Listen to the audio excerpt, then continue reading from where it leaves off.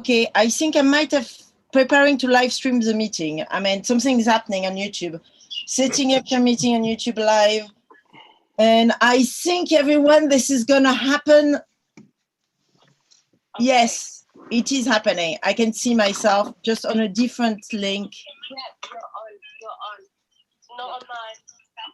Yeah, I've just changed. So if you go on I'm on where? You're on YouTube. But on the right link or not? You're not on the link. Okay, I've just put a link inside the moon bar program. Okay. Yeah, Victoria, if you can go into the newsletter on MailChimp and just update that and block all of the existing saying, then that would be great. Okay, I'm gonna keep going. Bye-bye. Oh, I see. Okay, so we have a new link, everyone, but we are live. Welcome to the University of the Underground. It is my greatest pleasure to welcome you all into this incredible bar that we have set up here. We're not gonna, some of you might consume alcohol, but it's quite early in the morning, although for you, Joseph, who is joining us live from Japan, is actually quite late in the evening. But what we're going to do, a bit of an introduction for you all. What is the University of the Underground? We are free, pluralistic, and transnational university and charity, which is based in the basement of nightclub. But today we are actually above ground. We are live from the nightclub called the Village Underground in London. And we're going to go all over the world.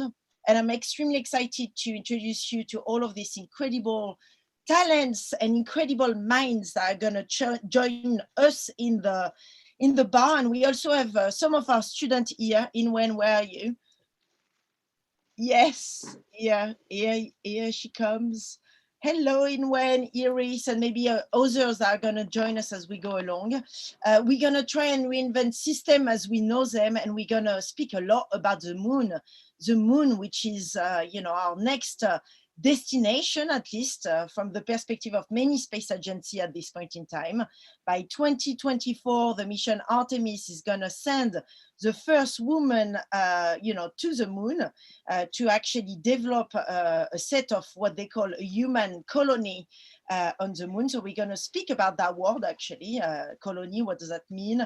And what sort of context is that going to, develop for the rest of humanity in the next years to come. We also have the European Space Agency Moonshot that we will be talking about. We'll be talking about many other different missions. But first off, let me welcome our incredible guest. I'm going to open the door of the bar. And here with us, we have Professor Joseph Kirschvink. Professor Joseph Kirschvink, you're a geologist, you're a geophysicist, you're also known as the Iron Man, and you found crystal of magnetite in the human brain that resemble closely the one found in a bacteria. And this bacteria is a signature is at the origin of the idea that basically, life came on Earth through this bacteria from an asteroid. Am I correct? Am I saying this right, Joseph? Well, actually, the crazy idea was that the life originated on Mars and came to Earth, and I could talk for hours about that topic.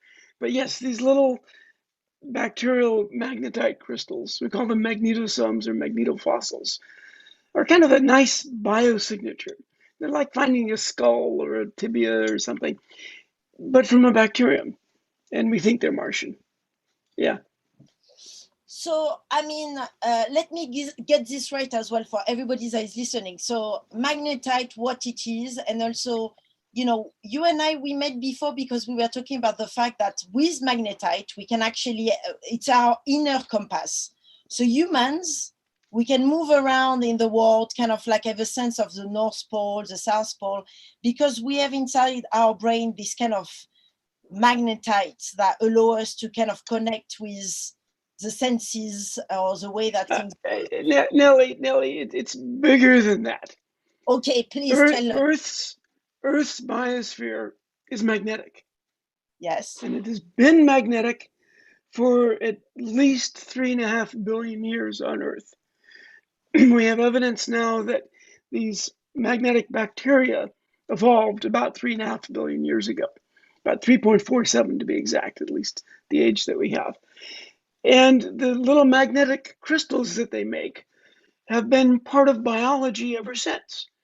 They're built like you build teeth and bones, or you put your eye together. It's genetically controlled. And the genes that did that are ancient, some of the most ancient instructions for life that we have. And it's really amazing that they've been conserved and preserved, inherited, and even in animals, including human animals, little bits of these magnets still guide us.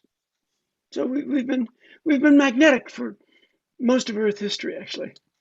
So that's really interesting because I think we had some questions. So I don't know if anyone wants to ask questions as well. For those of you that are watching us on the live stream, you can do that into the live stream section. There is a place where you can ask questions, but also anyone that wants to ask questions, please do go ahead. So we have Felix. There is a new live stream link. Sorry, we're going to get a bit more technical. Yes, it's here. Let me just send you that. If you go into the program, there you go. That is where we are live, everybody. Actually, while we had it, I want to introduce as well our co-host. We have Professor Michael Garrett here, who is the director of Jodrell Bank Observatory. Hello, Michael. Show us your face. Hello. Hello. Hey, but now getting back on topic, the moon. Yes. I have a deep love and a passion for the moon, and a personal connection, actually, a deeply personal connection. As an undergraduate in the 1970s at Caltech, one of my professors was a man by the name of Eugene Merle Shoemaker, Gene Shoemaker. And as you might know, or any lunar fanatic will know, Gene is the only human in the history of humanity whose ashes are buried on the moon. He was the PI of the Clementine mission that initially tried to look for water. And he was unfortunately tragically killed in a car accident in Australia back in 1998. Two segments of a straight road with one bend in it, Wolf Creek Crater Road. He and Carolyn were driving in one lane, and the only blind curve in 300 kilometers. Yeah. Unfortunately, right as he rounded the curve, another vehicle was coming. And being accustomed to driving on the right side of the road and not the left, he dodged the wrong way. So the two vehicles smashed. He was killed instantly. But tragically, Carolyn survived, but Gene was killed instantly. But Gene was the godfather of lunar geology. He made the first geological map of the moon. He did his PhD thesis mapping Meteor Crater, Arizona. Back in the 1950s, he was clever. He wanted to be the first man on the moon. He figured NASA would eventually exist, and that who would they send to the moon but the geologist who had studied impact craters? So he devoted his thesis and his work to mapping impact craters, and literally he started not just the impact craters, he started the Near-Earth Asteroid Survey, and unfortunately his adrenal gland quit in the early 60s. So instead of being an astronaut candidate, he was in the panel of scientists that were selecting the astronauts and training them. So anyway, fast forward 20 years after that, when he tragically died in an automobile accident, one of his former PhD students, Carolyn Parco at the NASA Jet Propulsion Laboratory, secretly got 30 grams of his ashes into a little gold capsule. And the Lunar Prospector mission was being prepared, and they needed ballast for balancing the thing. So without telling anybody, without telling NASA, they slipped 30 grams of his ashes into a gold capsule engraved with a sonnet from Shakespeare. That's wonderful. And used it to balance the spacecraft. It was launched. Once it was on its way and nobody could stop it, they let it be known that it was carrying Gene's ashes. Wow, so we have an exclusive here at the University of the Underground, just right there. You've just like break the news that there is actually the ashes of your supervisor. Oh no, this is known. It was made we will learn public. many more things today, I guess. Yeah, but you know, it's a lunar connection, and so this and the thing is, Shoemaker left fingerprints in my brain. He introduced me to planetary science and magnetism. He set up the first magnetics lab at Caltech, which I later inherited when I joined the faculty. But he's now in the South Pole Aitken crater on the southern hemisphere of the moon. The last thing that mission did was look for water. It had to crash into the moon because its orbit was unstable, and they planned it to go into one of the coldest, deepest spots on the moon. And every telescope on the planet was looking at that spot, trying to see if there was a plume of water coming up. Unfortunately, they didn't see that. But anyway, that's my beginning of my passion for the moon. Thank you for sharing that with us, Joseph. And let's go back to the magnet as well, because I guess, like, do you see a role for this magnet into the human brain, as in when we gonna move to the moon, when we gonna, when we gonna send these people up there? Are they gonna be using some of this, inner sense of, I would say, like, sense of where they are on, like, is there any kind of connection between whatever magnet we have in our brain to what's going to be the nucleus maybe of the moon? Is there even a nucleus? Actually, unfortunately, the lunar moon has a very small iron core. And the iron core is what's needed to generate a magnetic field around the planet. That's what happens on Earth. It's what happened on Mars, billions of years ago. Moon is funny. It initially had a very strong dynamo field, stronger on the surface of the moon than we have on the surface of the Earth today. But it turned on and turned off and turned on and turned off. In fact, there's a whole gaggle of talented scientists studying the lunar dynamo. One of my former students, Sonia Tycho, is now a professor of geophysics at Stanford. It's her bread and butter. She's studying lunar rocks. The rocks that the Apollo astronauts brought back initially were very hard to measure and to use for ancient magnetic fields. But my God, with modern techniques and the ability to measure magnetic fields on a micron scale, we're suddenly getting a treasure trove of information about the strength of the lunar magnetic field. And it's exciting. Something weird is going on, turning this dynamo on, turning it off, letting it burp occasionally. It's fun. It's just fun. But unfortunately, it's too weak for us to use on the moon in our own magnetic sense. It's below the threshold that animals or humans would be able to use it as a compass. On the other hand, Mars is a beautifully magnetic planet. The crustal anomalies on Mars are such that, yes, we would be able to do it. In fact, they're strong enough to actually deflect some of the cosmic radiation if you put a settlement in the right place on the Martian surface. Right. Okay. So for Mars, we will definitely like set up another of our multiverse program onto Mars. But meanwhile, I want to welcome as well all of our other guests, and we can all be in discussion between each other. Please, everybody, feel free to interrupt at any time. After all, it is a bar, so it's supposed to be this very, kind of like, I would say, alive thing. And I'm obviously receiving you and giving you some, drinks, whichever it is that you want to drink, whether it's water or something else. But meanwhile, we have also T. Hugo that joined us live from Sydney. T, where are you, my partner in crime? Hello, welcome. T, you are an activist. You're also the author of Loud and Proud, and you're the director of Google Creative Lab, but also one of the University of the Underground board member. And you've been talking a lot about building up new worlds. You've been writing about it. You've been developing it with your group at Google Creative Lab, thinking about how to tell stories about new worlds. And actually our students right now have to reflect and have to put together new worlds.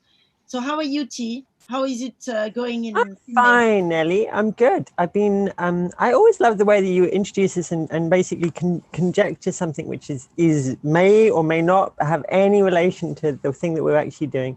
And then it's like, okay, I will go from here. Let's imagine that I am creating new worlds and I am building like, and then I was like, I am building a new world. I just moved house.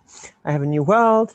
We all have a new world. All my work has changed because it's now very much caught up with like I would have been, we both would have been traveling around the world all year, right?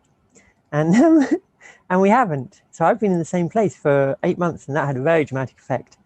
So and I haven't really spoken to anyone. So I went in, I mean, it's a bit of a funny thing. If you're quite used to being isolated and on your own, being isolated on your own when everyone else is isolated on your own is not as bad. So I'm very used to it because, I don't know, because I'm mental. And are we not? Sorry, that's in a terms of where mental are you health located?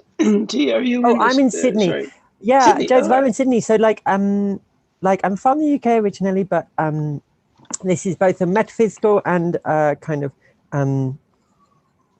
mental separation from the world, as well as an actual physical separation. So we are on the wrong side of the world. So I have sort of missed people, but there are a lot of people here, and we've also been very lucky. And you know, I'm very grateful for that. I think that a lot of what's coming out of the space, though, has been what's coming out of the space. What's coming out of this notion of, this is our second or third one, Nelly, where we've been able to do bringing people together, and we're still struggling with this idea of, yes, it is a bar. If this was a space and we were all in a space, we would A, have a kind of spatial sense of where we are, and B, we would all have more comfort because we would be able to communicate through the many ways in which we communicate that we don't necessarily understand tangibly.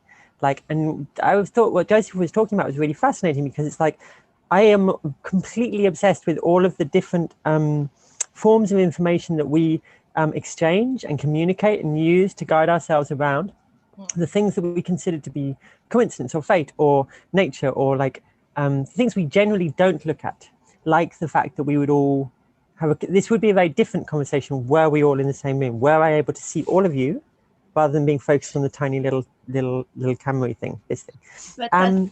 But at the same time, T, you're very much used to like designing narratives and non-linear narrative online, right? Because your job, maybe you can share that as well for those that don't know you, but like, you know, you've been designing, you've been designing pretty much all of the, you know, all of the storytelling element that anyone can find on Google, or connecting, you know, publishers, writers, you know, through digital platform has been your forte for the past, like, how many years have you been working at Google? I have been there. Okay, so that's embarrassing. I've been there for 15 years.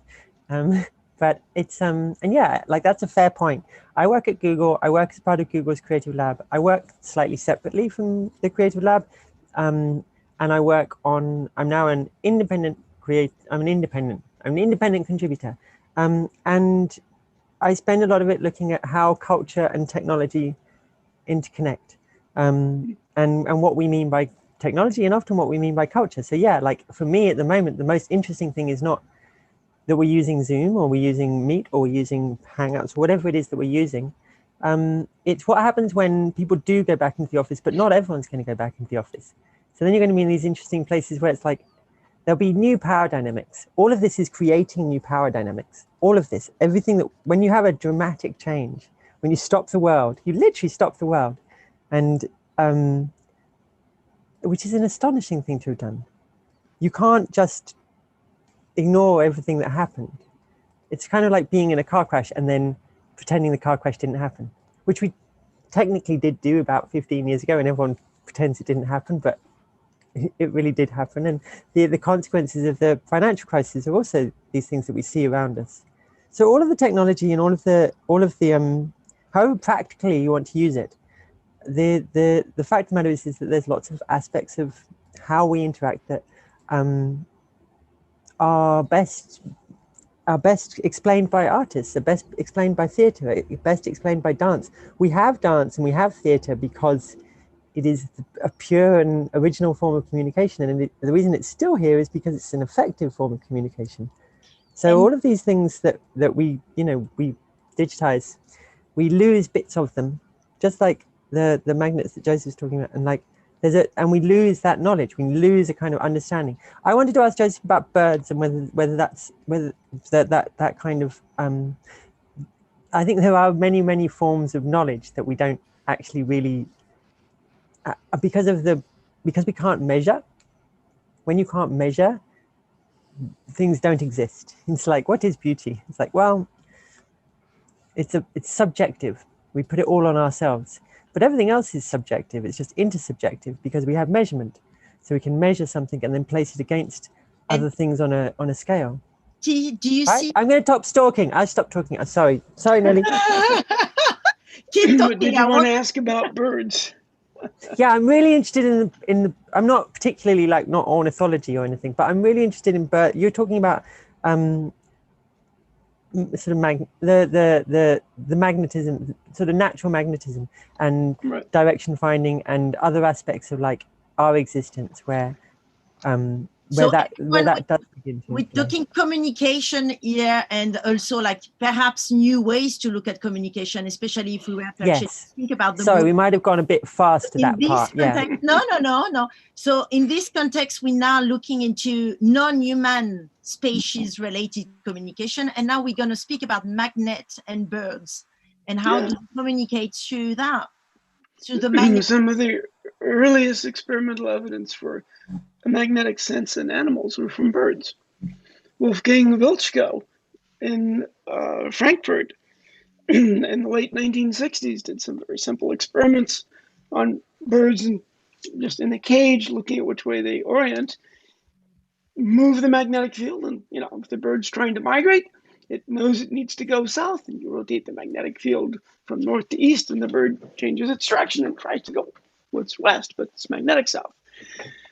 Thousands of papers on animal magnetism since then, and including things like the magnetic bacteria, which are so obvious how they use the magnetic field. It's interesting, but it's an elementary sense in birds. Hey, you think about it. You get European robins that migrate back and forth. Each bird nest will have 5 or 6 little babies, and they have to fly with the parents back and forth and learn the migration routes. If they make a mistake in that migration, they can be off for thousands of miles. And magnetism, it turns out, a magnetic map is one of the things that animals have evolved to use. And it's deeply buried in the animal physiology. Yeah, it's a sense, but it's even in humans. It's active in humans. That's what we said in our. I think it is I suppose the point is I'm also very interested in slightly autistic way about the other aspects of sense that we have. The notion that we have 5 senses to me is very interesting. It's I don't understand why there are just 5. We have, and how you look at the evolution of eyeballs and coming through birds and all of these things, and it's we know that magnetic waves, we know that the spectrums that we have chosen as a species, or nature has chosen as a species, seem to restrict very much how we understand the universe. And the 5 senses goes back to Aristotle when he did his thing. But Aristotle didn't understand gravity. We have a gravitational sense. He didn't understand air pressure. We respond to air pressure. There's about 15 different sensory modalities that humans actually perceive. We measure the oxygen concentration in the blood, and it regulates the rate we breathe. That's a sensor. It's a sensory system. Magnetism is one of them. And it's actually a rather basic one.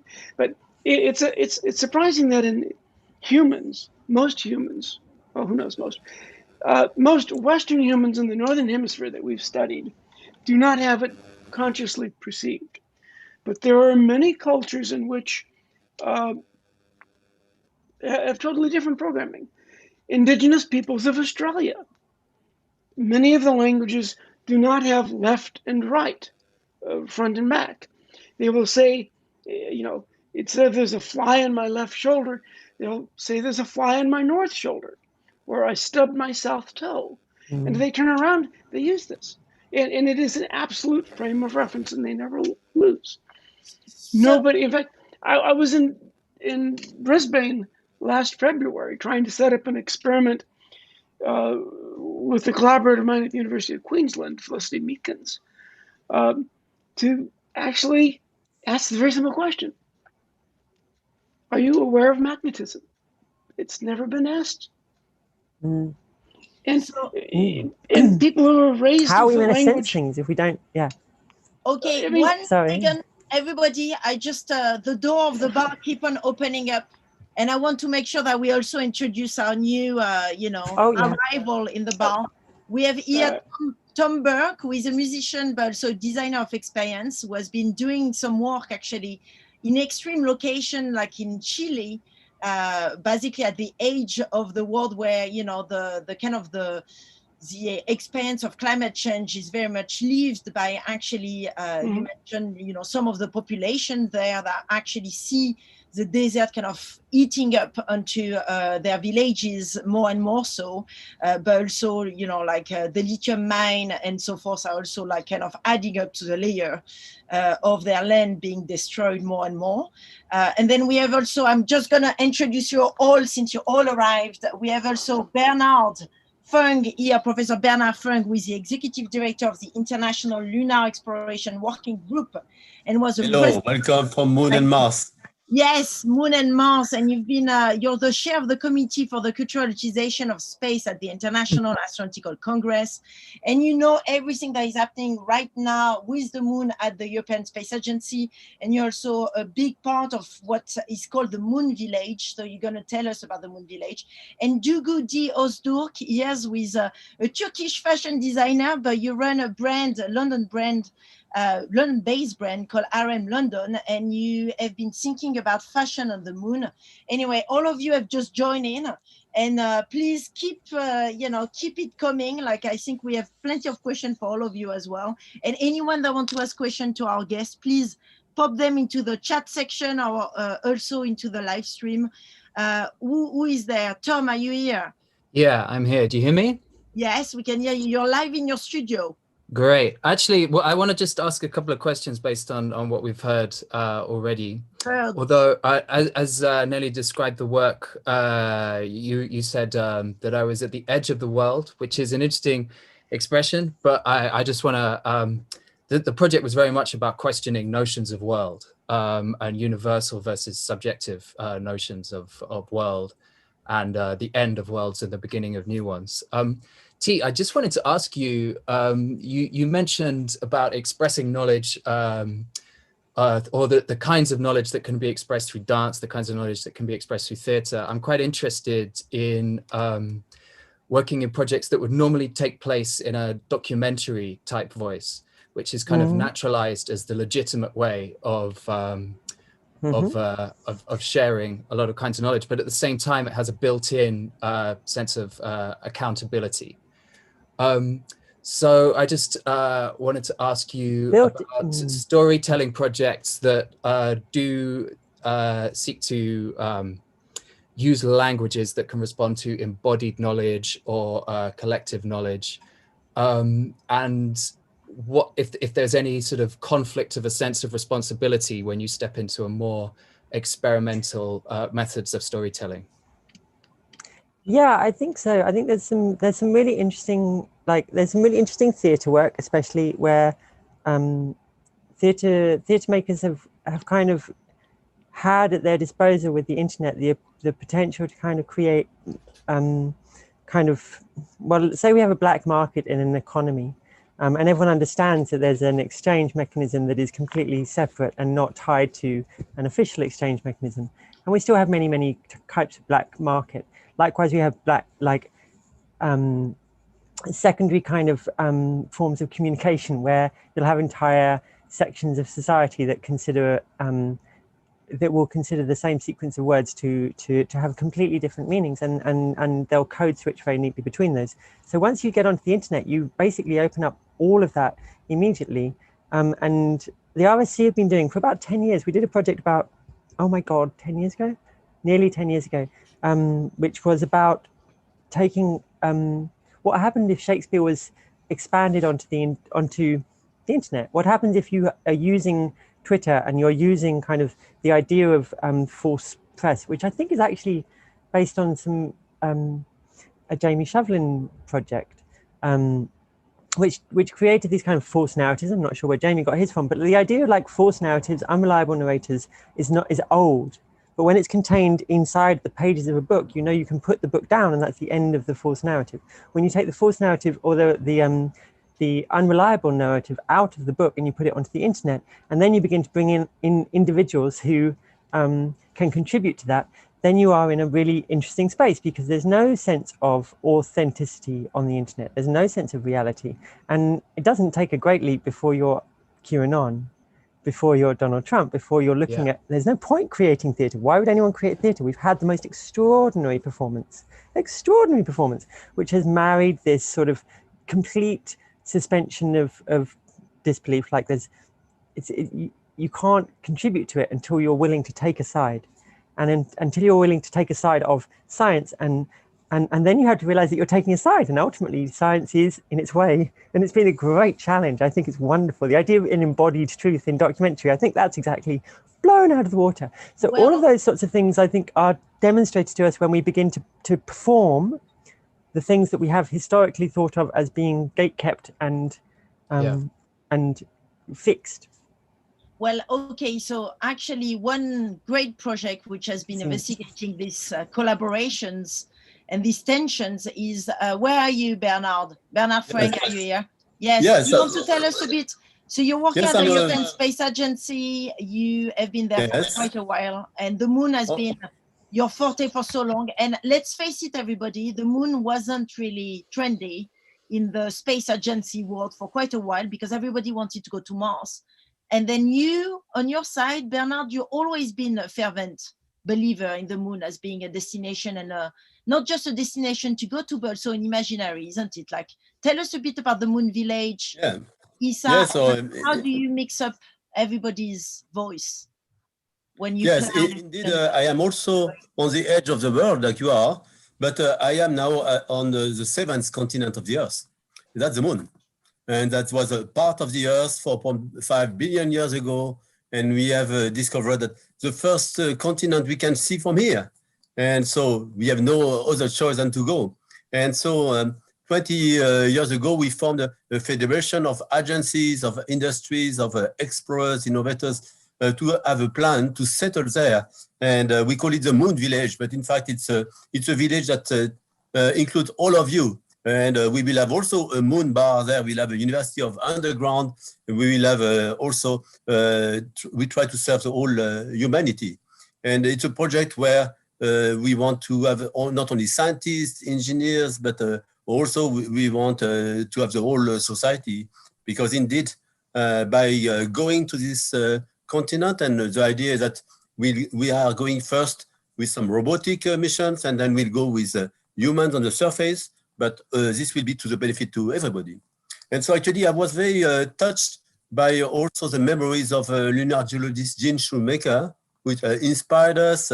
I was also very interested by his comment about, perception of our knowledge and edge of world, moon fashion as well. So these are all, you are all welcome in the Moon Village. I think that maybe the Moon Bar is a kind of a gateway, wormhole that will lead us all to share some time on a moon base. And the idea is that we want to be there permanently for some as a humanity. So we'll go there for 6 months, and we will rotate, and then we'll come back and tell our stories. Bernard, Now, how does one contribute to the Moon Village, or what you call the Moon Village? Yeah, so for instance, you can contribute as I've done. You know, Gene Shoemaker has his ashes on the moon. I sent my baby on the moon. My baby was about 300 kilograms. It was a spacecraft called Smart One. We sent it at the beginning of the millennium in 2003, and we brought it there. Actually, I touched it, so it's likely I have a bit of my DNA fingerprints on the moon now, because actually at the we had the spacecraft that was observing the moon. Actually, I was also very interested by your 15 senses from the bodies, because actually our spacecraft have more than the vision of the sense. We have infrared, we have X-rays, we send plasma.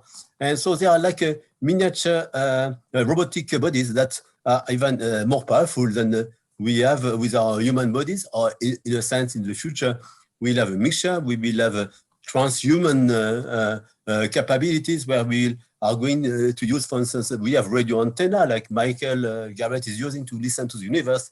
We will be able to be connected to all these artifact sensors that allow us to better see our place in the universe, to sense the universe, and also then to play our role in the universe. So one important pillars of the Moon Village is that we want to develop science, knowledge, we want to develop technologies, we want to develop an international peaceful project, you know, where people from all cultures work together. We want also eventually to use some of the resources, because it's a continent, there are resources there. We have found some water ice, there are some minerals we could exploit sustainably in order to have a sustainable life there, but we want to do that to the benefit of Earth. And actually, not only humankind, but also the hold on. We're gonna grill you. We're gonna grill you about what it means for the benefit of the Earth in a second. But we have Dugu. Dugu, do you want to interject here from a fashion design perspective? What do you? Yes, we want fashion designer. Lens. Hi everyone. Actually, I think Bernard is very right when he was talking about like science and technology. Also, I think it's the same sort of thing when, like, if we talk about the fashion on the moon, I think it would be also about the fabric technology developed like now, which is actually quite different from what I'm trying to do on Earth here. I'm trying to work on completely organic, natural fabric, whereas it's really different to the new development of fabric technology, which is waterproof fabric, like Gore-Tex fabric, really heat-proof, etc. So when you first contacted me, I was thinking, well, this is really, really different from what I've been concentrated on, because I'm really trying to find out, you know, all the hand-woven, super organic, like earthly materials. So, we need some earthly material on the moon, because, you know, there's very little carbon. So if you have some plastic, I'd like to bring some plastic to transform them to grow some plant there. And actually, I'm planning to retire there. You know, in 20 years, I will build a house there, and I want to organize a moon bar. I want to invite you all. Have a moon fashion show. And, I would like to ask you, the moon fashion. You should, can you design me some? Can you design me some wings? Because on the moon, with wings, you could fly, because you have 1/6 gravity. So that's a good challenge for a fashion designer for the moon. I'll take the challenge. I need to do some research about that, but I'll definitely take the challenge, Bernard. Bernard, could you say something about leisure on the moon? You know, when you're in that village, you know, what kind of, you just mentioned being able to fly. Yeah. What kind of sports do you think people will be able to do on the moon? Yeah. Yes, that'd be great sport. 1/6 gravity. You can also dance clearly, so you can live more vertical. I can jump like 6 meters. We will have also the ability to develop meditative activities. You know, there are places on the moon on the near side where you can always observe the Earth rotating. It's an amazing show, and you're also surrounded by magnificent desolation outside the extreme world. So that's something where we are going to challenge our senses, our humanity, and as well, we want to have an international community. So for instance, what language are we going to speak there? It's a good challenge for also cross between cultures, sport, and we are planning, so in 30 years, we'll organize Olympic Games of the Moon. Right. Well, I have launching. This is a perfect timing to introduce Rabah Ourad, aka Don Quixote, who is like a legendary Algerian rapper from the first ever Arabic speaking band MBS. And he's also a master chef, juge, also known as Chef Rabah. And you're calling us live from Algiers. Where are you, Rabah? Are you here? Rabah, hello. Hello, hello. Well, Rabah, just to give you an insight into where we are in the bar, I guess you are right there live in Algiers, right in the middle of your restaurant, right? Can you hear me, Rabah? Yes, no, yes? No? Okay, well, we will come back to you. We'll come back to you because we will love to know what you think about the language on the moon. Where are you, Rabah? Can you hear me? No? Okay, well, we have Erling who just joined us back. Erling, how are you? I'm well. Can you hear me? Yes, we can hear you. You're live from Oslo, Erling, and I know you have to get into a meeting as well pretty soon. But you have quite a, I mean, obviously they move you around, so I cannot even introduce you properly. But you've been going into 2 poles, and you're an explorer that has been as well going to Mount Everest, and you're a strong believer that we should remain in silence. Where are you? and what I can hear, your family life is disturbing this silence mode to you. So do you think that when we go to the moon, we need to be silent completely, or what's from a silent expert or someone that has been experiencing the most also extreme places of our world? I think what do you think? I enjoy listening to this conversation. I enjoyed listening to the conversation because, I've been writing and talking about inner silence and the importance of silence as an opposite to noise.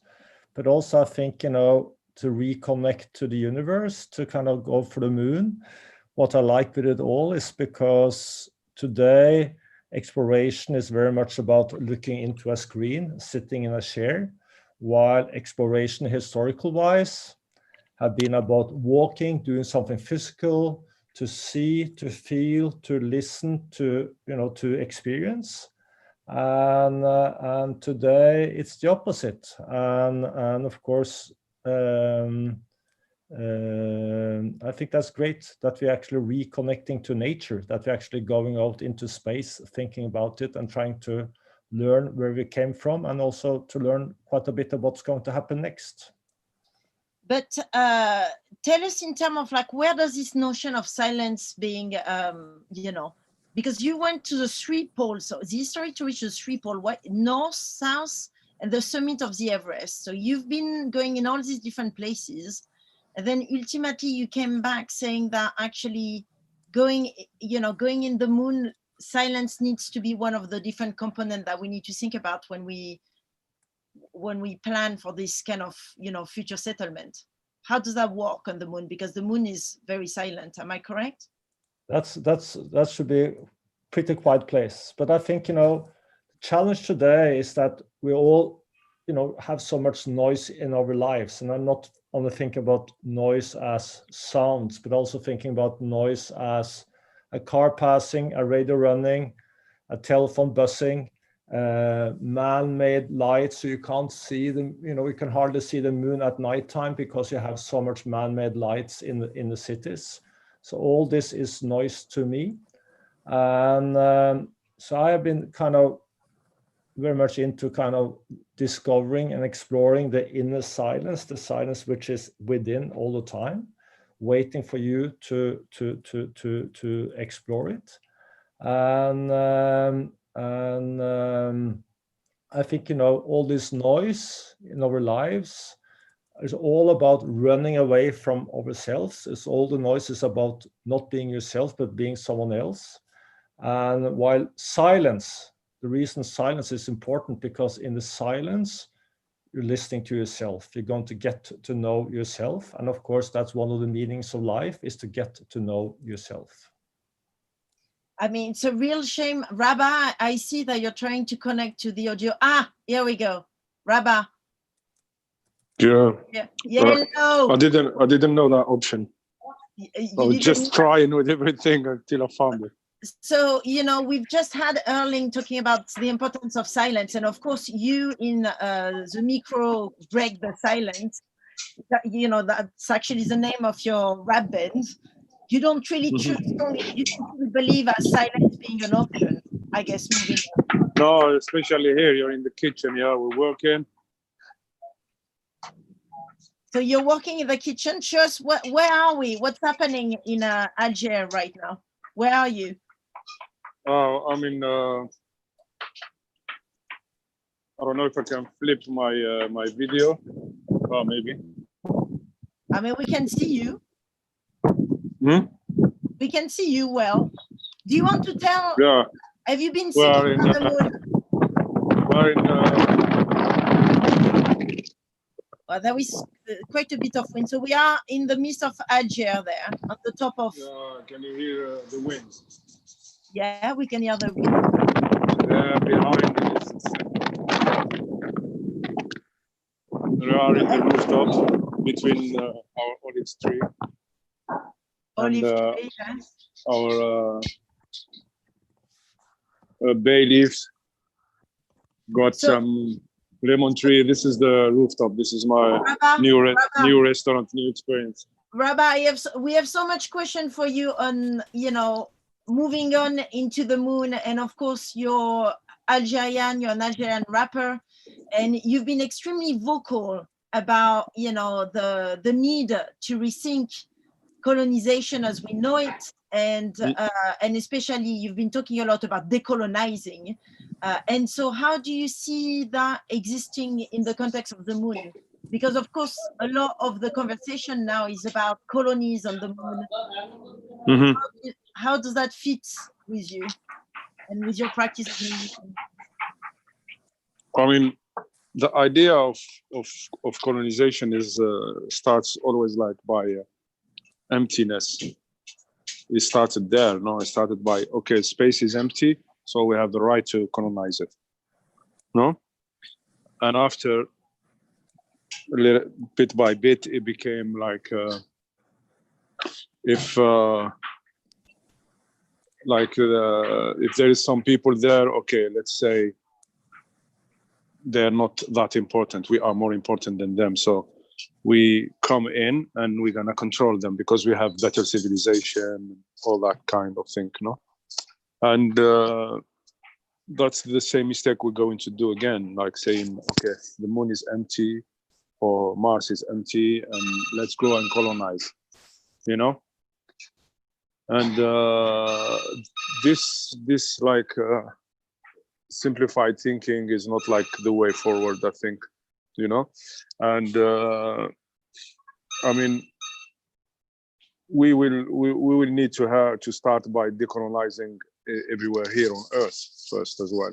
Like I grew up in colonized country, you know? I mean, like what we learned in history in Algeria is that we were independent in '62 from France, you know?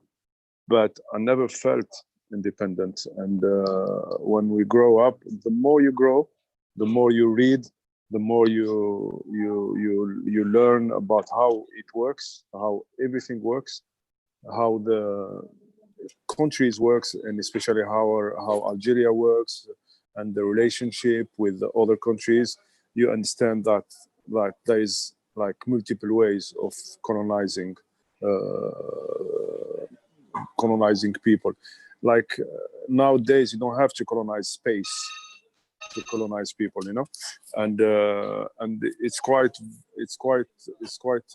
like really simple to see how it works, you know, like economically, politically, socially, and the negative impact on the lives directly on the lives of the people that are really colonized, like in third world countries, as they call them. No? It's a concept that as well I don't accept third world countries, because there is no third world countries or first world countries.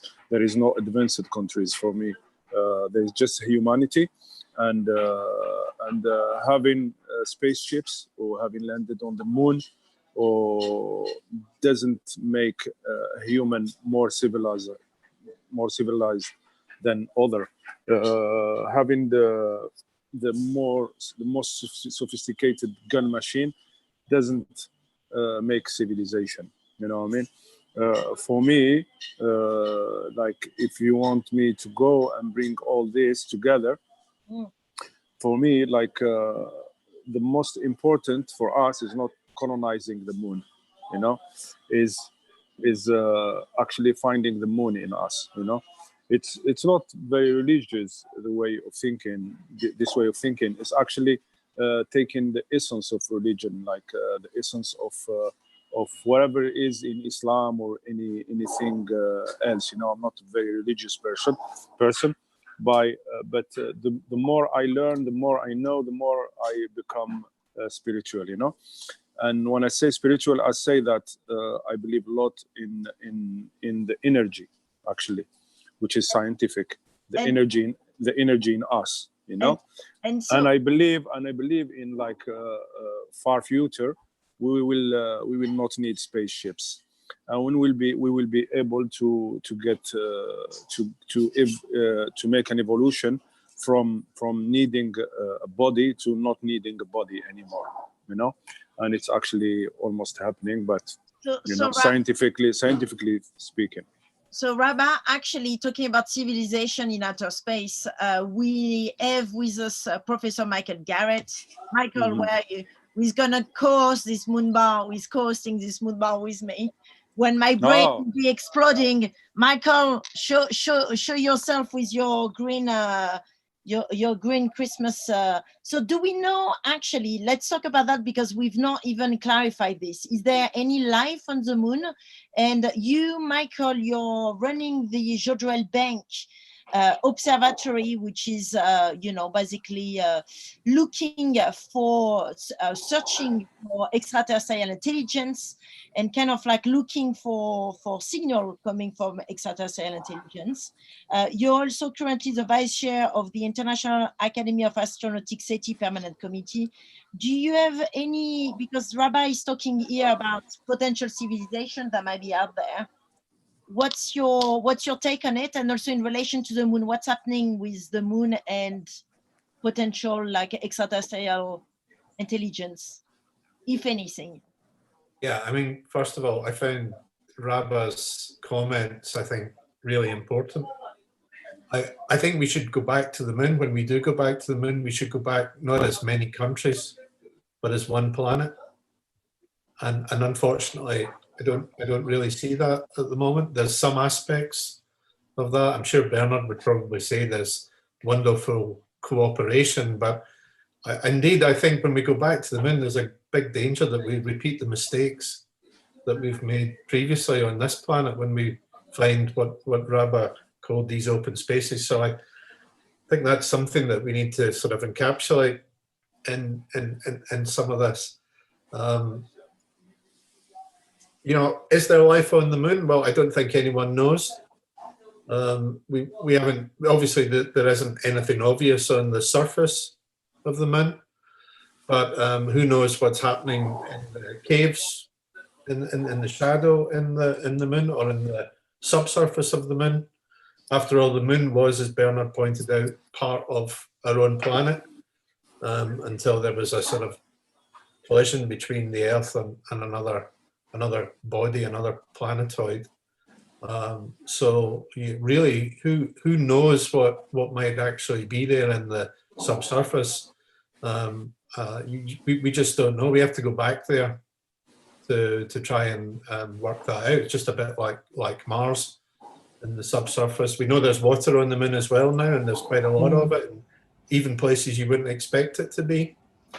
So I think like advanced technical sort of civilizations, I think it's pretty unlikely that we're going to find those on the moon. But I wouldn't rule out that there's other forms of life on the moon. You never see it on the surface because the surface has always been radiated by ultraviolet light. So the surface is absolutely sterile. You know, it's more sterile than any hospital you'll ever experience.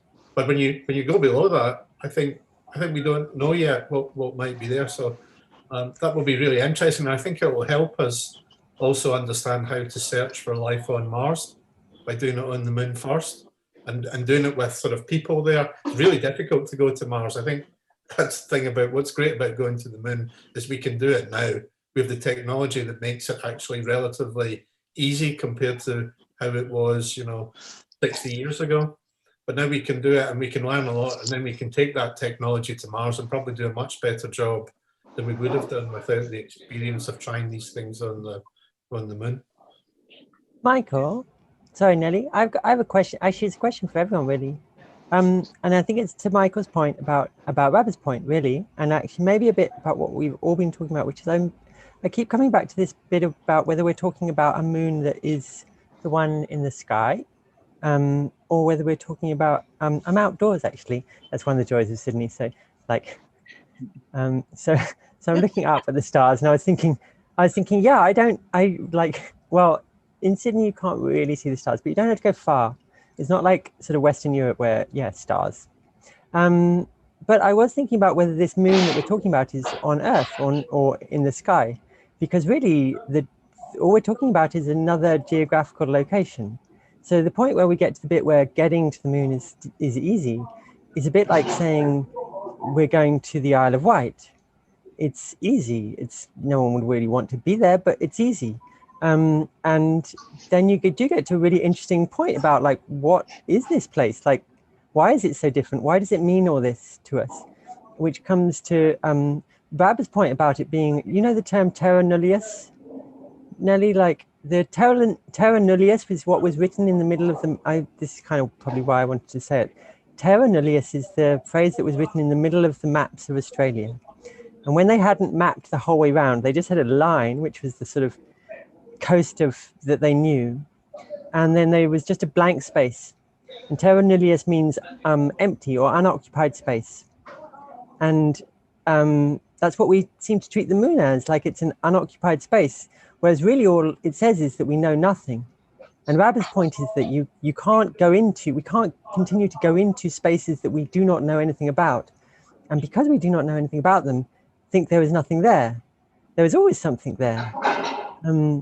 Like the idea of technology and the idea of science is really that search for the things we don't know, which brings us back to that idea that when we're communicating, and Joseph's point earlier on, like we don't know how we have our limited senses, and even if there are 15, like they're still very limited. There are so many things and so many ways of communicating.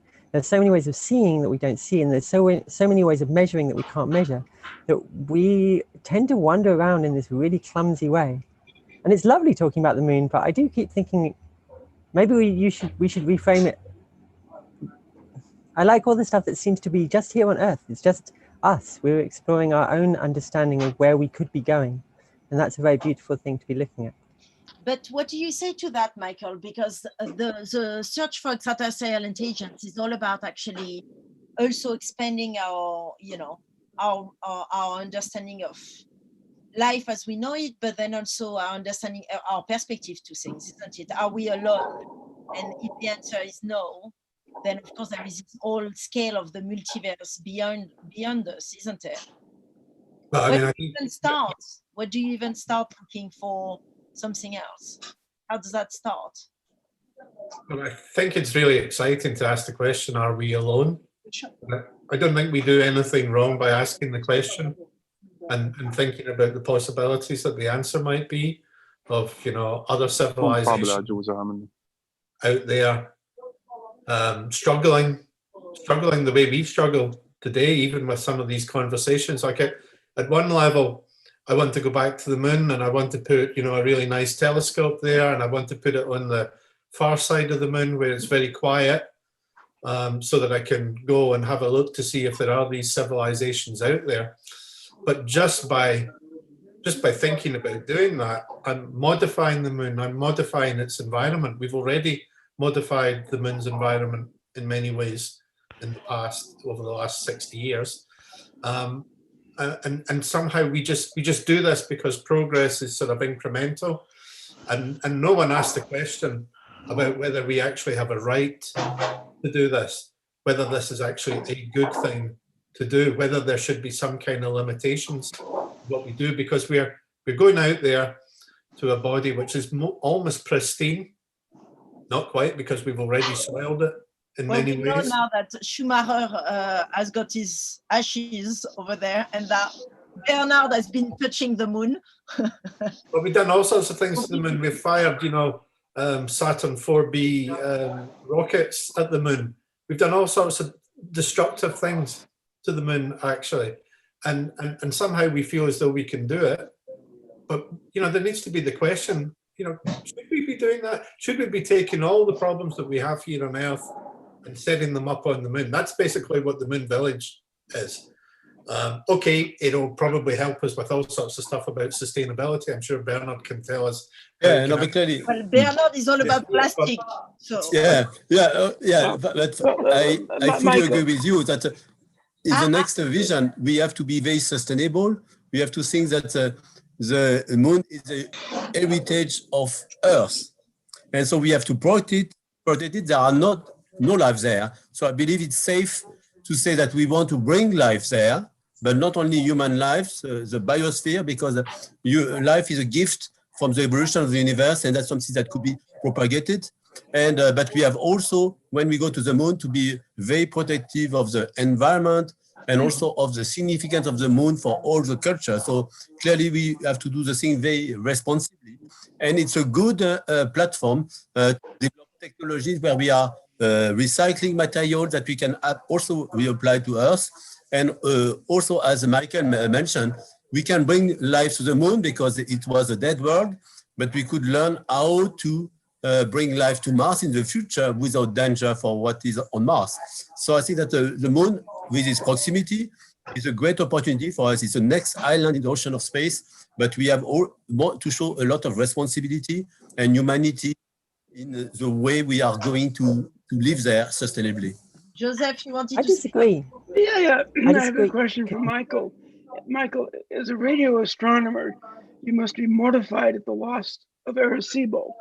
Collapsed, it fell in. And yet the moon has been beaten up for 4.5 billion years from impacts. You see the evidence on the surface. There are good craters on the far side of the moon, some of which have shapes that could make a radio observatory 100 times bigger, 1,000 times bigger than Arecibo was. And with the lighter gravity of the moon, you could support the structure. Doesn't it whet your salivary glands to think of what you might do with that on the far side of the moon? Yeah, really. Outside of the moon, we will talk about it in a bit because we're glad you're joining us. Okay.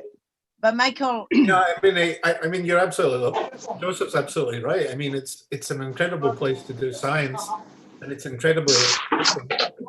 And look, the Chinese are already. I mean, the Chinese are there at the moment. They're doing lots of stuff. They have all sorts of communication satellites now, also in orbit. The moon is already a different place in 2020 than it was in 2015. That silence that Eric was talking about has kind of gone at some level, at least in terms of radio communications. And I think Claudia will talk about this later on, about protecting sort of the radio frequency environment of the moon. That's really important. So there are wonderful things we can do. We do have to protect the moon in many ways, but it's not just protection so that we can do astronomy or whatever. It's protection in a much wider sort of theme, so that we don't do stuff to the moon that sort of really destroys what actually makes it so very interesting. Okay, but do I have actually Austin Ulworth? Are you here? Dr. Austin Ulworth. Yes, I mean, we really want to hear your perspective on this, because you, on your side, you've been creating the Intergalactic Estate Agency, which is basically the idea that we should be able to sail messages for transmission to the intergalactic market. So you're already like one step further than all of us. You're already making business on the moon through an intergalactic medium. Like, do you want to explain to us how does that work? Rather than the moon, actually goes back to the previous comments. Maybe it's a kind of more accurate representation of how we move around. You know, we sell a property before we move on. You know, so maybe the thought should actually be we get rid of some of the Earth, maybe for some potential buyers out on the intergalactic market. So that was the project, and basically I want you guys to come up with a message. So at the Eden Project I ran this, and the spectators came along and came up with a message of sale to the on intergalactic market. What can you think of? We just need one word that's kind of valuable, that maybe would encourage you know, people to, you know, sell this place, and we get some interest, and then we can make lots of money, because I'm an estate agent. That's all I care about, really. If we're all moving on, I think oxygen. Oxygen. Okay. Yeah, that was a popular one. Water and all the other things. Other people were selling negative things to try and fleece the intergalactic market. Water is oxygen. Water is oxygen and hydrogen. That's 2 words. Okay. So are we okay with oxygen? Because we could. So hold on a second, Austin, because I don't know that everybody has understood what's happening here. What are you actually going to do? So we're gonna send a message now. I need to record the message because I figured out that probably the first kind of transmissions was Morse code. Hopefully by then someone's been listening and figuring out what the hell we're talking about in Morse code. So we stuck with the same parameters so we don't change the goalpost too much. And this is the Morse code messaging machine on the wall. I can't do Morse code myself, but I've devised this apparatus which will do it for us. It's essentially the code's been etched into metal for us. So I can send the code via this, and then we can have a little music in the background. We kind of give the feeling of what this perhaps message means. And then there's the transmitter at the back there, just in the background. So that will then beam up. Oh, you might think that this is a looks like a satellite dish painted gold, but that's just, you're looking at the details too much. Anyway, Austin, you're in Cheshire in Congleton, and you've done all of this in your back garden for a while. You've been communicating with intergalactic powers and sending messages. Yes, yeah. I haven't had much luck in receiving anything back, but fingers crossed. That you have to work with Michael Garrett here about that. I mean, there is a whole range of do you want shall we see how does that work then? Well, do you want me to send a message then? I can send a message. I mean, T has been saying, what do you want to send, T? Oxygen. What is oxygen? Oxygen. Yeah, oxygen. Okay. I think in terms of what we have of value, if you're looking at a USP for the Earth, and if we're saying what's the most valuable thing that we have, that seems to be a very powerful. I mean, I don't know. I think you would probably end up breaking it into something that we'd sell, raw minerals at the end of the day, or atomic structures that we'd sell. Okay, so I'll send oxygen. So let's just I mean, while Austin is working on this. Excellent. Am I selling the Earth? Because I'm quite excited about the idea that I'm selling the Earth. I mean, fair enough. You work at Google, so I guess that's. Yeah, no, I know. We've got to think big. I also actually just on the earlier. What are we doing in this moon bar? This is going so wrong. Now Google is sending the first message in outer space. We need to stop. Nelly, I don't work for Google. Actually, Nelly. Yeah.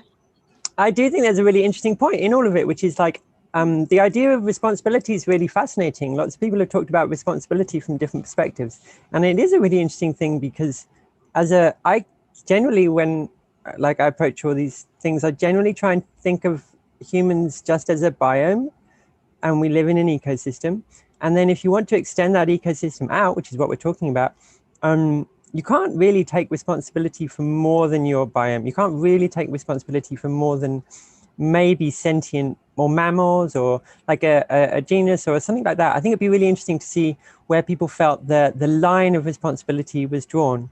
Like, because we have this it's a lovely idea. It's like, yeah, we should do this responsibly, but to who are we being responsible to? Who what does that constitute? I think that humans act as a biome, and they continue to, like, whenever we move, it's normally for the survival of the DNA and the sequencing.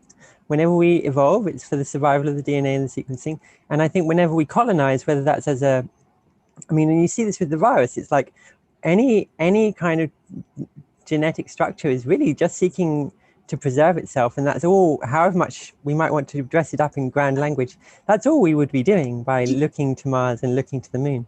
Sorry, I can see that Austin is waiting for us. So Austin, I'll send the message now. Okay. Okay, do it. Background there. I'm just going to switch the apparatus on to maximum level. Hopefully, it'll get through. Okay. So are you doing this? Shall we wait? Yeah, we'll go. I'll do it. Hang on there. Is there sound involved? Because while you do that, I want to introduce our next arrival into the Moon Bar. We have Keisha Grant. Keisha, are you here? You're an artist, dancer, choreographer for Birmingham, UK, and you're interested in therapeutic visualization, emotion, human experience, and the energy body. And you've been working with African aesthetic and contemporary dance form, and you're the former of Kenish Dance. Who is a proud champion of the arts, culture, health, and well-being. Where are you? I'm here. Hi, everyone. Are you getting ready to do? I think. Are you getting ready to dance on the message, the space message? It broke. What broke? I'll just you keep talking. I'll try and get it working. Okay. Nelly, I don't have enough room to dance here, I'm afraid. But my house isn't big enough. And how about, is the moon a space that is big enough for you and your choreographies, do you think? Who knows? I have no idea. I've never been there. I only imagine it. I visualize it. So is that something that has been of inspiration to you into your work then? The other space, the other worlds, how we can connect with other worlds through movement and through, I mean, it's, you know, we're moving from like sending messages to something a bit more physical here, obviously, like when we see moving on another landscape. I guess it depends on, like, for me, I get energy from trying to get somewhere. That makes sense. So I feel therapeutic and like harmonious when you visualize. So I teach Nidra yoga as well, and I tend to use visualizations of the moon quite a bit. And I don't know if there's science behind it, but there is something therapeutic about the just visualizing the emotion of the moon and it moving from different spaces in your body, from your heart center out to your extremities. And I do think it does work as a visualization. Austin said a fire. I'm sorry for breaking in, but something quite crazy is happening over there. Yeah, sorry, the equipment blew up. I need a bigger dish. I'm glad we're recording this. Not quite Arecibo, but pretty dramatic stuff. What happened? I missed it. Yeah, sorry. It was too much load. It was. I think we were sending too much information at the same time. So we've blew up your equipment. Okay. Well. Keisha, are you here? Keisha, what can we do? Because Keisha is into therapeutic dancing, so I wonder if we can help Austin here or his equipment somehow. Sorry for the weird question here. T, help me. I want to go back to Keisha's point about, well, I can't help Austin, but I think we're going to have to leave it with the fire brigade. But Keisha, when you talk about that, like the ideas of visualization and the power, like we have had a couple of really interesting conversations earlier about forms of energy and communication, and certainly like sort of native forms of communication, like dance and yoga and breath. And when we do talk about moving through the universe, there is this, those sorts of things do feel like they move us. I mean, I can't remember who was talking about lost. Oh, it might have been Joseph again, talking about the other cultures' ability to communicate through forms that we don't ask about, like whether we understand magnetic north. I know that my mother understands magnetic north. She knows exactly where it is. Like she always knows where it is. And it's a trick that we used to try as kids. We'd try, whenever there was a compass around, you would try magnetic north. And I often think that with a lot of the yoga that we do, that you're actually looking for a different measurement, and how, like, how do you measure the quality of your practice? There you go. That's probably the simplest. Yeah, that's a good question. Actually, it's an embodied experience. You have to.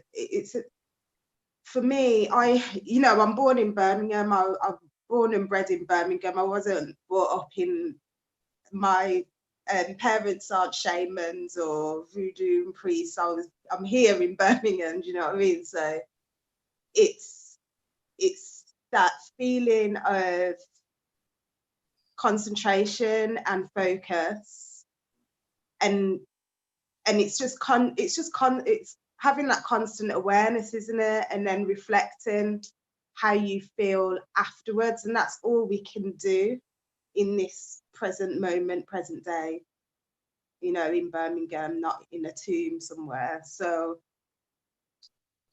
it is, I think that's true. It is that deep awareness and constant curiosity, asking yourself how you felt at the beginning, what's happening during the process, and then what's happening after. Well, that's Keisha, that's actually the perfect linking to one of our newcomer into the bar, who is called Dr. Jenny Adams. And Jenny, you're specialized into satellites, and you work for the European Space Agency on developing satellites. And actually, one of the questions that maybe perhaps, Keisha, you're also wondering when you're putting choreography together is, what does it mean to be two? What does it mean to tango with someone else somehow, or to kind of like have a satellite surround you as you kind of develop your patterns or your movements? And I wonder, how does that mechanically relate? How do you have any relationship to the satellites that you're building, Jenny? Jenny, are you here? Yeah, I'm here. Hi. It's nice to see you finally. So I don't know if everyone knows, but my sister's working for Nelly for a long time. So oh yeah. So it's an interesting question.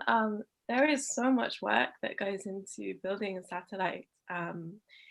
So in ESA, we build very, very big satellites. So they often take a lot of money and a lot of time, and you actually pour like your life's work actually into building these things. I don't know if you know recently that there was a launch failure a couple of weeks ago, which actually had one of ESA's satellites on. And Spain have been developing one of the satellites, I think, to observe the Earth and to observe the oceans. And actually it was lost. And there's so much like personal feelings behind, personal work into sort of devoting your life to these, building these satellites. And everyone was so disappointed. So there is a real personal connection to this, yeah. And so tell us about the satellite you're working on at the moment. So actually ESA have quite a lot. We have a new program that's been launched since about 2014. And we, in the last 5 or 6 years, launched about 10 satellites. The latest one was actually a couple of weeks ago, which was in collaboration with NASA, and it's looking at ocean surface height to super high accuracy. But I'm actually, so at the moment we have 10 satellites in orbit, at least in this kind of program, but we're launching another 6 at least. And these will be launched maybe in 7 to 10 years time, and I'm working on the development of one of these. And this one in particular looks at sustainable agriculture and food security, biodiversity, climate change, soils, and all that kind of stuff. So I'm a scientist, so when you develop a mission, it always starts with like the scientific requirements, and you say, I need, you know, this kind of satellite, and I need to have this kind of camera or detector. And so you always, you need from the scientific side to define exactly what that satellite looks like. And then it all kind of flows down through the engineering and the technology side. But at the very start, which is what I'm involved in, it's defining the science. And Jenny, just for, you know, for all of us to really understand, like the moon is actually also a satellite of ours. So it means, like, if you were to go back to the basic, it just means that it's going around the planet Earth. Yeah, I mean, that's a definition for sure. But a satellite, I mean, when we're talking, at least from our side, we're talking about. And which way does that go? The moon, I have no idea. What about your satellites? Does he go any kind of?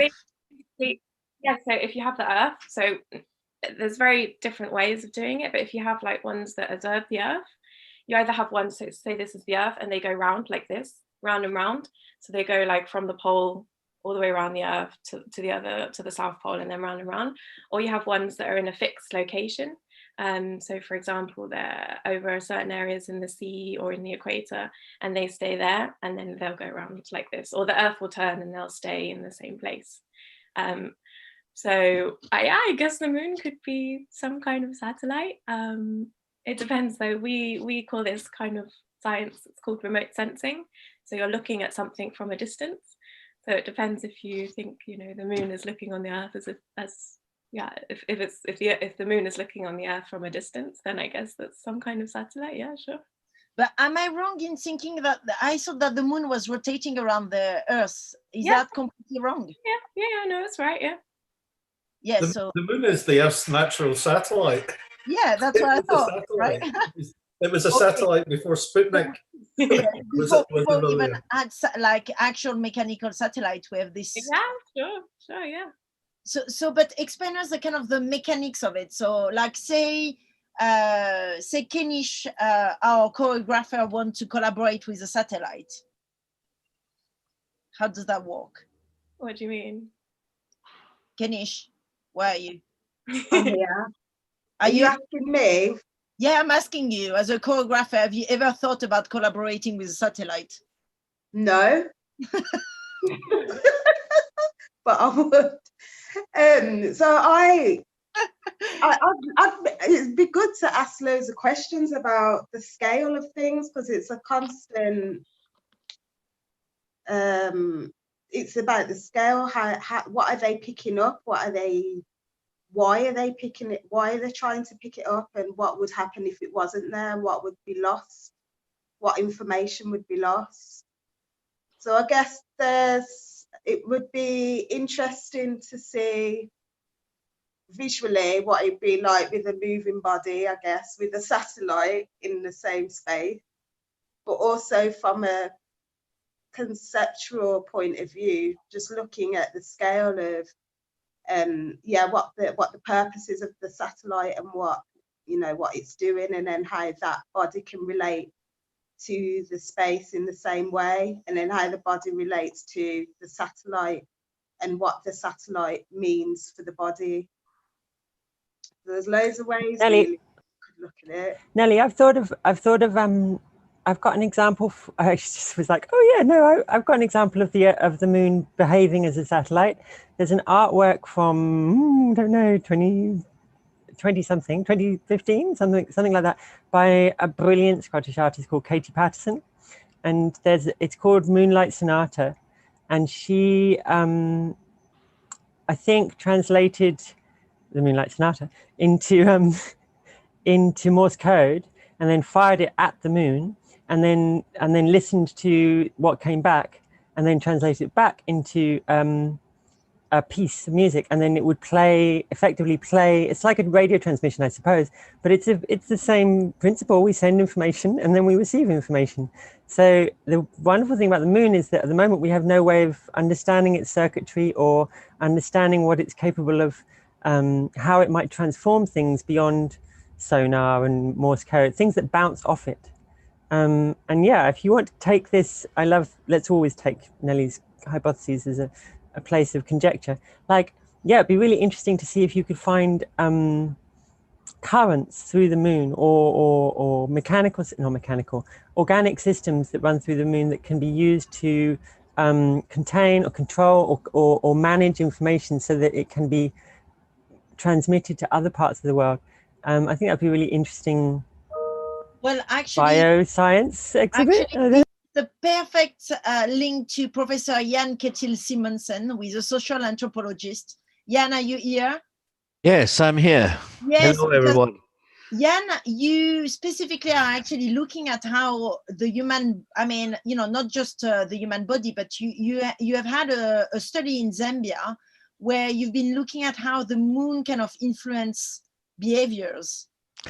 Well, it's let me take a point of departure Jennifer's and yours discussion about the moon encircling the Earth, because the people I study, the Mambo-speaking people in Zambia, they are traditionally slash and burn cultivators. They live in the forest and they do slash and burn cultivation, and they speak in folklore about the sun and the moon as coming out of the earth and going down into the earth again.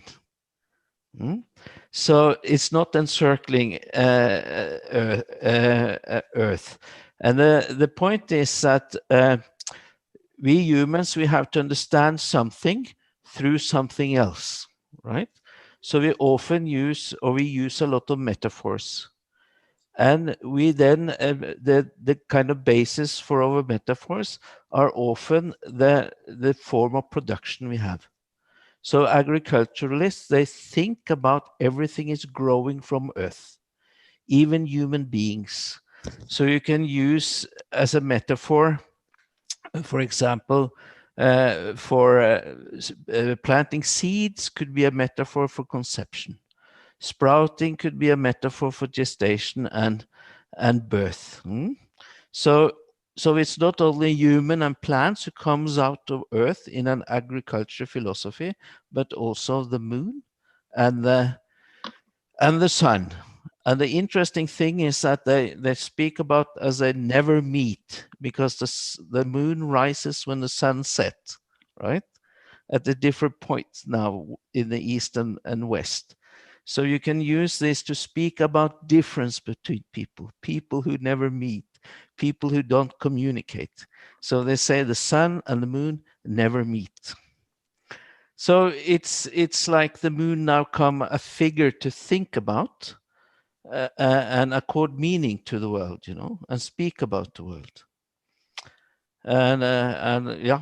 But I also remember you mentioning that you did a study in which the moon somewhat was connecting to menstruation, or was yes. Yeah, do you want to tell us a bit about that? Yes, the simple about the connection between obviously the Earth and our satellite, our natural satellite. Yes, the simple explanation about the relationship between the moon and menstruation is that women used the moon phases as a calendar to see if the menses occurred regularly or not, right? So if it was absent, it could be a sign of pregnancy, or it could be a sign of menstrual disorders. So they need to, in case of menstrual disorders, they need to go and speak with a senior woman who is also an herbalist that can identify the problem and maybe help with some herbs. And particularly young women, they are very shy to speak about such intimate knowledge. And that's a problem for the senior women, because they cannot detect or when there's something wrong with these young women and the menstrual cycle. So in the initiation ceremony for girls, which is staged for individual girls at the first appearance of the first menstruation, they sing a lot about the moon, and the moon is shining. So, and this is and this is also has a one is it connected to the calendar, but it also has a deeper meaning, which is connected to their form of production, which we spoke about. Because the moon can be seen as a period of the day where nothing is growing, right? You see the flowers falls into itself, the leaves falls into itself. So it's a period of unproductivity. And that is also the case when a woman is menstruating. She is not productive at that phase. So they speak about to menstruate, you can speak about as being by the moon. And then because she's non-productive, that is counterproductive to processes of growth. So she observes an interdiction against having sex with a husband. And she also do not cook for her children, because they are growing, and having sex with a husband is to produce children. So this is how, so singing in about the moon and the moonshine is in the girls' initiation ceremony is to, I mean, reflect about and think about these issues through the symbol of the moon. But which is always the case, all symbols in any culture has many meanings. So you mentioned moonshine, actually, which is also an interesting one, because moonshine is also the name of an alcohol, and given the fact that it's at the bar, I guess anyone who has got some experience in producing moonshine. Austin, I can see you're like completely deflated there. We burned down your intergalactic message satellite dish. Yeah, well, I mean, these things happen, don't they? You know. So it just burned. It just burned. Yeah. So we closed up the conversation with the moon there. But well, yeah. Can I say something about the moonshine? Because in many parts of the world, yes, before electricity, yes, it was so pitch dark during the night that you couldn't move from one house to another or from one village to another. But you can during the full moon, because then, I mean, you have moon shadows of people, trees, houses. And that's the time with full moon that there are celebrations and parties many places in the world. So the moon has also that very nice connotation, you know. It's moon parties where people meet, they dance, they drink, and sing.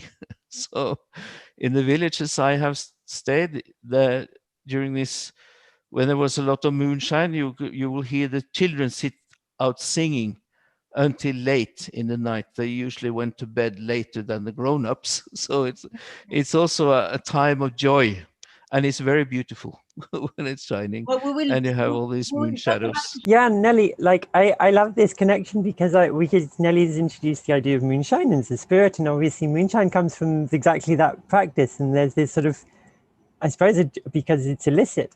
So there's the idea of moonshine as well for me is like a world of illicit activities that can only occur under moonshine, like in by moonlight, because you don't want them to be observed. So it's a very interesting. Yeah, I just love that space where it's like, yes, it's historically beautiful, and actually as control systems become like ever present, we need moonshine to do the kind of activities that aren't permitted. I don't know whether permitted is the right word. Like, permit is a horrible idea, but the kind of things that the experiments that we need to do, like Austin's experiment. It's a very successful experiment. We just demonstrated what it takes to burn down Austin's shed. But I think that we have to be careful about, there are the symbol, of course, we are always in search of meaning, and we want to connect with cosmic object. And 20 years ago, we organized actually in Padova a conference on Earth-Moon relationships, where there was this question, so why do women are synchronized with the moon while all other species are not. And so there was a kind of a study saying that this comes from the time when we were Neolithic hunters. Because clearly, to hunt, you have to go when there is moonlight. And so the men were always hunting during moonshine. And so they were coming home during new moon. So it was an advantage for the human species to have a woman fertile when the men were back from moon from hunting. So actually, it will be interesting to validate that and to see how this has also had an imprint on our whole culture and habit and the role of the moon in our inconscient as well. Perfect connection with Dr. Bledin Bowen, who has just joined us, who is actually specialized in space wayfarer, isn't it? Bledin, are you here? You're an expert in space policy and international relation in outer space. And we're just talking about the inner sense of, hunting, which seems to be, like connecting us to the moon, but then also in the sense, satellites are also perhaps to be seen through the lens of wayfarer. So my background is in war studies and international relations, and I'm a specialist in outer space and warfare. And much of the starting point for a lot of my teaching and my research is trying to communicate to people that space is not special, it's overly romanticized. We are using space for very practical military purposes here on Earth and always have done ever since we've been putting objects into space. So from vaporizing cities to guiding very precise missiles, we are using space for it. The moon is actually one of the few places now that humans have some sort of presence, or their machines do, but it has no military or economic significance whatsoever, unlike Earth orbit. But Earth orbit specifically is a heavily militarized environment and is also a place where humans are participating in competitive economic behavior as well. Yeah, I mean, Sitraka, are you here? Sitraka Rokonanian, who is a designer, who is working on crafting narrative on the creation of machine, device, and installation. And you have a radio program called VVFA, Very, Very Far Away. With not just a radio program, it's also a research practice, which is actually looking at future narratives. How do you feel about this relationship between, war, space, and how human narrative might develop in the next few years? Where are you? Do you hear me? Or yes, we can. Okay, cool. Hello, everyone. How's everything?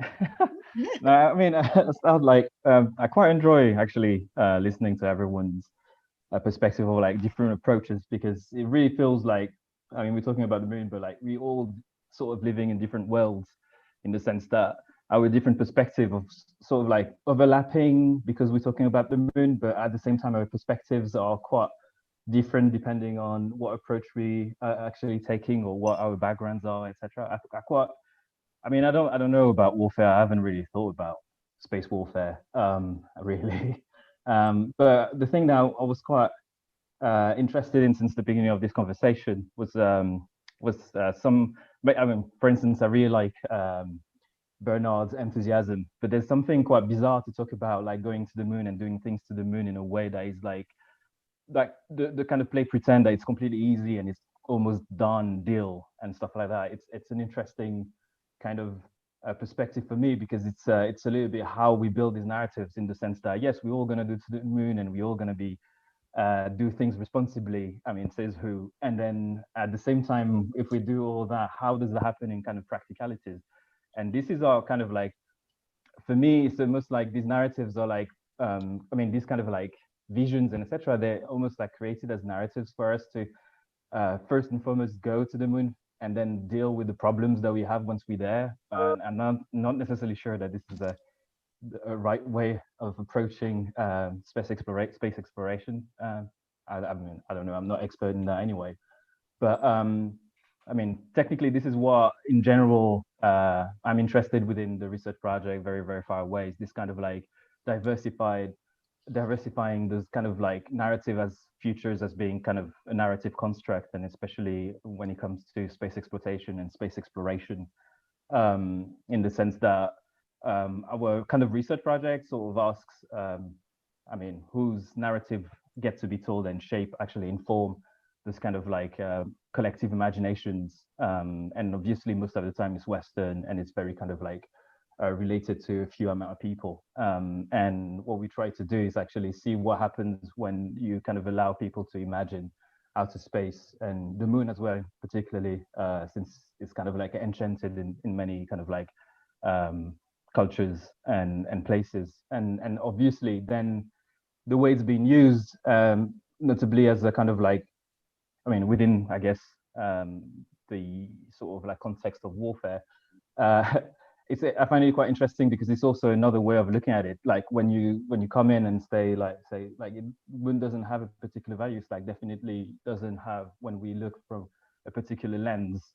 I think it has multitude of values when you start looking at different, like from different approaches. But unfortunately, the only way we look at space travel and sort of like moon exploration, etc., it's always from a very kind of like device technocratic, because obviously it's very technical to get there. But I think we mistakenly or mixing up somehow what is complicated and what is complex. Like I think going to the moon is very complicated because it's going to the moon in the sense of like technological challenges and going to space, etc. Once we are up there, actually it's also complicated because we start thinking about being in a space where we're in total isolation. It's not Earth. It's like everything is produced by something, a machine that is owned by someone, and etc. So there's like, it's almost like the end of the commons once we go there. And well, anyway, I'm just rambling, but yeah. No, sorry. I think this is really interesting. I love this idea that we have, no, not sorry, thank you. I love this idea that we have a kind of like mini conflict going on, I think, because we are surrounded by scientists. And there was a really interesting thing about meaning, about whether meaning is more significant than information or facts or the observable things. And then we had this interesting thing at the start about whether the non-observable facts still exist if we like, which again, Joseph, I'm going to keep coming back to Joseph's sort of recognition of magnetic qualities to the species and how we do not understand so much. We're not able to perceive dark matter. We're not able to perceive 80% of the universe. And we can apply meaning to that, like we might apply meaning to menstruation, and we can then use those sorts of things to extract information as a valid thing.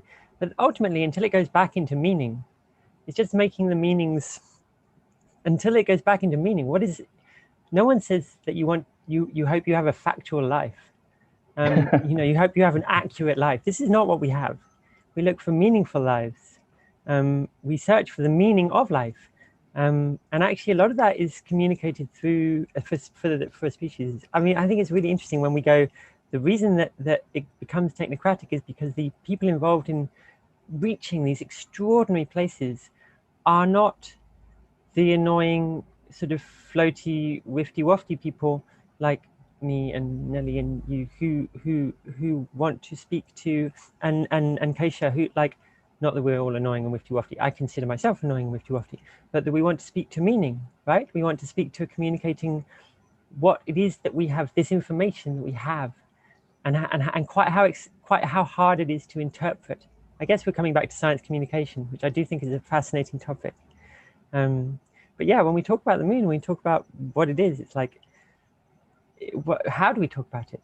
Like, do we stay within the realms of the language that we're using, or do we try and, metaphor is a very dangerous thing. What are we doing? So what do? Do we dance it? And do you want to share your perspective? Because I guess your vocabulary to do with space is very different than the one we're using right now. Are you talking in terms of meaning when you speak about space, Blidin? Yeah. So just to come back on the point of meaning. I'm always fighting the more scientific elements of space and the engineering elements, because outer space has been dominated in popular perception by science, technology, engineering, mathematics specialisms. And contrary to a very sort of fact-based existence, many people in the scientific community do approach it with their own values and meanings. They are just unaware of it, or they have a very universalizing approach to outer space that they think is normal. They're inspired by outer space, or some of you might have heard of the overview effect, which is this self-delusion, really, that going to space will inherently change you in this fundamental way just because of the nature of the environment. It's just an experience that a few people have had, and it is a crass generalization by a lot of people from the scientific community that don't really understand much about the social sciences, the humanities, liberal arts, anthropology, and sociology. So space is full of meaning and values that is ascribed by people from the technocratic parts of society, or parts of the university and parts of the academy, but they often don't see it. And that is also true in a lot of wild fantasies about habitation in outer space and spreading humans into outer space, where talk is almost constant on how do you actually do it, the engineering questions of living in outer space, but never actually addressing the political and social elements of it. How do you actually run an O'Neill asteroid that is full of people, but a slight imbalance to consumption or production rates means that you effectively kill the colony? There is so much control leading towards possibly despotism in space that so there's lots of values being made about space right now that aren't being critically reflected on by a lot of people in various space communities around the world. So I'm very much putting a more sort of political and value orientated, or critique of values that do exist in outer space in my own teaching, really, obviously from the more military perspective, of course. Is this the Is-Ought gap, guys? I mean, just makes me think of David Hume's kind of Is-Ought gap, in that there's the is of the science is almost somehow slightly easier than the ought of what values we hold in ourselves and where we're going with everything. There's a really interesting conflict, Austin, between I wasn't critiquing that point particularly, but you struggle enormously on the other way when people want to talk about quantum physics and want to describe quantum physics as having, because they understand a very small amount of it, they are willing to ascribe far greater meaning or ascribe values that it can't possibly hold, because they don't understand that the metaphor that we use to describe the mathematics is so distinct from the mechanical, physical qualities of matter that they want it to apply to. I mean, and at another level, like a very simple level, like I have a big problem in the UK at the moment because of a seemingly large number of people who seem to think that there is such a thing as basic science, and that actually I don't qualify as a human because of basic science. This is very challenging, and it is very challenging when it becomes existential. And I think the point we're making about warfare is that often these get caught up in geopolitical power structures. And that's where that narrative gets structured. And yeah, like they will, like as we have demonstrated in the States very adequately, a simple, stupid message is incredibly powerful.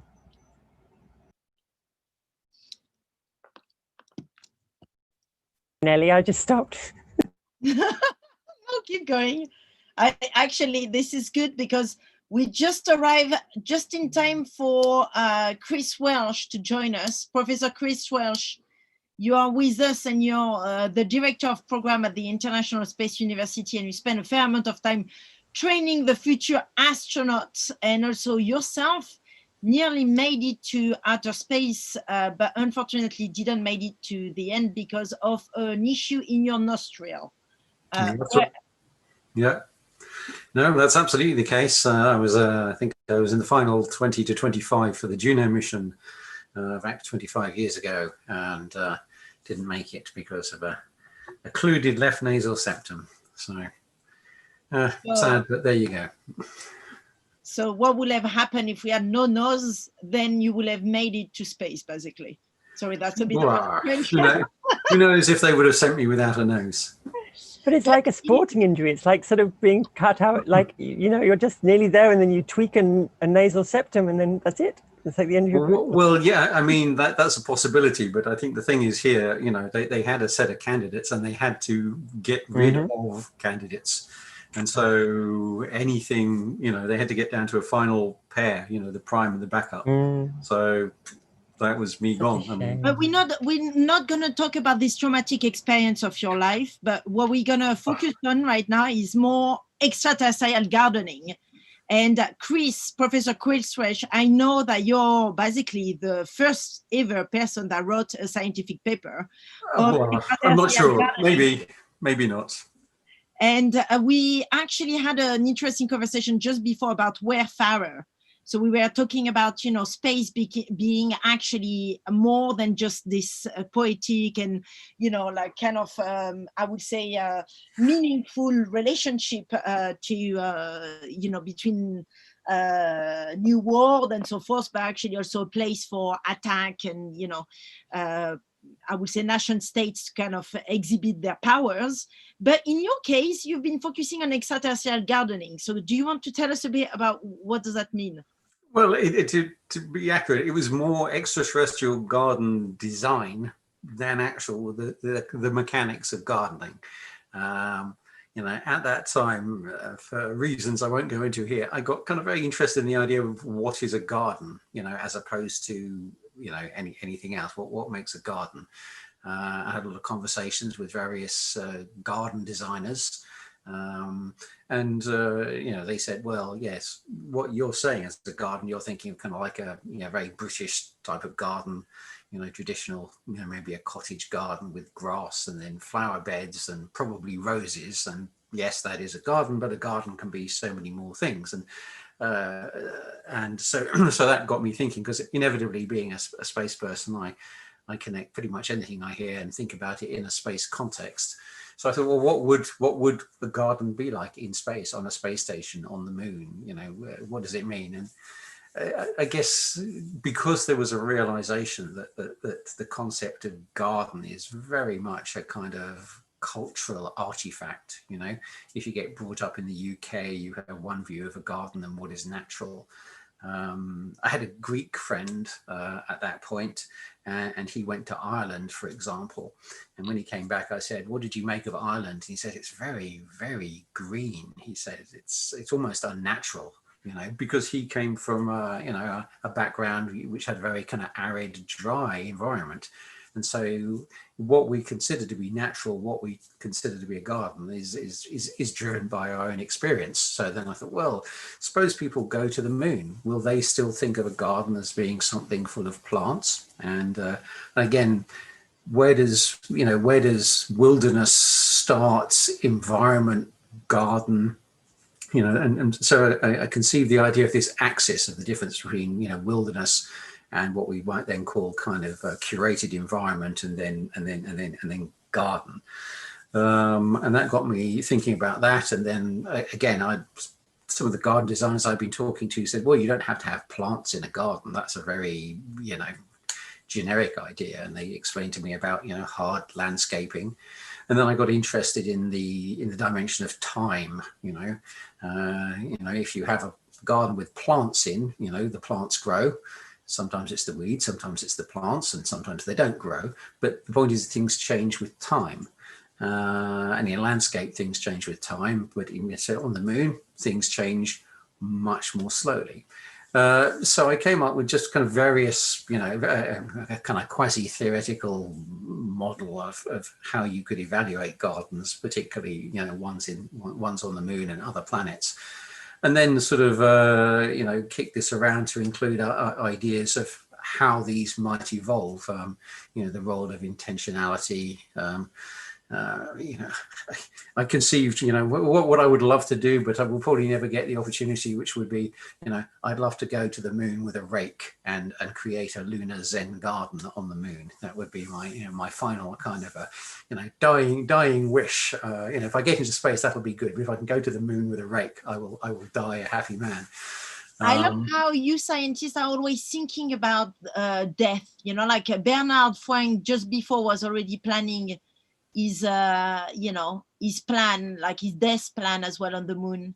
Is he? I didn't know that. Oh, I'll have to ask Bernard. Nelly, yeah, Nelly, only scientists genuinely understand how short a lifespan is. It's like, it's a very short thing. That's true, that's true. Particularly when you get to be over 60, Nelly, I have to say, it concentrates the mind a bit. In the other room, I have a little clock. You may think this morbid, you may not. I have a little clock which is counting down the days, you know, on my working hypothesis. Down? So I think I'm going to die on my 80th birthday. It's I don't think I'm going to die on my 80th birthday. Don't say things like this, Chris. You know, you should try more studies. And I have a clock that counts down each day, you know, to remind me that I only have 6,912 days left. Before we move back into warfare and death and, you know, it's warfare out of the universe, we were into the gardening situation, and In Wen here with one of our current researchers in the New Politics and Afrofuturism program at the University of the Underground. In Wen, you're working with Kew Garden with, I mean, by default, I think like a gigantic garden in London, am I correct? Do you have anything that you want to contribute in this conversation on gardening? It's a big garden.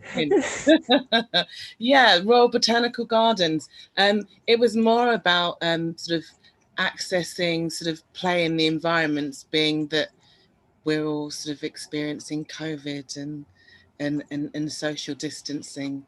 So I guess my question, well, what I'm going to put out here to everybody, as we're talking about the moon, is does anyone have an agenda for play and playtime and recreation on the moon?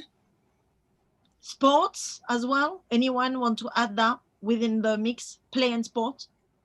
Well, certainly sports-ish. I mean, there have been a number of suggestions about having robotically controlled cars on the moon, which people can drive from Earth. But that's not quite the same thing, I think, as when people would go to the moon. And, you know, I hope that they would play. We did see some examples of that in some of the Apollo astronauts. One of them, I forget which one, you know, took a shortened golf club to the moon and a golf ball so that he could, you know, succeed in his wish of, you know, having the longest golf drive, which is I would argue, playful behavior. And I don't see that if you're going to send humans anywhere that they can exist without the ability to play. But again, you know, I'd hate it if a bunch of engineers got together and decided in advance what the, you know, what the permissible space play regime was. I think, you know, the games that people it's play, warfare. Sorry, sorry. Yeah, but like, I consider any competitive, I consider games or sports. I mean, we're going to get into another semantic thing, but like, yeah, the idea of play is really interesting. Like whether that is a competitive kind of, it's disciplined by rules and objectified. And it's very interesting whether, how are we pronouncing it, Nelly? Warfare? Warfare. Warfare. Can someone help me with that? Warfare. Yes, whether warfare is warfare. Whether warfare constitutes a sport once we get outside of the parameters of humans being, when it's just money, quite how far removed from Formula One it becomes, and we're operating in space where we've decided this is an terra nullius and there is nothing to be damaged. But yeah, the idea of like what, and also like I use play a lot in my practice. I use it dogmatically because I work in corporations, and trying to get them to understand that the best work comes from play, comes at the point where you have a control of your materials to a place where you can play with them. You see people playing with glass, or you see people playing with physics, or you see people playing with corporate governance, or you see people playing with tax laws. I mean, this is all play. Like to them, it's all play because it comes so naturally. And it is actually what humans do when they have reached a point of extreme specialization. No, I actually have to take this course, so I'm going to disappear for a little bit. Thank you so much. Lovely to see everyone. I'll be back. I'll be coming back. Yes, absolutely. I'm enjoying this way too much.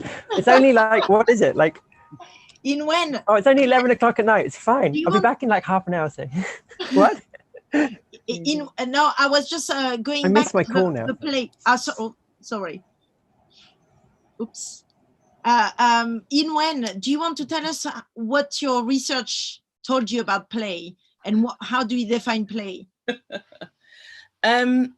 Okay, on the spot. Really, my research has taught me not to define play, and really so far it's about allowing individuals to define it themselves.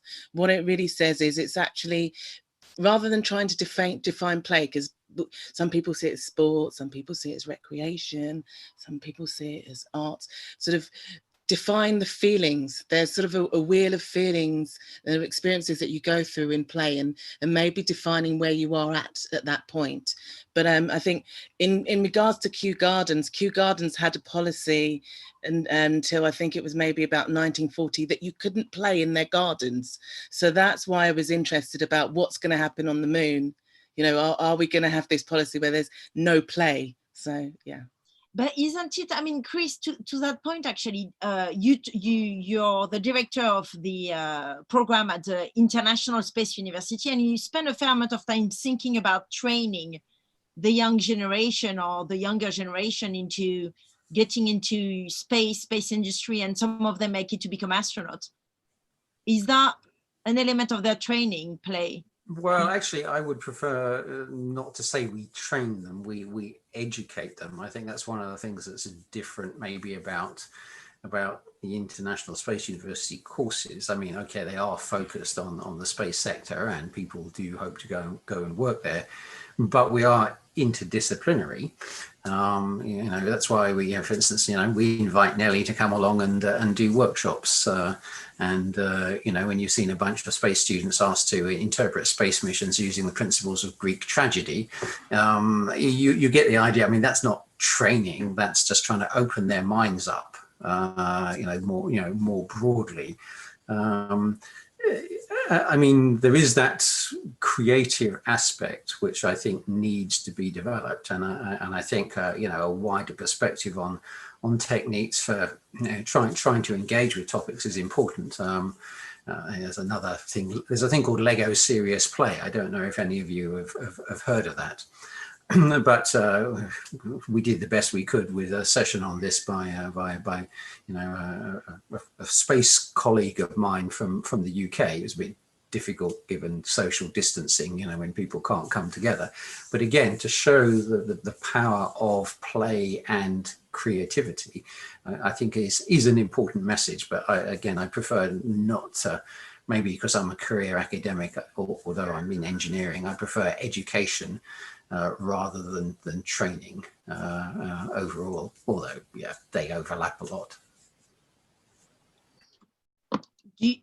Anyone want to comment or discuss leisure and the importance of teaching creativity as well? Part of my research is really about play, the use of play to stimulate the imagination. So I'm really looking at sort of, you know, the conversations that have been happening at the moment about sort of systemic sort of injustices, you know, and how they're situated in sort of in leadership, and really looking at this idea of how do we take play into these environments of leadership where decisions are being made, and stimulate the imagination and the creativity of the people in those positions so that they can think about how to sort of make some real change.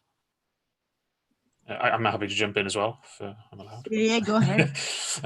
Just yeah, conversation sort of longer term sort of human habitation in space, and I mean, my first reaction to thinking about racing cars on the moon is like the last thing I want to happen to the moon is to turn it into an amusement park, like something from Futurama in that episode.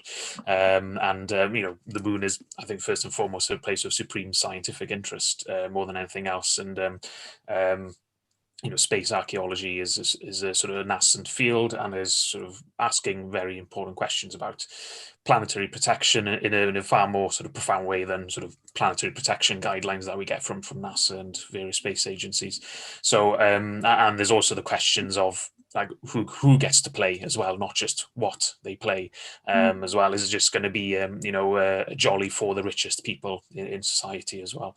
But yeah, in terms of creative thinking, I absolutely agree with what Chris was saying about we definitely need more creative sort of education in the space sector as a whole, because it is something that many people have perceived as something that is purely about science and engineering, not as something social, political, cultural as well, and in a much more practical sense as well, rather than just sort of thinking about the way humans interact on a sociological level, but the political uses of space today for practical purposes, which is directly influencing our lives from, whether it's guiding a missile or guiding you to your date for the evening. Satellite and space systems are there helping, giving you those services and data. So I would see sort of playing in space as a larger part of the question of, well, who gets to live in space? Who gets to do what in space?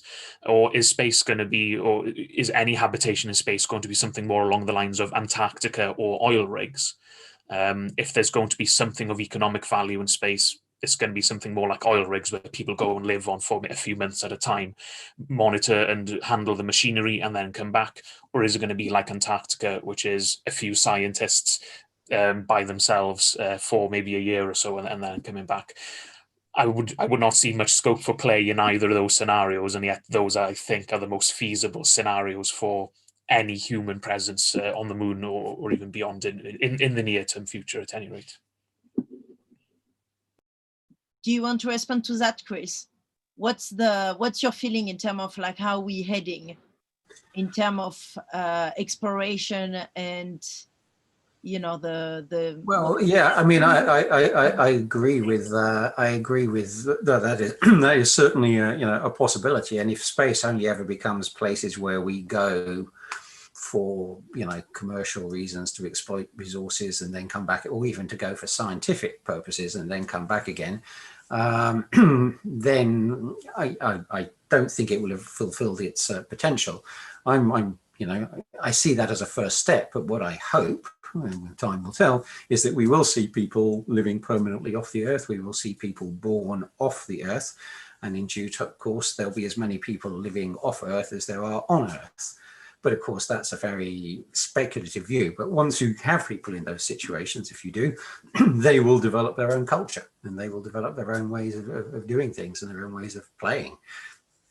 But education is key in that whole process, isn't it? So I know that you mentioned that you're teaching the future, I would say, main player of space and space industry. Of course, at the International Space University, you're teaching them creativity in some forms.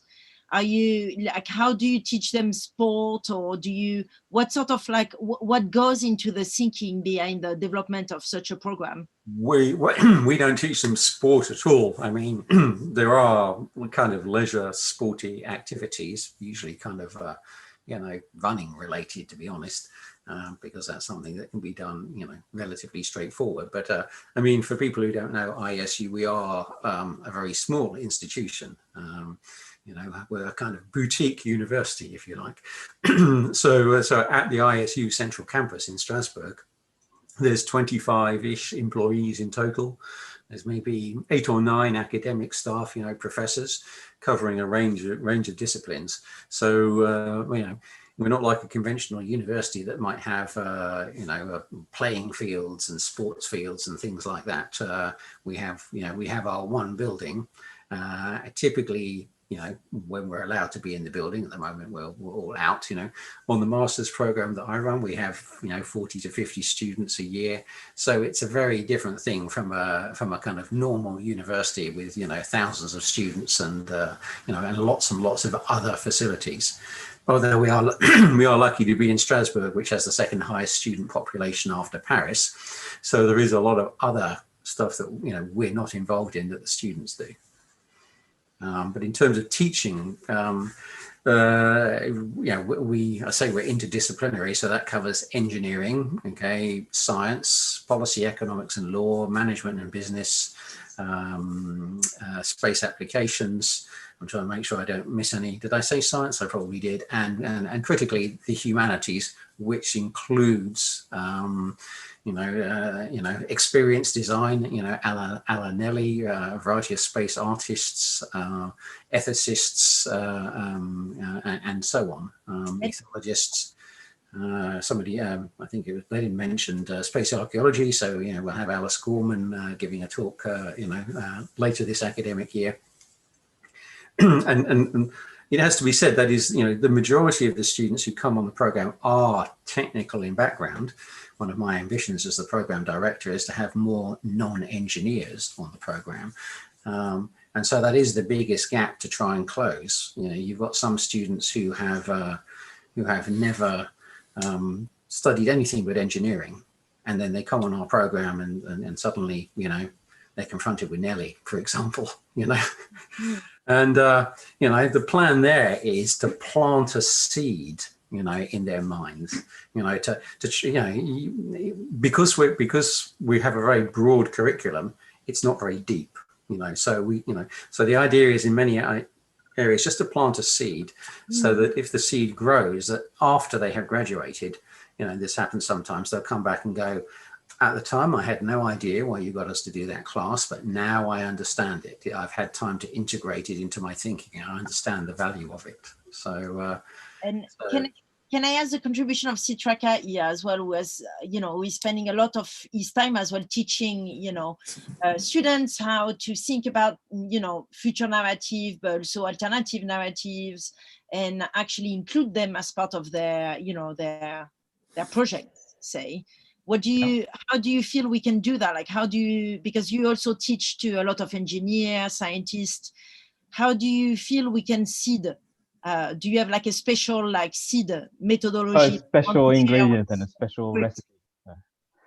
No, I mean, yeah, I think the main thing is to be able to be in a situation to actually engage, I don't know, it's about curiosity, really. It's about how do you keep students very engaged, and as you were saying, so I've been running workshops all around the place, really, and I've been teaching as well between Europe and America, and I have very different students with very different backgrounds, and the type of, I don't know, it's every single time I'm within an environment with different students, there's there's no one method that actually works every single time, but it's about flexibility and adaptability. But I guess with regard to planting a seed, I found actually space exploration, but I mean, in your case, Chris, it's the main point of the entire thing. But I found space exploration in outside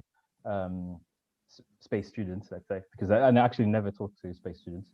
But outside space exploration is a really good stimulator, or a really good kind of lens to look at future narratives in general, because people put aside their kind of day-to-day understanding. Basically, if you run workshops about alternative futures or alternative narratives that could exist today, and that's what we used to do 5 years ago, it was quite interesting, because people would headbutt into each other, basically not bursting out of their bubbles and very clinging onto their convictions, even if eventually the other person on the other side may have a good point, and etc. And as soon as we start inputting space exploration as a lens to view this kind of narrative building or world building scenarios and stuff, suddenly there's an exchange that started happening. And I think to be able to plant a seed, or to be able to plant certain ideas, there's nothing better than having people being able to exchange on an idea that they're not necessarily agreeing with at the very beginning, and basically being able to see multiple perspectives at once on a particular topic is definitely what has been the most sort of successful way of engaging people with different sort of scenario or different ideas, really. So basically, Citraka, space to be used a bit like we are talking right now. We are talking about the moon as this kind of speculative territory that allow us to speak about issues and with systems that we have on planet Earth. So Yeah. using the moon as a vehicle for allowing for this conversation to take place. So using it as an imaginary to actually speak about things that are happening on Earth.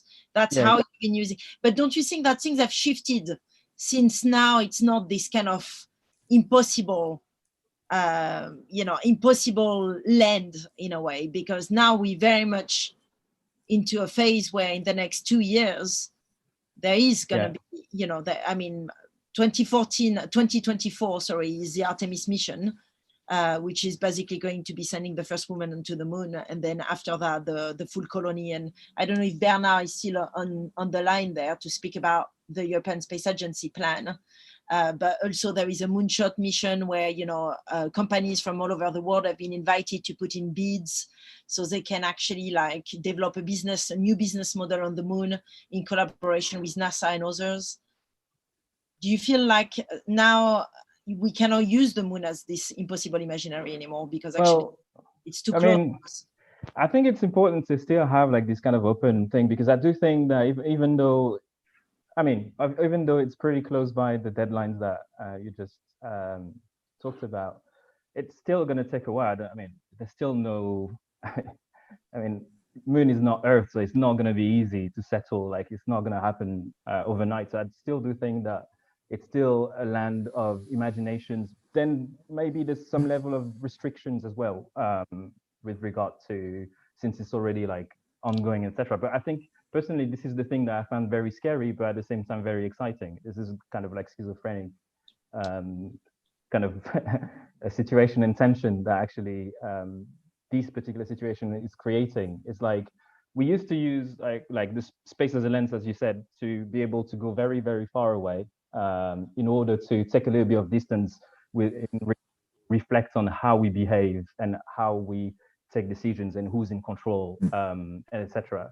And in some ways, the moon thing, the scary bit of this thing is it's a complete demo, a full-on demo, a manifestation of who's in control. But at the same time, there's still opportunities in there to decide about imaginations that can be created with regard to how, it's inevitable, but how can we actually shape this thing in a way that is very different from what we've encountered before. That's what we can hope for. And that's a perfect link to Asma Jama. Can you hear me? Asma? Yeah, I can hear you. Yes, you're a Danish-born Somali poet, visual artist, and filmmaker.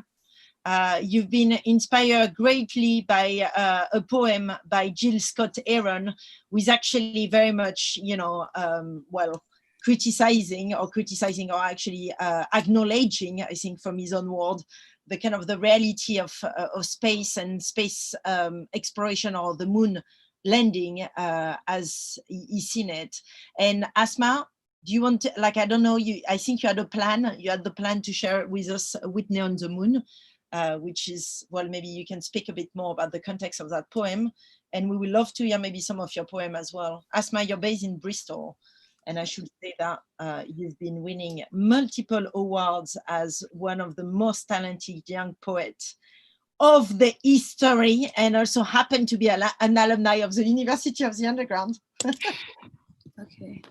I'll read Whitey on the Moon. We cannot see you, Asma. Do you know that? Yeah, sorry, there's a problem with my Wi-Fi. Your A, we can see a giant A onto the screen, but that's good. That will do. Okay, Whitey on the Moon. A rat done bit my sister Nell with Whitey on the moon. Her face and arms began to swell, and Whitey's on the moon. I can't pay no doctor bills, but Whitey's on the moon. 10 years from now, I'll be paying still, while Whitey's on the moon. The man just upped my rent last night, 'cause Whitey's on the moon. No hot water, no toilet, no lights, but Whitey's on the moon. I wonder why he's upping me, 'cause Whitey's on the moon. Well, I was already giving him 50 a week with Whitey on the moon. Taxes taking my whole damn check. Junkies making me a nervous wreck. The price of food is going up, and as if all that shit wasn't enough, I wrapped up with my sister Nell with Whitey on the moon. Her face and arm began to swell, and Whitey's on the moon. Was all that money I made last year for Whitey on the moon? How come I ain't got no money here? Whitey's on the moon. You know, I just about had my fill of Whitey on the moon. I think I'll send these Dr. Bills Elmer special to Whitey on the Moon. Yeah, I thought that poem was really interesting, just to call into question the context around the time of the moon landing. And yeah, the fact that you have America, this apparently great nation, that's like subjugating its own people who are living in really terrible, impoverished conditions. Yeah, but they're like their priority was to put white men on the moon, essentially. So. And can you remind me, when did Jill did this? Like, it was a music piece, and he came just after in 1969, or I can't remember what the. It was in 1970. 1970. But the thing that is really interesting about this is like it's still very of actuality, because last May was actually SpaceX was launching the first NASA crew that it would be launching. There were the death as well concurrently of George Floyd in America. So there were actually actual protests as well. So it's really, what I find really fascinating in this particular situation is like the narratives are still the same. Like when you hear Bezos, Blue Origin and stuff like that, it's all about this kind of like colonization and kind of like within even the representation is a mid 20th century remastered Gerard O'Neill inspired by mid-century suburbia, and it's just remastered in kind of Blue Origin sort of like wrapping paper. And then but the narrative, but we in 2020, but from a narrative perspective and from a myth of progress perspective, nothing has kind of like seemed to have changed or taken like sort of I don't know, moved with the way society moved between back then to now or something. Yeah, I mean, I'm gonna make a very unorthodox swift. Where are we? We are in the kitchen now with Debbie. Debbie, where are you? Asma, actually, Asma, do you want to share any more of your poetry? Yeah, I can. I'm not sure how long this is, but I can share it. Debbie, I'm gonna come to you in a second because we are still in the bar. And I know that you've prepped for us a mooncake, but before we get into the mooncake, or maybe we can actually do a collaboration between you and Asma, where Asma can read poetry while you are telling, I mean, maybe you can tell us about your cake, and then, I don't know, Asma, how do you feel about that? That we eat, we eat a cake at the same time as we listen to you?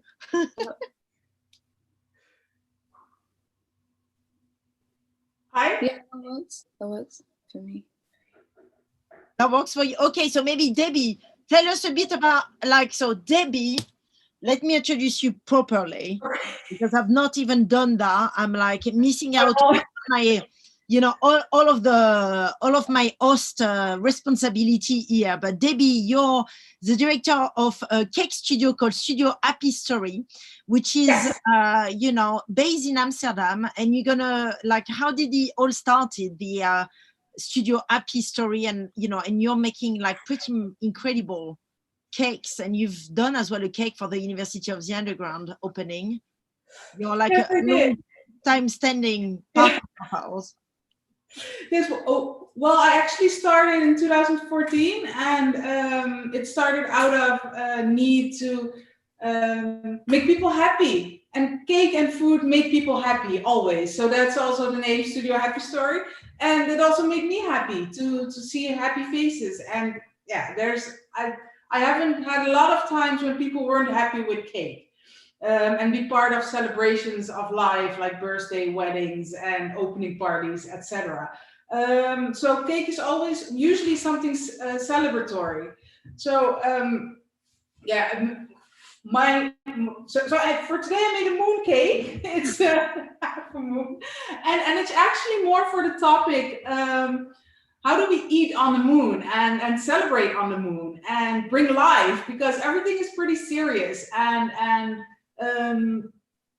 so that was actually my big question. And then I looked at how we have been eating on the moon, and it's all started with like puree cubes and freeze-dried powders in these tiny packages that were unappetizing and horrible, but we're just there for the nutrition value. And if we look at it now, what I found online is that they even have a veggie space garden where they cultivate their own vegetables and adding fresh fruits to the astronauts' diets. If you look at how they started with the freeze-dried powders, actually it's pretty, actually it's pretty fun to see that nowadays we actually use a lot of freeze-dried food here in our cooking and in how do you call it, molecular cooking. I mean, I use them for my buttercreams because they're packed with flavors and they don't have the liquids. So you can flavor everything, and you can make it really easy in a dehydration oven. And you can do it with everything. So it's really fun to see how that started ages ago for us astronauts and how we eat it now. We use it now. So yeah, my question is, how do we celebrate on space? Well, you know, we were just talking before, when we were talking about the importance of play in modifying and rethinking power structure or having complicated conversation. Yeah. Inwen, are you still here? Maybe she's gone. Yeah, I'm still here. I had myself on mute. Well, so here you go. How about cake and play? Is that feeding into your research? Cake, I hadn't thought about cake and play yet, but I think, but yes, I think so. I think for me, in starting this research and talking to people about play, the first thing has been speaking to individuals about defining play, because it means so many different things to different people. So play could be cakes and baking. I think, for me, it's very much about letting individuals define that for themselves, because once we start telling people how to play, that becomes a very different thing. The problem, yeah. And also, I guess, sorry. I always see cake as more than just cake and baking, because it's always part of a celebration. So the play factor, how would we celebrate birthdays? How would we do weddings? How would we do the milestones of life? Yes, the social and the social cohesion. Yeah. Yes, most definitely. So shall we, do you want to tell us a bit about that cake and what went into it? And then I guess once you eat it, maybe are you gonna eat it, since we cannot actually eat it? Want me to eat it? I mean, what I was thinking there was like you could eat it was Asma is reading a piece of your poem, so it can be a collaboration, impromptu collaboration between the two of you. Oh, it's gonna be a great lunch. Let's cut it. So what is it like? What went into it? So I can see there is balls. Yeah, it's actually a vanilla cake with vanilla cream in it, so it's pretty straightforward, and it's a really light and airy cake. So that's it. And what are you gonna do with that cake after? Because we want a slice as well, I guess. Yeah, where can I send it to? Yeah, well, we'll get into that in a second. Okay. Maybe let's cut this cake. Like, show us how you will even like consider cutting it. And I guess, Chris, like, are you teaching food as well at the International Space University? And what goes into, well, you know, when you think about like a colony. With... Oh yeah, we certainly teach about, well, I would say nutrition rather than food. We don't have any particular recipes, but we identify what people need. And it's true, it's not just the nourishment, there's the psychosocial aspect of it as well. And even in our programs, one of the regular things we try to do, and unfortunately can't do at the moment, is what we call the intercultural evenings, because on my current master's students, they come from, I don't know, 18 different countries around the world. And we will have these evening events where they will give a presentation on their country, but then critically, they will also have cooked the food of their countries. And then everybody tries each other's food. And that is a very, very important part in sort of building the community, in breaking down barriers, is the sharing of food. So I think we recognize that, and we teach nutrition and that, but we haven't so far, had any classes on mooncakes. But I'm salivating now, which is never a good look on Zoom. Yeah, I was gonna say you lost a lot of weight, Chris. Thank you for noticing, Nelly. Yes, no, for me, the COVID period has been a period which I've managed to focus more on exercise, which is good. So. Well, I mean, look, food, I think, is also like coming back to the conversation that we had with Asma as well, and the poem and the music by Jill Scott Heron, and this idea, of course, that within this conquest of space, there is there is exclusion, and there is politics and race politics as well involved into that, and systemic racism involved into that. I guess food is also a very interesting conversation because we all understand, like you mentioned, Debbie, cakes and celebrations through cakes. So perhaps there is like a common ground with food. Is that something fair or not? No, like Debbie is gone. Debbie is eating now. Yes, I do think there's connecting part with food, because food always connects, and it connects different cultures and races, and brings people together. So so it does connect. And coming back to the cake in space, you had, I made a note. There was a cake in space. And desserts. You had a pineapple fruitcake in square squeezable bags during the Gemini missions. So cake and desserts have been brought up to space multiple times, like ice cream and puddings and those kind of things. So it's more than just nutrition or nutritious. Yeah. Yeah, the eating of the meals by the astronauts is a key part of their day. Absolutely. Yeah. Asma, are you ready? Yeah. Okay. Okay, we ready? Okay, this is happening. This is a collaboration between Debbie and Asma. So live from Bristol and live from Amsterdam. Let's see what happens. Okay, this is called Obad with alternate endings. On leaving Somalia, Durdurban plays for the last time. 1. Hide, to camel, to flatten oneself and one's descendants, to seem as one plane, to turn and be transparent, to be seen through, to destroy distance. Webby, misplaced, empty, the devil on entering Adam remarks on their absences, what it will take to fill them. Lalusha, to fail to be wounded, to enter a sea and forget how to swim, to look for a savior and find sand. Cosmonaut, to be decimated, to be atomic, to be colonized 4 times over, to war against the wind and lose, to bathe in it. Rust, to forget, to unstitch tapestries, blur the first 4 pages of the Quran, to rename oneself, to lose the names of your grandmother and her grandmother and her grandmother. Epidermis, to withdraw from touch, to lose nerve cells, hear dendrites crackle as they die, to be left with glistening straits on your body, to turn off feeling. Myopic, to fill yourself with the world and be empty, to wish you were remembered. Dasha, to distance your own blood, to water it down, to spill it. Anshuka, Aidule. 2. Hide, the black thread against the night, the slush of dawn, every silhouette, a pigment. Webby, river, commonly misunderstood as prophet, nabi, to water, to bear, to refigment, to practice the same rituals, to become, to transform towards survival, to be guided, nabi. Lalusha, the sound a broken camel bell makes, absence makes the heart grow still.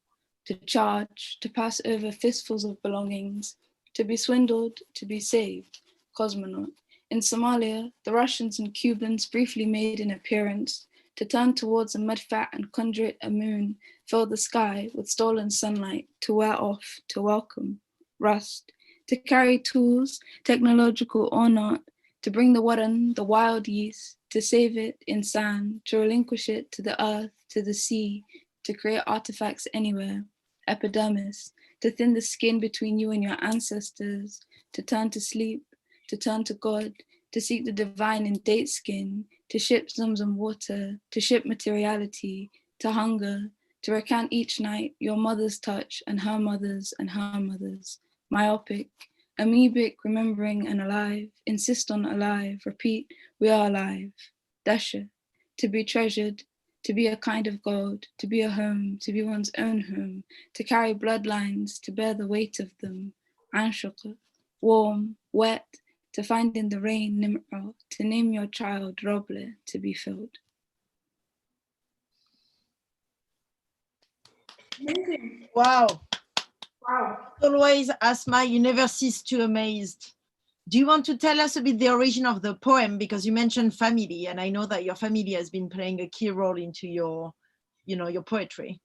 Yeah, so this one is about, I think I imagined two different stories on leaving Somalia, and one hopeful, one the other, like, I suppose one you're losing yourself and the other you're finding something else.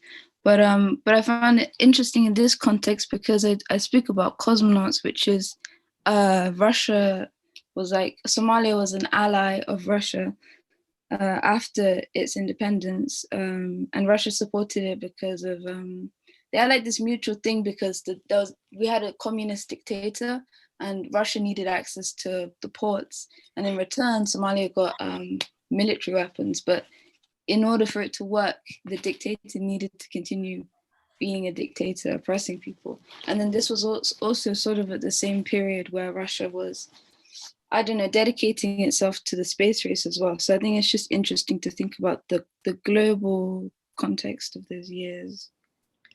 Yeah. So talking about, wars and potential fights as well. So we had like a specialist of Wayfarer. I don't know if you're still here or not, but now we have also Doctor. Thank you so much. How was the cake, Debbie, by the way?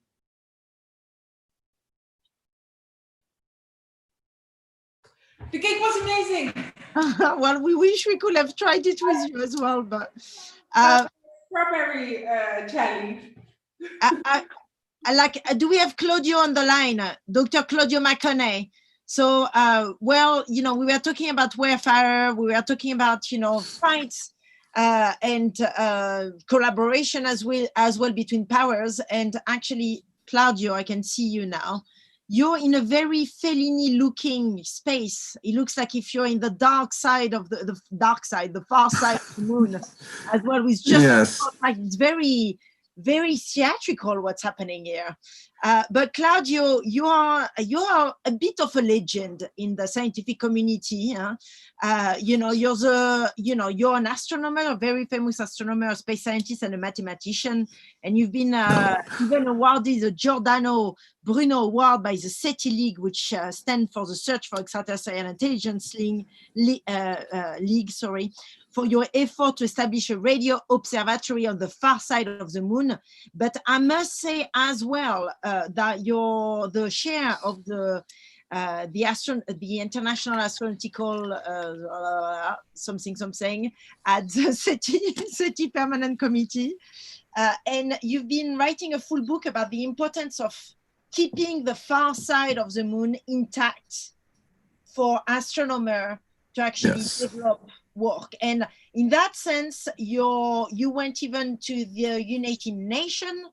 You went to the United Nations to speak in the Committee for Peaceful Use of Outer Space committee or workforce at the United Nations, because you want to protect that far side. And right now you're very unhappy with the latest mission that are being developed by China in terms of like going into that far side of the moon. Yes, unfortunately, you're right, actually. I wish I had a more optimistic view just after the good cakes, but that's okay. So let me just point out something, please. Well, but perhaps I can share the... Yes, I'm sharing with you the... Okay. I managed to actually share, like, but we can go through that. You can see, Yeah, so let me come straight to the point. The point is that in the last, I would say 20 years, the International Academy of Astronautics took an interest about the future of the far side in particular.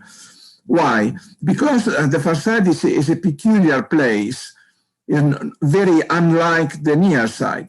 The facade is protected from the radiation of all kinds coming from the Earth. So Claudio, sorry to interrupt you, but for everybody here that doesn't know, so there is a side of the moon that is always looking at us.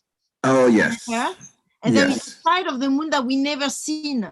Like we are not able to see, at least from planet Earth at all, which you call the far side of the moon. Yes, thank you very much for pointing this out. Yes, so the moon is a peculiar astronomical body because it revolves around the Earth, but it also shows always the same side to the Earth. So, of course, in the previous decades, the exploration of the moon has been basically about the near side of the Earth. And also the American astronauts landed there, and also the Soviet missions landed there. But the far side was pretty much still unexplored until about a couple of years ago, when the Chinese decided to land there with an excellent space mission and to explore first the far side. Now, what is the importance of the far side, in my opinion? The importance is that since the radiation coming from Earth, and there is an awful lot of radiation coming from Earth, all kinds of radiation, telecommunications, yes, good, thank you so much. You're just showing the real thing. Stop there, please. So the far side is very important because it is protected from radiation coming from the Earth. And so we would like to keep it protected. But this may go against the interest of important future space missions. So there is, practically speaking, a conflict, at least potential conflict, between what I would like to call the protection of the far side of the moon legally from pollution, and what the countries, all countries, the Western countries, China, and many other countries would like possibly to do. Now, this situation started practically just 2 years ago. And nowadays, on the first side, there is this Chinese mission called Chang'e 4. It's an excellent mission from the technological point of view. And we know, thank you, stop there just a moment, please. Good. We know all the frequencies that the Chinese use to communicate between China and this top thing, which is an antenna orbiting around the moon, and it's called the relay satellite. And that is indispensable because you must, you must reach the far side only by sending messages to the relay satellites, and then the relay satellites send them back to the far side, and vice versa. So China has been very open about that. We know all the frequencies that they are listed here that the Chinese use. And so we would say that at the moment, the radio spectrum on the far side is practically still silent on many of the frequencies, but not on the Chinese frequencies. So you can, okay, just stop a moment, please. So the point is that I already went at the United Nations about 10 years ago to raise the issue. This is my badge at the United Nations Scopus, the Committee on the Useful Uses of Outer Space. So the point is that nobody had thought about protecting the far side before this first step. But now the issue is coming of age. And so I ran some conferences by virtue of the International Academy of Astronautics just to see what is the political situation and what we could still do in order to preserve the far side, at least on many frequencies, free from radio pollution. Now, honestly, yeah, go down, please, Nelly. Honestly, I don't know what can come out of that. Stop there, just a moment, please. So my proposal at the United Nations was to have this circle, the red circle, in between the two parallels, plus 30 degrees and minus 30 degrees, be declared legally protected, meaning that, coming missions should not radiate electromagnetic radiation when they are above this circle. I had, I had to give it a name, and I call that protected antipode circle. And that would be ideal because at the center of this point is the antipode of the Earth. And so this is the most shielded part of the far side from radiation coming from the Earth. This is where I would like to set up in the future radio telescopes, perhaps more than one. Actually, the Americans have already planned a mission called FarSide. So FarSide is the name of the mission, to explore the frequencies in the low frequency range that would tell us whether the theories about the beginning of the universe are correct or not. Please go down a little bit, Nelly.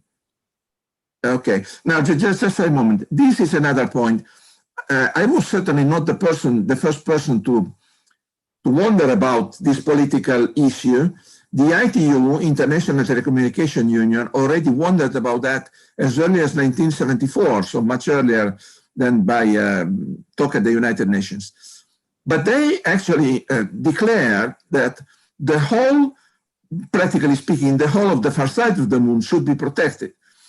So this is just a pious wish by the ITU. The ITU is defending the frequencies that should or should not be used for telecommunication.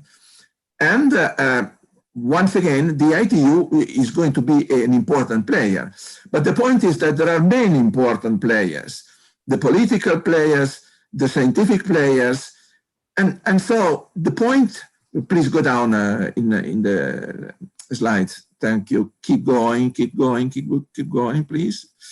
Okay, so the political point is that we should have moon far side negotiation while we are still in time to do so. This is thus an urgent issue because I'm very much afraid that the most important countries spacefaring would like to put their hands on the far side of the moon as well as on the whole of the moon, but I'm just considering the far side, not the near side. So in conclusion, for instance, in this year on March 25th, I organized a conference under the aegis of the International Academy of Astronautics. Here is the full list of speakers. If you please go down one more slide, there is the full, stop there please. There is the full link to this conference. So if anyone would like to take a note about that, here you can download the full conference. It's a long thing, it lasted 3 hours, but actually you can find the main points under discussions for the protection, the legal protection of the far side of the moon. So this is— Claudio, we will add that link into the bio section of the YouTube. Thank you. Thank you very much, Nelly. I appreciate it. So this is the situation. I have been saying anything I wanted, and now I would appreciate comments, criticism, anything. Thank you. Well, okay. Well, I mean, criticism. Anyone want to criticize Claudio for trying to protect the far side of the moon? Any comments? And actually, we have Edmund. Edmund, are you with us? Edson, sorry, Edmund, my dear. Sorry about that. Edson, how are you? I'm good, thank you. When you said Edmund, I was looking around to make sure there wasn't an Edmund. I thought, how egotistical of me to think that you might not be referring to Edmund. Look, it's like I'm seeing like a triple at this point because we've been live streaming. We've been in the bar for quite a while, you know. Right. So we've been in the moon bar for quite a while. And how are you? So where are you calling us from? I'm calling you from Bristol, Bristol, southwest of England. I guess we must have made the news for some very much Earth-based activity in terms of toppling a statue that stood on a plinth for maybe over like 150, 200 years. Edward Colston, an old slave trader. And so, yeah, if anyone is wondering, where is Bristol? And that's actually is a bit of your area of expertise, I would say, isn't it? Like this not, yeah. Formal and informal, I guess, because I did my PhD in the Church of England and Race Relations, which might immediately seem to refer to Colston. But along the way, I began to investigate the story of the city, its relationship wider to the transatlantic slave trade. And then, of course, I've worked in very different sectors in the city.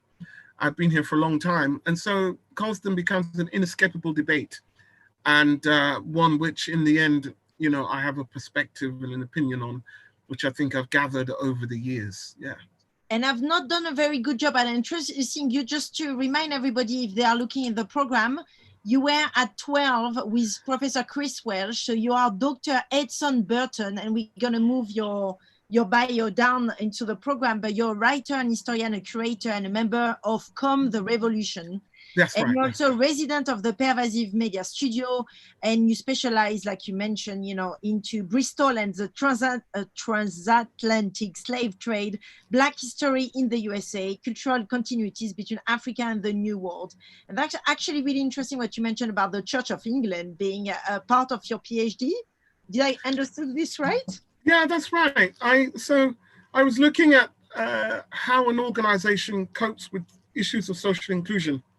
And in many ways, I guess, managing difference was something which happened in the colonies. It wasn't something that seemed to be of much concern to Britain until the Windrush.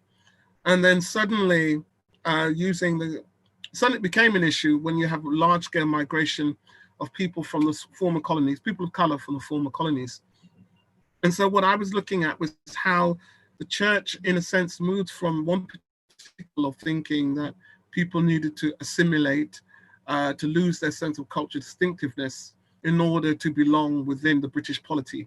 And they very much borrowed from the Chicago School of Sociology, literally hook, line, and sinker, to kind of think through this new situation.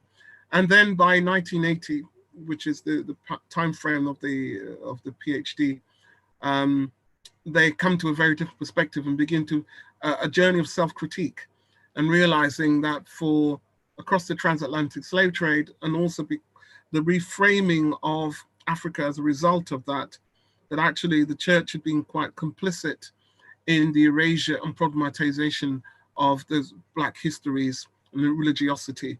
So that rather than just thinking that it's these people coming into us, they need to be fixed, it is more a question of how do we begin to question our own practice and our own history.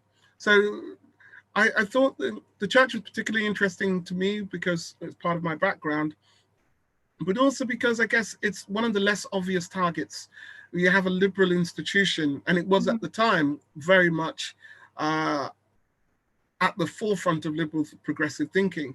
So how does a liberal institution begin to see itself as actually part of the apparatus of oppression when it sees itself in a very different way? And how does it, in a sense, go through this journey of social inclusion, which is being developed by policymakers? And come to its own form? Right now, Claudio just presented us his paper and his requirement for international negotiation around the far side of the moon.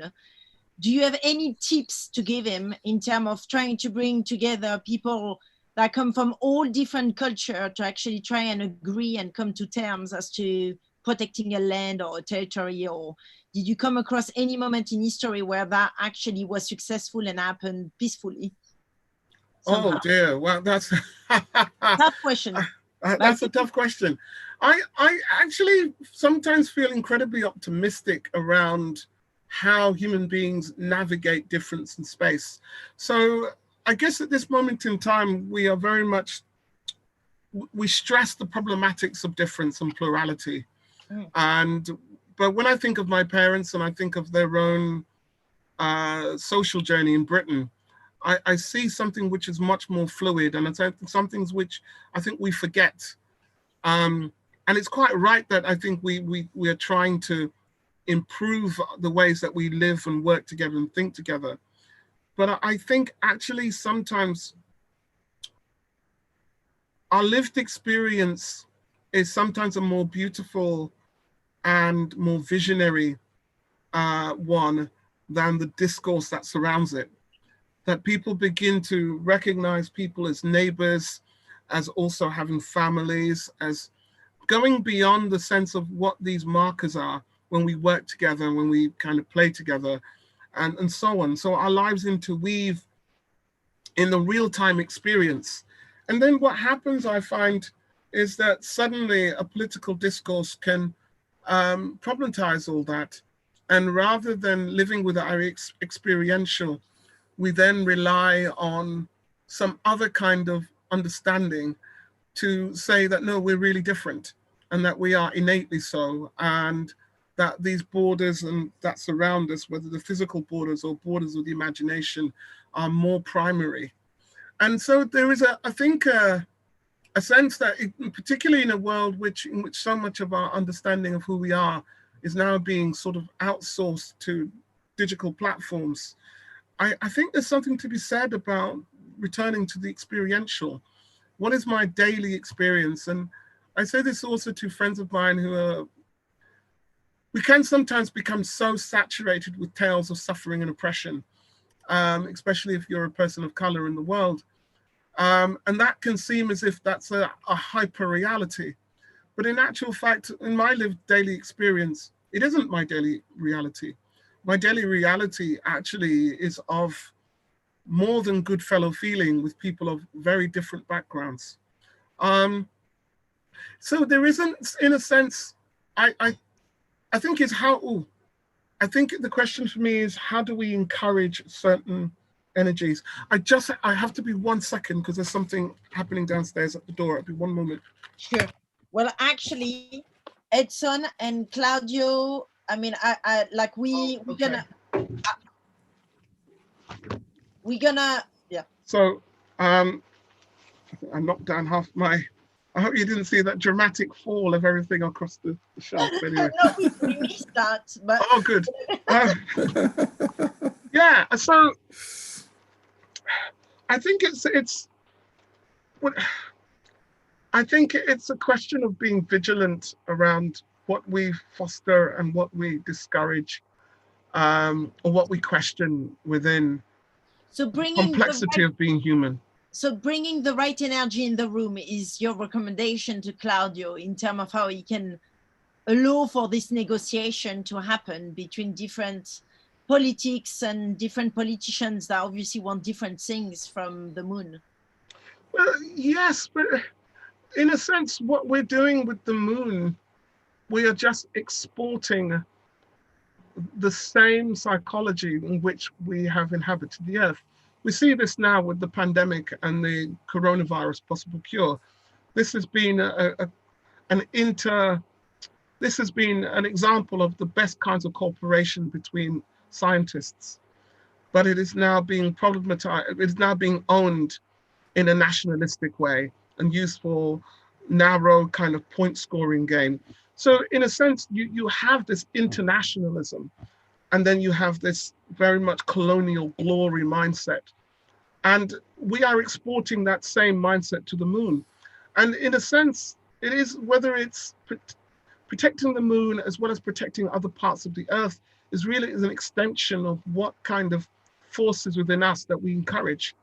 If we approach the moon with the same colonial mindset as that has led to the divisions in Africa and in Asia, then in a sense, we just reproduce the same crap that we are trying to decolonize ourselves of now. So we are we are at the moment of trying to talk about decolonizing ourselves while exporting colonial mindsets into the galaxy, basically. Mm. So with that, where is Erling? Because I think what might be interesting to look at is this notion of, so the far side is obviously a place where none of us have ever been. So it's not, and of course there is this notion of like, if you're gonna go there, then are you actually colonizing that far side? Are you actually, reclaiming some form of ownership to it?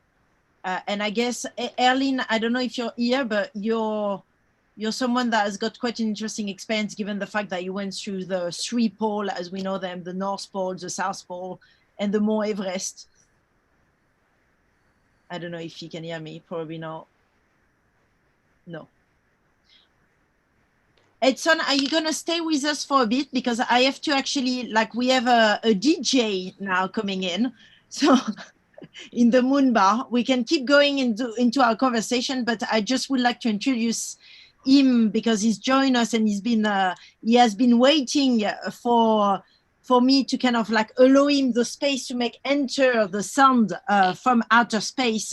Konduku with aka Ruben Uves, who is a Berlin-based DJ and producer, who is originally from the Netherlands. And you, Robin, are you here with us? And you're gonna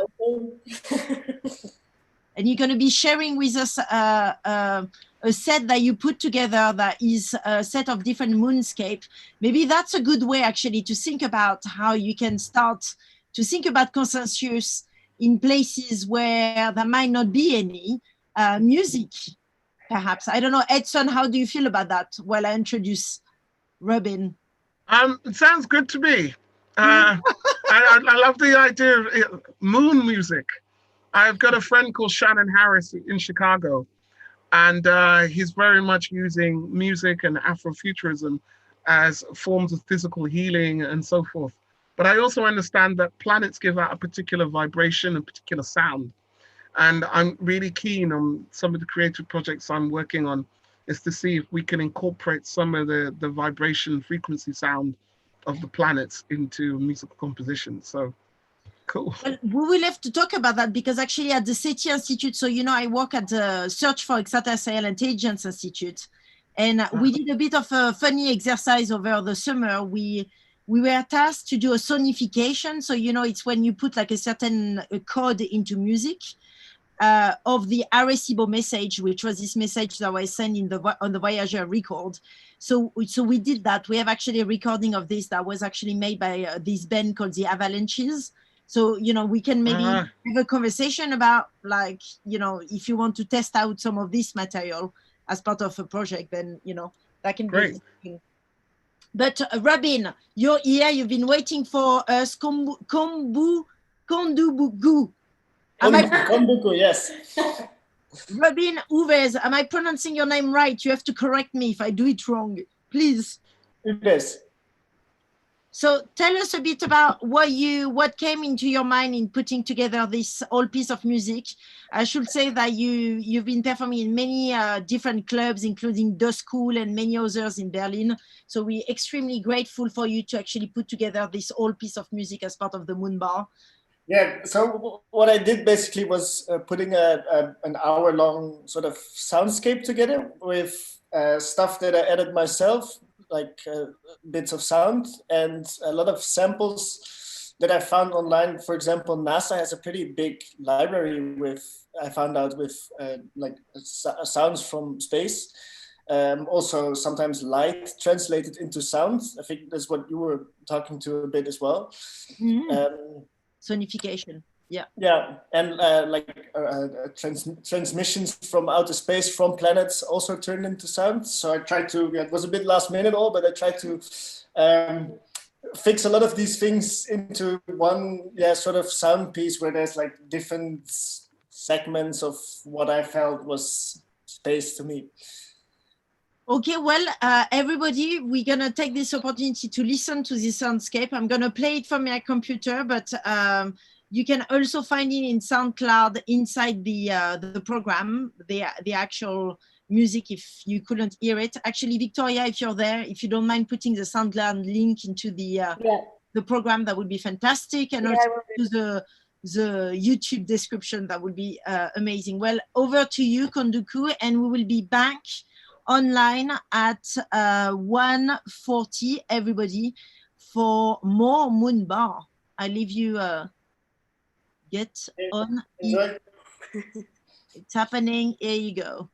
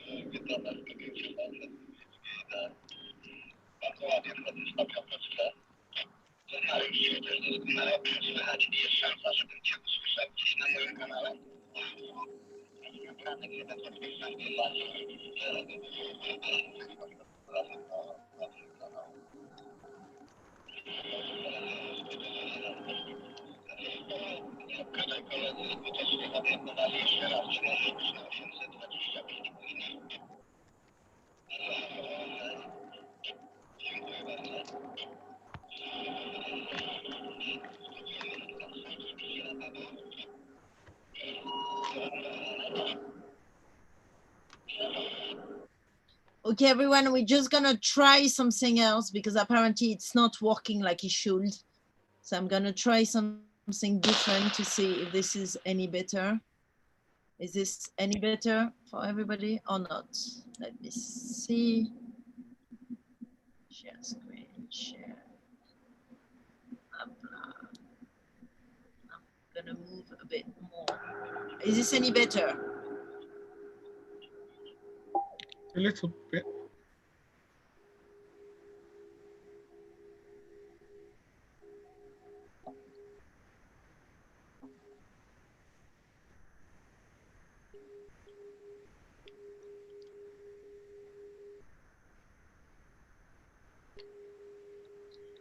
But you can also follow the thing on the SoundCloud, which I'm going to drop.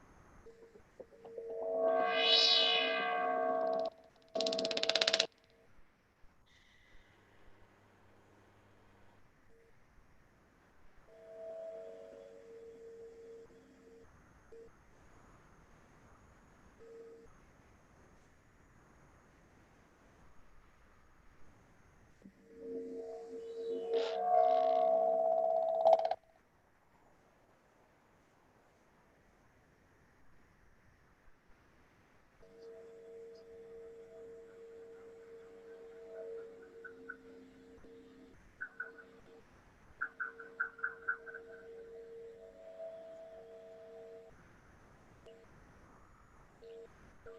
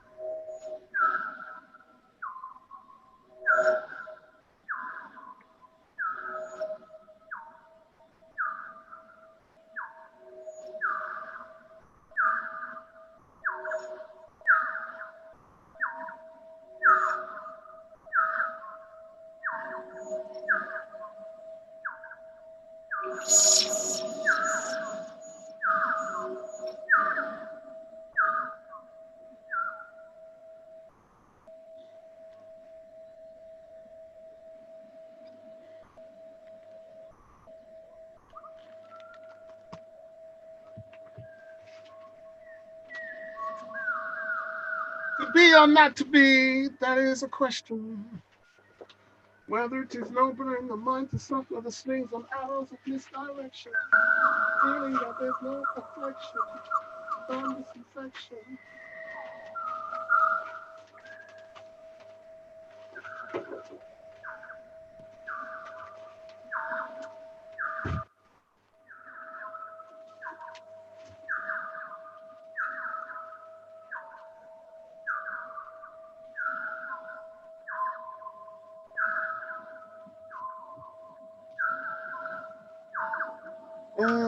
Let's try some love and some sanity, a ray of hope, a new direction.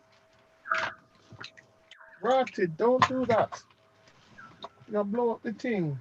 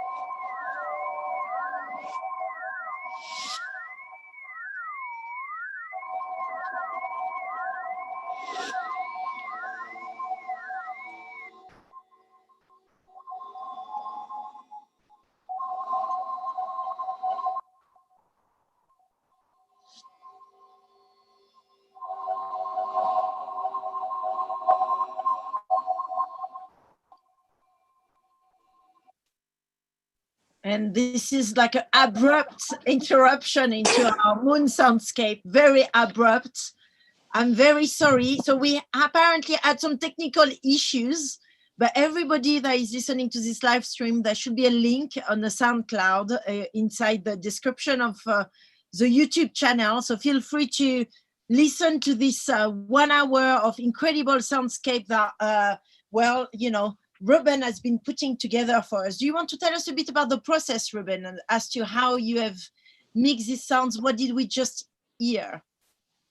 So, like I said, it was a combination of samples that I found on the internet, samples from NASA, for example, samples from the sounds of observatories in the world, transmissions, and some of these bits, and then added together with my interpretation of space sounds.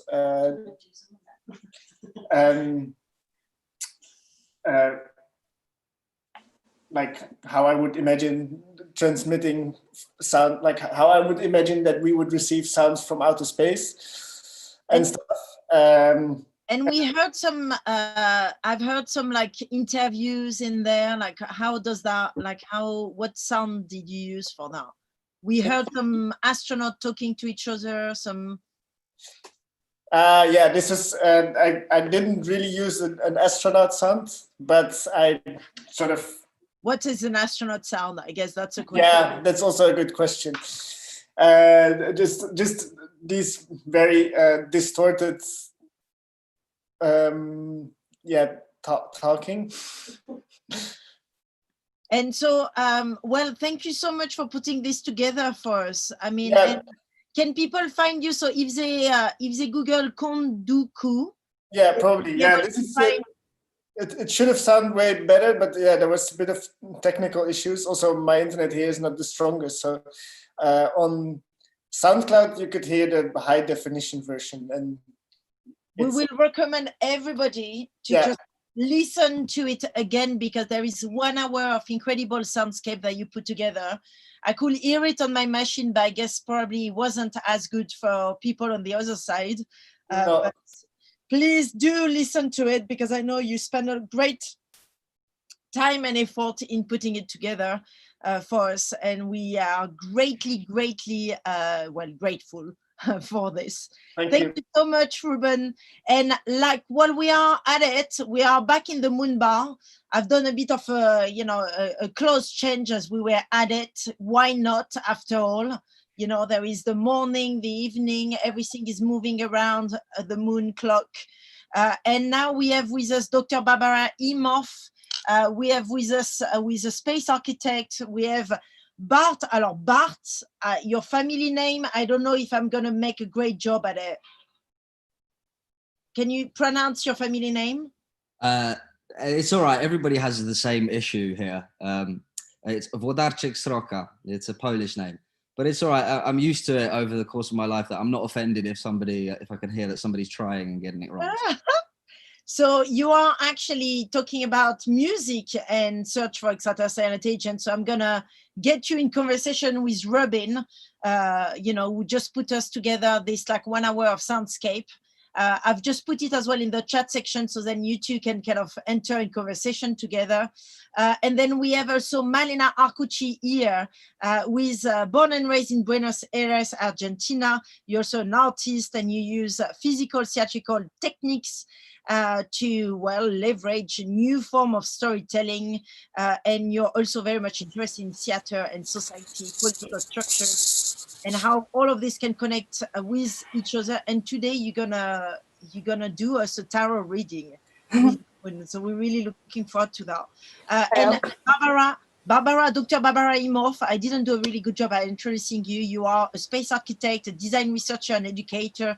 You're the co-founder of Liquifair System Group, which is a platform of experts from the field of architecture, design, human factor, system engineering, and so forth. You've been working with the European Space Agency, the EO Commission, and you've been working a lot on space analog, and you're involved with the International Astronautical Congress. And as for all of the other members of the Moon Bar, you are all coming from all over. You're all live from different sections of the world, and we're so grateful to have you. Now, I think, Bart, did you have a chance to hear what we just heard over the... And everybody who is watching the live stream as well, you can ask live question as well on the live stream that we can report back. So feel free to let us know, because I will know and I can ask question on your behalf. So please go ahead, Bart. Tell us, like, how do you put music together when you, when you're doing a search for extraterrestrial intelligence? Well, like, I'm actually really... It's really good that you actually managed to put that particular piece of music just before this, because it really aligns with my own kind of theories on music and intelligence and this kind of thing. As far as my research on SETI goes, and my experiences with music, they're not specifically too aligned at the moment, but I'll explain as to how that goes and as to how that fits in with my theories of musical complexity and things like this. One thing I find really interesting is that music is obviously a combination of kind of mathematical understanding, a subconscious understanding of mathematics in things like melody and rhythm. When you combine this with kind of, for example, singing, or it becomes a much more cultural thing that's kind of very precise to the human experience. And I think particularly with regards, I think it's very useful for the field of METI, as in messaging extraterrestrial intelligence, because it's actually a way of, for example, it's a way of publicizing to potential extraterrestrial intelligences our level of... So let's hold on a second here, because I think for everyone, it's not an obvious thing that there is two sides of research, say, which is, of course, like one that is outputting to the world, which is messaging extraterrestrial intelligence. And that's a field of research in itself, messaging, so sending something in outer space. And with that come a whole set of regulation. And maybe you can tell us, I can't remember the name of the treaty that is in place, as in what to do if we were to receive back a message as well. But anyway, we're going to get into that. And then there is SETI, which is about searching for extraterrestrial message coming, or extraterrestrial intelligence and potentially messages coming from outer space. And that's about receiving, right, through telescopes. I think, yes, you are right. I don't actually remember the name. Sorry, just a moment. I'll turn my emails off. I don't actually remember the name of the treaty itself. But yeah, you are right. There are actual agreements as to what we would do if we firstly discovered extraterrestrial intelligences and the kind of information that we would like to use to message them. And I actually think, particularly instrumental music, as I already mentioned, the kind of vocals and songs and this kind of thing, they're much more of have a cultural importance, which are not necessarily enjoyed by somebody that's not of that culture or doesn't have an understanding of those other cultures, which was likely to be the case with any sort of extraterrestrial intelligences. Whereas kind of instrumental music, everything from classical music to this kind of ambient drone style that we just heard, to anything techno, electro, whatever you like. Like I mentioned, it displays a kind of much more subconscious understanding of the mathematical relationships required to create something like that, and to think, oh, well, this is beautiful. This is why we enjoy this. So I think it's a very good candidate for messaging extraterrestrial intelligences, because it would announce to them that, oh, look, we have the capability to understand this level of mathematics without actually announcing to them, hey, look at us, we have nukes, or we have oil, or these other things that they might not necessarily respond to in a positive way. And I think, yeah, we have to be really careful with METI, because although messaging, messaging extraterrestrial intelligence. Sorry, so, like, you scientists, you're always using all these acronyms that only make sense to yourselves. I do forget that sometimes. So yeah, I think, although like a lot of scientists mention that we have theoretically been announcing our presence and our capabilities in the, well, at least in the local galaxy for at least the past 100 years since the invention of radio technologies. But I don't think that means we don't have to be careful moving forward. Yeah, I think that sort of covers my thoughts on music. I'm not a musical producer. I'm mostly DJ, based on, but it is kind of perhaps a little bit less experimental, but kind of very in line with the kind of music that we just heard. So, but for you, basically, we should make sure that whatever we send in outer space, if we were to send any messages in outer space, it should be something that is just a soundscape, something that doesn't say or doesn't actually say a word or use any form of language, as in language, human language, although you could argue that a soundscape is a language. Yes, I mean, anything that sort of, any sort of language or linguistics is really just encoding of information, isn't it, into a form of sound. I don't know, perhaps I haven't really done so much research in the field of messaging extraterrestrial intelligence, but it's just mostly from a personal viewpoint as to how I enjoy music and how I think about it. Because it's true that, like, perhaps even if we do send a message saying, oh, come and visit us, we have oil, perhaps it then requires for the person receiving the message to then decode it and to understand it in a certain way. So I guess, like, in this afternoon, we kind of like moving into talking about the moon as in a space to be inhabited and a space for potential settlement. So therefore, there needs to be music, there need to be, you know, I mean, I guess that's probably is maybe something that you want to discuss about, Bart, but Barbara here, Dr. Barbara Imhoff, you are a space architect. So, I mean, what does a space architect does? Like, even like, as in, how do you have any clients? How does that work? Yes, we do have clients because there's a new project underway. It's Gateway, and that is a space station orbiting the moon. It's 1,000 times further away from Earth than the International Space Station. So the International Space Station, you know, circles Earth in an orbit of 450 kilometers. But you know, 450,000 or 350,000 kilometers away would be Gateway, and it's a gate basically, and to the surface of the moon and to Mars. And but of course, these projects are all governmental projects or from the guided or led by the international community or the space station partners. So in that sense, there are no commercial contracts. But as a space architect, you do what an architect does. You provide shelter for humans. You provide a good environment for humans and maybe also for other living creatures. So it's so Barbara, earlier in the conversation we were talking about the fact that what a lot of the thinking around the moon is actually a reproduction of what we have on Earth at this point, and that to some level analog systems is what makes it or animates the mind of a lot of the scientists or a lot of the people that are involved with thinking about our future in space.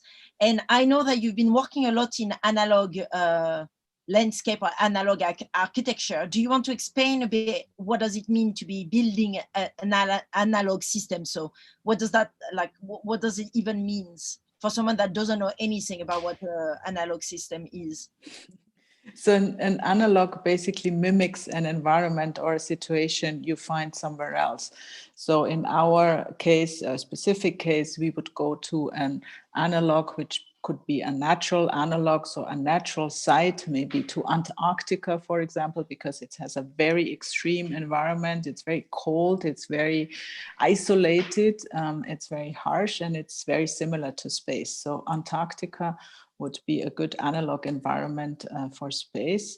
There are other environments like, the Utah desert or some sites in Europe, Rio Tinto in the south of Spain, which resemble Mars a little bit. And we do that because we have to find out what we will need and how we will live on these extraterrestrial surfaces. So if we have to, what kind of habitat we have to build, what is a good habitat? We have to test all these. What kind of tools do we need? What kind of instruments to look for extraterrestrial life on Mars maybe?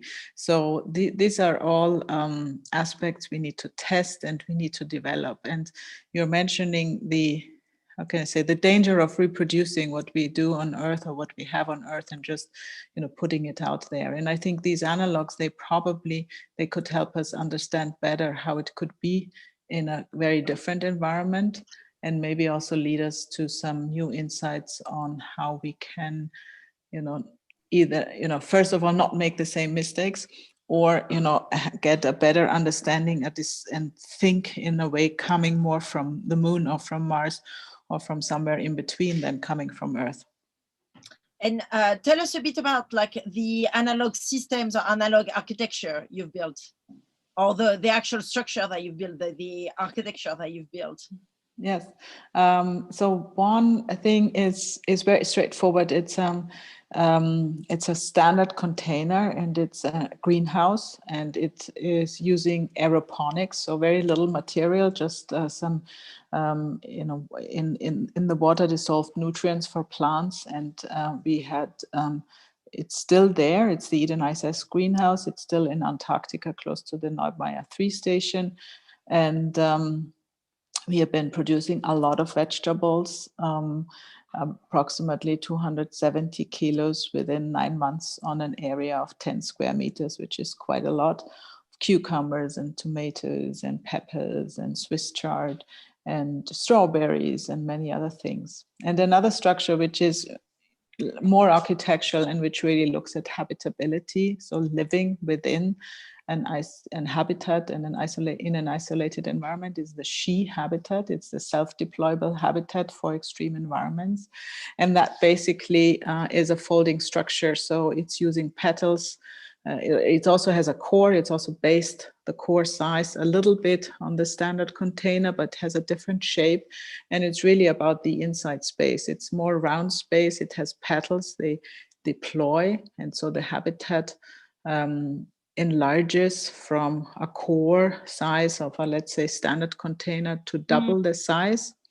And it can also fit 2 of them in a stowed configuration, can fit into a large rocket. So we can always launch 2 and provide in this way a habitat or a space for 4 people, for a crew of 4. When you design these things, what goes into the thinking behind it? Are you looking into reference from, you know, science fiction, and then you say, okay, I mean, at the end of the day, I'm just going to make that kind of like architecture, a big ball or a big sphere, or, you know, because at the end of the day, you can kind of reinvent completely the rules when it comes to outer space, no?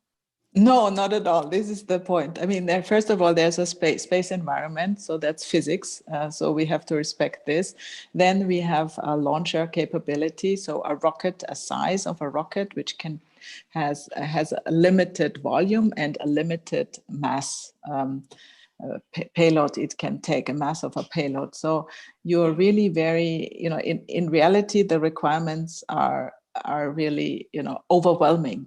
So the art in space architecture currently, if you really, you know, do realistic projects, is to find the space in between all these requirements and still create a good environment and an innovative design, and to create maybe an environment which is not as sterile, which also has maybe a little bit of human touch to it, which is flexible in its configuration.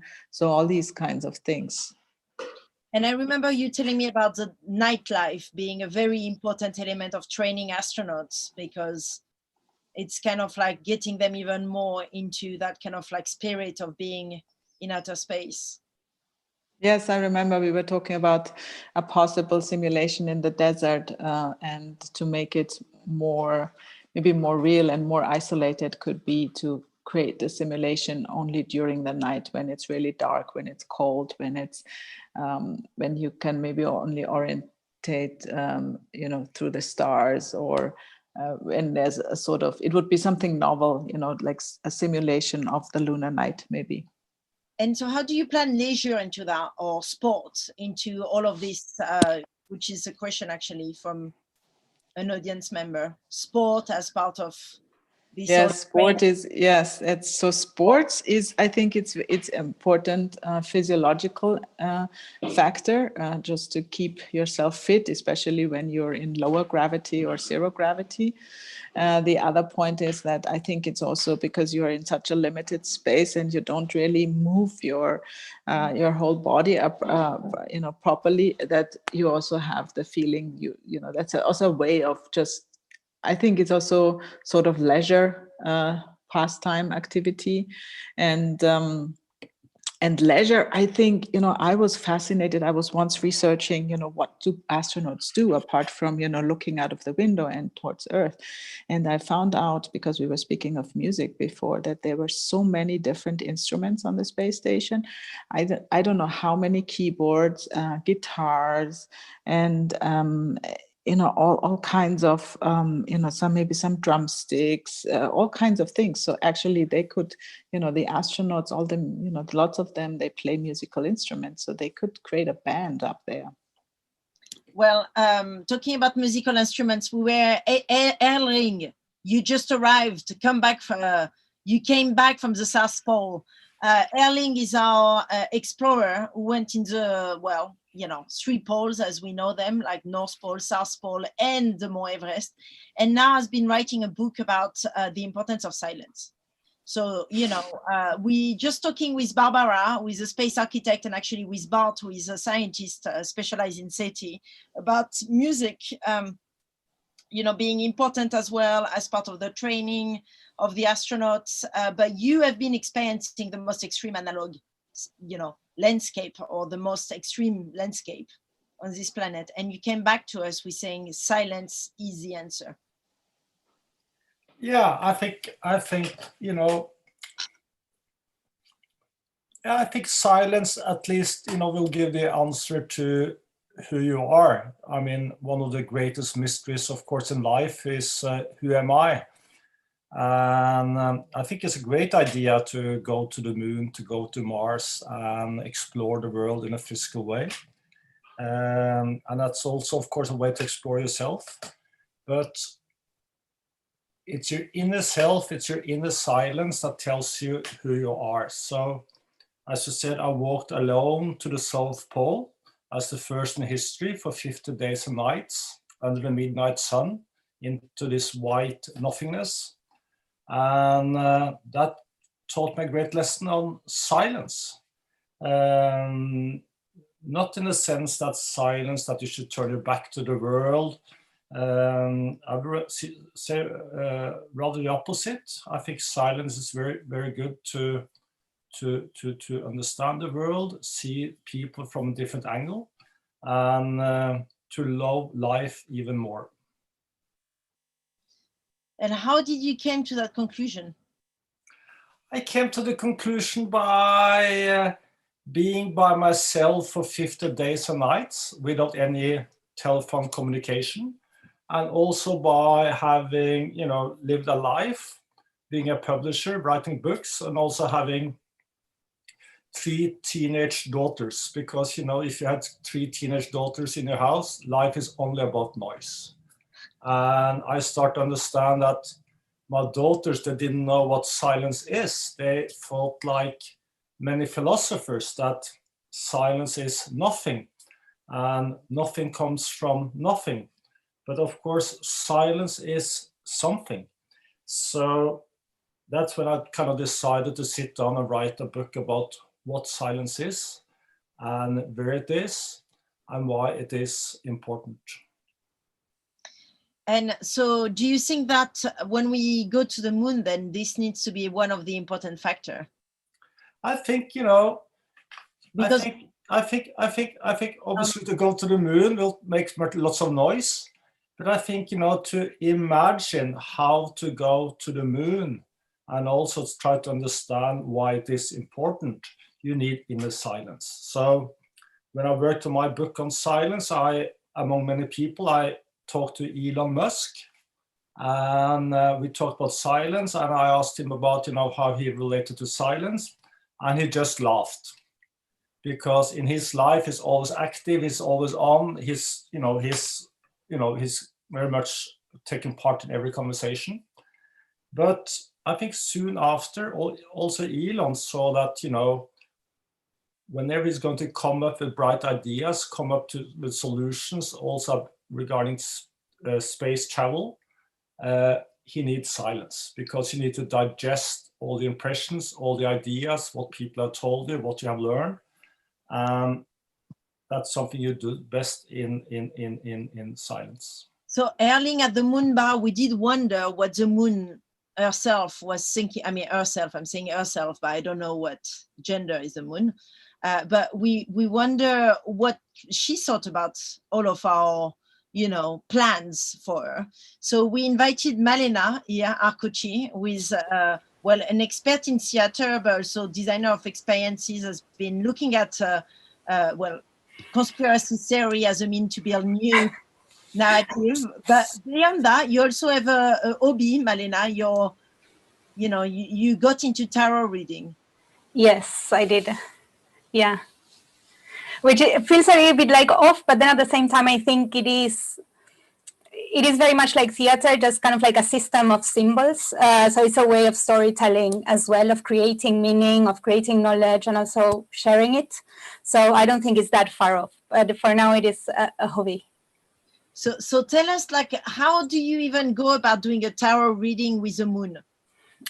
It's tricky. It's a first for sure. So I think we decided when we planned that I was going to be here, we decided that it was best to just kind of like try and understand what energies the moon is dealing with at the moment. I think, of course, we're always going to see it from our perspective and our understanding of what the moon's role is in our lives. But it's just understanding, okay, what is the moon feeling regarding like all of our conversations about its purpose and life.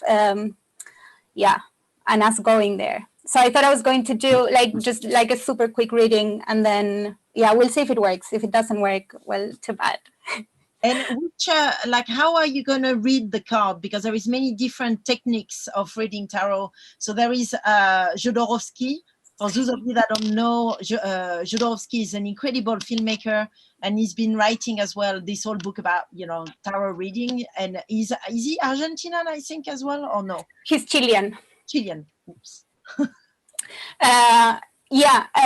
So yeah, I have studied. I haven't studied tarot as a way of predicting the future. Unfortunately, I don't think I have that ability. I would love to, but I can't. So it's more like a conversation, and he talks about this as well. He says, well, in each tarot card, there's an image that we have collectively constructed over centuries. So it's just about how that image and the meaning that it contains resonates with your life. So it's a little bit more open-ended. Yeah, so there's a little bit of Jodorowsky always. So I'm pinning the video into your hands now. Yeah. So you're seeing this, everybody. I guess we're seeing the reading of shall I stop talking maybe so we can channel the... Yeah, so I'm gonna do a reading where we kind of like see different aspects of the moon's life. In this case, is home, money, relationships, and work. These cards are like at a first glance, they're talking about a new beginning that has more to do with matter. So a new beginning that has to do with the moon's ability to create resources. And therefore money. As any new beginning, it's full of opportunities. And in this reading as well with the Lovers, we see that there's many different options and no need apparent at this moment to make a decision. I think it's very fitting with what Barbara was saying and a little bit what I've been hearing today. There's many different ways or many different roles that we're thinking for the moon in the future. In terms of work, with the Temperance here, we could say that the moon is at a moment where it's finding its balance. Of course, I looked before doing the reading into the moon's birthday or tried to figure it out. Being like 4.5 billion years old, I guess we could say that it has gone through the journey of the tarot and back. So it doesn't surprise me that it has found a certain balance and a kind of like calmness when it comes to understanding what its role and purpose in life is. But at the same time, when it comes to money, the Five of Swords indicates a bit of a conflict. Fives always bring conflicts, and they're related to the Pope, to figures of authority that we cannot like quite ignore. So thinking about big institutions or men in positions of great power that are conditioning our ability of understanding and defining ourselves, which I think is very kind of like telling based on what we've heard today. In terms of what the moon is having, okay, so this card here represents the shadows. So what the moon is dealing, or the energies it's having against it. And the Ten of Cups indicates like a lot of abundance and a great deal of resources, but an inability of understanding them as my own and being able to enjoy them. At the same time, it's like I do not trust myself, so that might be what the moon is going through. I do not trust that I have the ability to take these resources or this abundance and truly enjoy it. In terms of the ways in which the moon can expand and start moving, we have the Hangman. So the Hangman brings or proposes looking at the world in a completely different way. It's a man that's hanging down. He's not fighting his condition, but he's just kind of like contemplating, or at least in this position, contemplating the world from a completely different perspective that it was being seen before. It might sometimes indicate that it's time to stop and to not make decisions in a very rushed way, but rather kind of like stay within that stillness, within that lack of movement, in order to make smarter choices. And seeing it in collaboration with the Five of Swords, I would say maybe it's kind of like really understanding if I'm doing something because I want to do it or because somebody else is pushing me or kind of like wants to do it for me. In terms of learning, the Two of Cups. Okay. Can I ask you, Maddie, maybe can you remove your earphones, because I think I really, if you take off the earphone and we just hear you from the microphone, it might be better. You cannot hear me well? Yeah, it's a bit like the sound is a bit shuffled. Is it better if I just hold it close to me? Because no, I think that's the problem. If you remove it completely, I think we will be much better off. Is that better? right? Is it better now? No, it's worse. Okay. Okay. Maybe just keep it away from your mouth, not too close. Okay. There. Much better. Yes. Okay. The Two of Cups in learnings and expectations might mean that the moon should start looking at relationship with other people, and also start thinking of itself in completely different ways. The Two of Cups invites us to kind of like really go for the fantasy. So the fairy tale is like, what's the best thing that could ever happen, and truly believing it, always in collaboration with another person. And in terms of how the moon is doing at the moment, okay, the Judgment. So the moon at the moment has gone through hell and back, and is now in a moment of like resurrection. It's like truly gathering all of the learnings and being able to allow yourself to be reborn in a completely different way. It also calls for like celebration. It says like, well, you might have made mistakes or things could have been better, but you are here and you're alive again. And it's a really interesting card. It's quite late into the major arcana, so it also talks about a certain maturity and an ability to kind of like rethink yourself from knowledge and understanding. Does that make sense so far? Yes, it does. Thank you so much for this, Malena. Thank you for sharing with us what the moon feels. My pleasure. Thank you. We're all going to talk about this reading in a second, but I just want to make sure that I introduce our new round of guests who just arrived in the Moon Bar. We have Rob Lafrenet, who is a curator for the past 30 years and has been creating the Republic of the Moon, which was an exhibition that kind of toured all over the world and was actually looking into new ways that artists can actually reclaim ownership of the moon, or actually be perhaps the first people to go to the moon. We have Varis Lis, who is an artist, a photographer, and a body worker, and an Ayurvedic therapist, and edge witch. So we're going to get a bit more even into the witch side of things. And you conspire with the moon to create a cyclical life in intimate dialogue with outer and inner worlds. And in a way, it's maybe connecting a bit into what you were saying, Erling, about like reconnecting with our own selves. And then Angélie Prajar Savoie, who is a producer facilitating events that spans parties, live art, discussion and workshop at the intersection of the art, clubbing and politics. And we want to ask you, Angélie, actually, what's your thought about nightlife on the moon? Nightlife on the moon. I think that sounds super exciting. I'm not gonna lie. But actually, like this morning, I was kind of thinking about like, what does nightlife have to do with the moon? Like, I just was like, what does it? And actually, I feel like there's actually a lot of resonances when we're thinking about the far side of this moon as like this space of darkness or the space of unknown that we don't really see a lot, and that kind of like utopian potential. And I feel like that relates so much to nightlife. But there's also the danger of kind of like illuminating spaces that should be dark, because once you make something visible, it's kind of visible to authorities, it's visible to structure, it's visible to different power structures. And I feel like you see that happening a lot in nightlife in London, which is where I'm based, is that kind of like the more that some of these spaces become seen, the more they become regulated, and kind of like making it harder for clubs to stay open at all.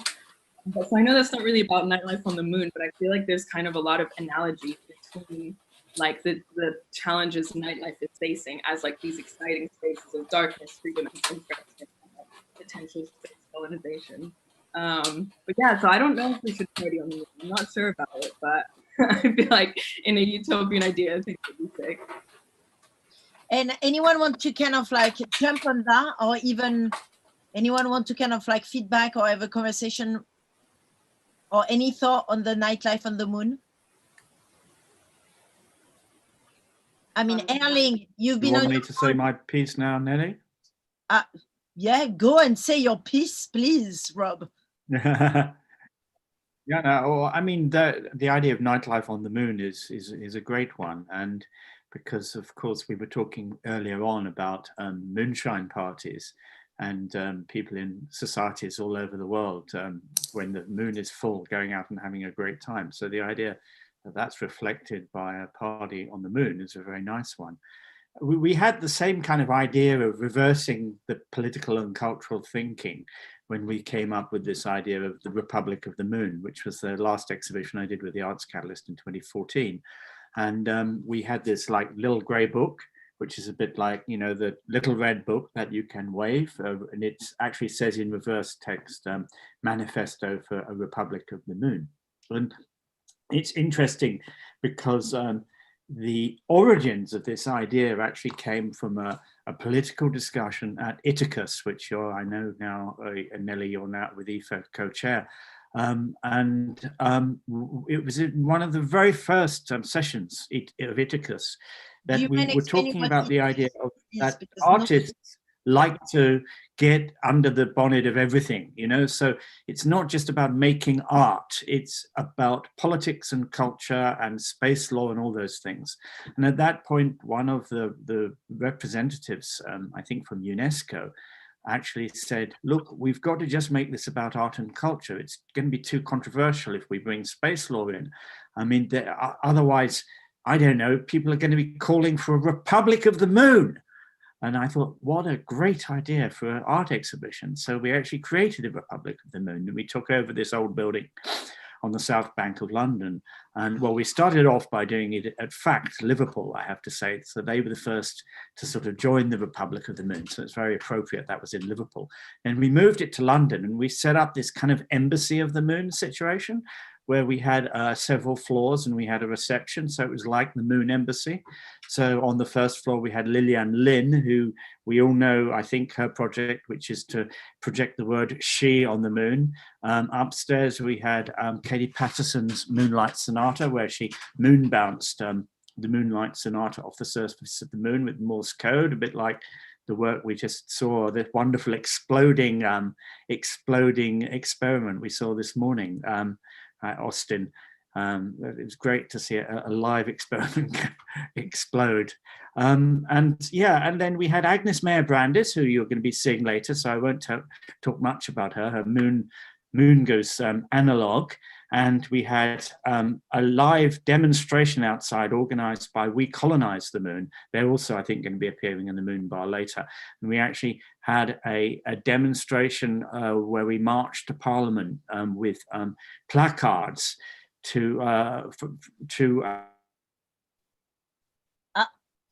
well, we lost Rob, which is gonna allow us to actually bring in Varys in the conversation. Varys, since you're in the bar. Okay, the Zoom just dropped me there. We noticed. Anyway, so just to finally finish, if you can hear me, Zoom completely disappeared at that point. We can hear you loud and clear. So I returned to this recently on a residency in Finland last year, before the big crisis where we all had to stay still. And I looked back on some of the stuff of the moon, and I created this thing called the Moon Room. And of course, right in the middle of the Moon Room, which was like this large studio, I've been a curator for 30 years, but I was experimenting with being an artist in residence. And I had this massive white space. So I printed out everything I possibly knew about the moon, including, of course, Gil Scott-Heron's amazing Whitey on the Moon, which is right in the middle of the display. But because it was in Finland, people saying, look, you know, because I put all the usual stuff like the Lunokhod and the Apollo landings. Because I was in Finland, I was asked, well, what about the Nazis on the moon? And I'm like, oh, okay, we can look for Nazis on the moon. And then, of course, I started doing a lot of reading about von Braun, and we were back to politics again. You know, to von Braun, there's just a new book about von Braun that's just come out. Rob, just before you, we had as well. I'm going to finish. Will be too, and in which it was shown that basically the Apollo moon program really had its origins in the Nazi rocket building program. Anyway, that's it for the politics and culture. I'll hand over to someone else. I don't think that's it yet, because we have more to discuss for sure. And actually, how do you feel about what we've just discussed, Varys? Because I had no idea what thérapeutique, what is your specialty? What is my speciality? Yeah, like erepeutic, what is it called, therapy? I don't know. Ayurvedic therapies. Do you mind explaining us what that is? Ayurveda is a very complex, long lineage of knowledge stemming from India, which spans all sorts of herbal wisdom down to surgery and like combining a kind of holistic medical knowledge. And so how do you feel about the moon? What is your reading about the moon? Because just before you, we had like a tarot reading. We've been exploring like different ways that maybe culture is going to develop itself, you know, in another landscape. And I guess now we kind of like investigating what we could say is a fringe of, you know, of, knowledge. Yeah. Is that correct? Am I right? Yeah, I mean, it's been super, super interesting to listen to these conversations, and I feel like they're kind of like circling inwards towards all of the things that go on within me when I think about the moon. But personally, I have a very, very intimate relationship, a very spiritual relationship with the moon, and I use the moon and the lunar phases as a sort of guide for inner work and for community work and for collective work. So tell us more about that. How do you use the moon for collective? And because we were just talking about the nightlife experience, which is of course a very collective experience when it comes to it. You know, you're dancing with others. I know. I couldn't help but think about how much fun it would be to rave on the moon. Because how would the dancing be? You know. Yeah, but basically. Moon rituals. I don't know if any of you are familiar with moon rituals or if any of you practice moon rituals, but this is sort of like the basics of the witch's toolkit, that you kind of align your inner work to the phases of the moon. So that means that you would have, sorry, I'm getting messages. You would create rituals at different points of the moon's phases to kind of represent the work that you're doing with yourself.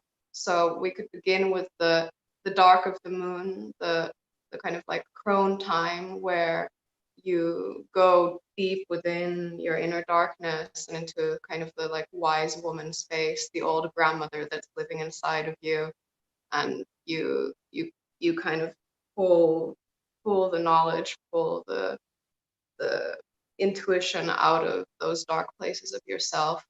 To then the new moon, when the moon begins to grow, and this is when you plant seeds. So this is when you would create rituals around what do you want to manifest in the world, what do you want to become, and what are you also prepared to let go of. And then you would go on to the full moon, and in the full moon you have a celebration of life, fullness and success and becoming, and then again waning into. And what are these moon ritual from? Like, is there from, because I you know, I think you mentioned it, but you're from Finland. Is that related to Finland or not at all? Yeah, I'm from Finland. I'm sure that my Finnish ancestors also practiced moon rituals. The ones that I practice are more based in pagan kind of Celtic traditions. So also European traditions, and these are traditions that also exist throughout the world in different places, and there are different iterations of them, which the kind of core principles might be quite similar, and then the specificities of what these rituals look like are different, and the kind of attributes that are given to the moon or to the different elements might vary a little bit, but the principles are the same. Of kind of having a time of coming within, having a time to come together with your community and do some deep reflecting and intention setting. So actually talking about getting into community, we have our newcomers into the moon bar. It keeps on popping in the moon bar. It never stops, which is really exciting, right? So we have Kate Devlin, who has just joined us. Dr. Kate Devlin, am I correct? Why is this missing? It's always for us, like they always forget us our names, and I feel really like, look, I'm gonna change that directly. Dr. Kate Devlin, you are specialized in so many different things, but you are an archaeologist, but you also have a PhD in computer science. Yeah, it was a strange path, but yes. and you found yourself now being focused on cognition, sexuality, and intimacy in the world of cognitive systems. So you're basically looking at sex and robots. Basically. And we were just talking with Varis about moon ritual and well, community and what we can do together in a community. I mean, I'm not gonna just say that what we can do as a community is sex, but of course this question is one of them. What happens when we send humans into a new territory, and how can we think about the future of humanity in another context? And in your case, you might just say actually that it's not even a human future, it's a robot future. Yeah. So I'm very interested in the way that we form attachments with machines, and those can be friendships, but it could be more. It could be love, and it could be sex. I got into the looking at this through research because I kept seeing headlines that said that sex robots were coming to take over the world. I didn't think that sounded true, and it's not true. There are very, very, very limited progress in developing robots for sex, but there are many other ways of using technology to connect, and that's what really I find inspiring. So we can see the possibility of people using technology to enhance relationships with others, but also perhaps we could end up with our friends who are actually an AI, conversational AI, for example. And to build communities, it's not too far-fetched to think that in the future, one of the ways that we might incorporate this into our communities is to have these AI companions. And they don't necessarily have to be sentient, they don't necessarily have to be conscious for us to respond to them as if they were. And people already are showing amazing tendencies to project emotions and feelings onto these bits of machinery. Well, I mean, to some ways, we were just doing a tarot, like Malena was just doing a tarot reading with the moon. It feels like it's a bit similar because, of course, she cannot respond the moon. Right. And that's a very interesting thing. So every time that I hear people say, oh, that's not possible that you could have these feelings for a machine. And I think, what about all the characters in books that we really, really fall in love with? What about all the people in films that we feel really strongly about? And so our feelings, we can project them onto lots of things. And when we have a semblance of them being human, then we tend to really connect. So I don't think it's very far-fetched in the future that we could actually feel like there is one there with the technology. And when it comes to love on the moon, is that your next book after? Well, I did joke that, after I wrote a book about sex robots, and I thought, how do you write a follow-up book to that? But maybe sex robots on the moon is a potentially useful follow-up. But if we are going off planet, there are things to think about. How do we connect? How do we stay in touch with loved ones who are somewhere else, someplace else, some space else? Can we use technology to create not just the connection mentally, but also physically? Can we incorporate sex tech, haptics, teledildonics? Can we have sex remotely when we're in different places? Well, I mean, I tell you what, we actually have in the room as well 2 skaters that might have an opinion as to, well, movement on the moon. Well, that was like a swift transition. Movement on the moon, that might be sensual movement. Where are you, our skaters who are going to tell us a bit more about skating on the moon? Hello, I'm here. So we have Roland and Jacob. Roland Oogwater, and you are a skater and a writer for Place Magazine. Place Magazine. There is a magazine that is called Place Magazine. This is exactly. Place Skateboard Culture is the full name, but Place Magazine is what's mostly called by people. And then we have Jacob Harris, who is a skater and a film director for Nike, Atlantic Drift, and many other. And so we invited you together with Kate to discuss, I guess, human emotions or human needs, I'd say. And I guess a question for you, like, is skating a human needs or sport a human need? Who's that going to, Roland or to me?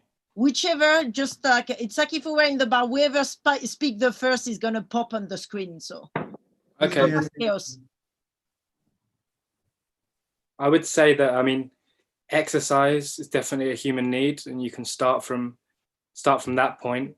And then the difference between like sport and games is an interesting line to draw. So one thing that struck me about this, the idea of like skateboarding on the moon, like straight away, is that, so there was a PlayStation game that popularized skateboarding in like the early millennium, and one of the cheats on it that you could unlock was called like moon gravity, and basically this would enable you to sort of like essentially fly, and you could do like whatever trick you wanted. And obviously, as with any cheat, this sort of ruins the fun. So I think any sort of sport or game sort of thrives on its limitations not being too severe or not being too lax. So obviously, like the physical limitations of being on the moon completely change the game of skateboarding, as I'm sure they would change the game of like having sex or and I think it's interesting that that's the sort of in terms of physical movement, the fantasy of being on the moon is to remove some sort of restrictions. But in terms of like the fantasy of like colonizing space or colonizing Mars or colonizing the moon, I mean, it's coming from a lush planet where the limitations set on human beings are actually very like, it's a bountiful place. It's very good for us to live here. Where the fantasy of going to the moon or going to the Mars, the limitations are so severe. It's like these are inhospitable places, and I just think it's kind of the inverse of. Do you see the thread that I'm pulling out? I haven't particularly expressed it very well, but I'll let somebody else jump in. I guess Roland, you see, I think understand it as like, is there like a skate kind of like spirit that you always connect? I mean, skateboarding is quite free spirited in some ways, I would say, but in other ways it's very restricted, and it's quite funny that the idea of skateboarding on the moon, when I first thought of it, is like, how are we going to do this very rationally, maybe equipment-wise? Like, how could you actually skate the moon? Like, obviously, you have this idyllic idea of the creators creating like a natural transition, but as skaters, we're very dependent on gravity, actually, and pushing away from gravity to actually jump, but also to basically reconnect with the board. So it would be very interesting to see what modifications one, for instance, would need to make to spacesuits and skateboards itself to be able to fully experience the freedom that skating on the moon might be able to give you. Like, I think the 900 or 1080 turn is like the maximum that you could do now, but I'm sure those records would be broken. But how would you protect your footwear? Because those kinds of quite simple, basic things came into my mind. Not per se the floating as a freedom, but more the floating as a problem, and the wear and tear on the products that you're wearing, like shoes, and what kind of wheels would you need to ride on the moon? You see those really big wheels on the moon landing. What kind of wheels would we be riding, and those kinds of things. You often venture quite fast into like a Back to the Future kind of moment where you see Marty McFly riding the hoverboard, and obviously that's not a reality, but maybe it should be a reality if we want to make skateboarding on the moon a reality, because we would need some directional propulsion systems, I think, to make tricks happen. But it's an interesting thought, just if you take away one very basic rule of life, which is gravity, or you don't take it away, but you change that rule, what kind of implications doesn't have on the system, because skateboarding in that way is a system based under the rules of gravity. And once you change those rules, the game changes as well. And I think that's very titillating thought. I don't know if that answers the question, but. Well, I guess I actually can see that Sarah Hobart is with us, and Sarah is working on a very exciting mission at NASA called Viper, which is basically going to send a rover. Do you want to tell us what Viper is? Because I guess you probably have got some direct feedback on this question about sinking skateboarding on the moon. A good equipment that can kind of like allow for this amazing skateboarding to take place over there. Yeah, that's a really interesting thought. How would you skateboard on the moon? I don't skateboard myself, but we know that the moon has 1/6 the gravity of Earth.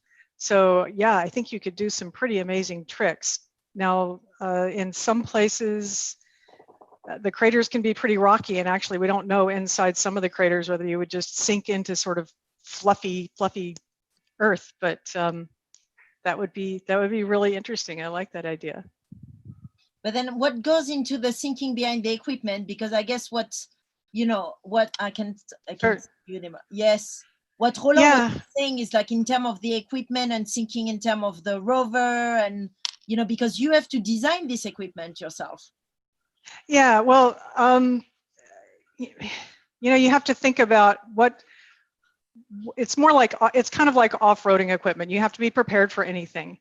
We don't know, are we going to find like rocks that we need to roll over? Are we going to sink into the moon's surface? So yeah, you probably would not be able to get away with the skateboards with the little tiny wheels on the moon. You'd probably want something a little bit more like, larger wheels. And you would also want to think about, how do you account for that 1/6 gravity? So one of the things we do here when we're building a rover to send to the moon, and one of the things we've done is build a rover that is 1/6 the weight, so we can sort of drive it around and maneuver it and see how it will act if it's 1/6 the weight, which is essentially what will happen on the moon. And how do you do that? So how do you do that? Oh, you just make it, you make it like a little, how do I say this? It's sort of like if you took a dune buggy and you stripped all the weight off of it that you didn't absolutely have to have. You make everything much lighter. So that's the general idea. And it sounds very simple, but it actually works. And yeah. Anyone want to kind of like ask more questions? So, Sarah, we will get back to you. Like you have a special slot where we're gonna get more into Viper and what this mission is doing. But sure. I realize now that I have actually a few people here that can speak to the nightlife as well. Not that actually, did you ever skateboard during a night, Roland and Jake? Yeah, I have a lot. A huge part of my job is filming skateboarding. And one of the difficulties of filming skateboarding in the day is that public spaces tend to be busy. Whereas at night, they're empty and you run the place a little bit. So we do a lot of filming at night with a light on board the camera. I didn't catch any of the stuff about the nightlife, so I don't know how to loop that back, but there's an answer. Yeah, I was gonna say, Anjali is gonna leave us. I know you have to go back to work, but maybe you can like share a few more thoughts before you go on the nightlife, because of course nightlife and nightlife artists have a specific relationship to the moon, or what's happening after I would say daylight. Yeah, I think there's some really, like, I feel like nightlife is a kind of, it can be looked at as a kind of world making. And so it can be kind of used as an example of different processes, especially when we're thinking about the moon and like going to new spaces, in dark spaces and spaces that we can't see. And kind of, I think like if the daylight is sort of marked by like surveillance and visibility, the nighttime can be marked by like, or darkness in general is kind of like marked by freedom and transgression, but also a real fear about the unknown and danger.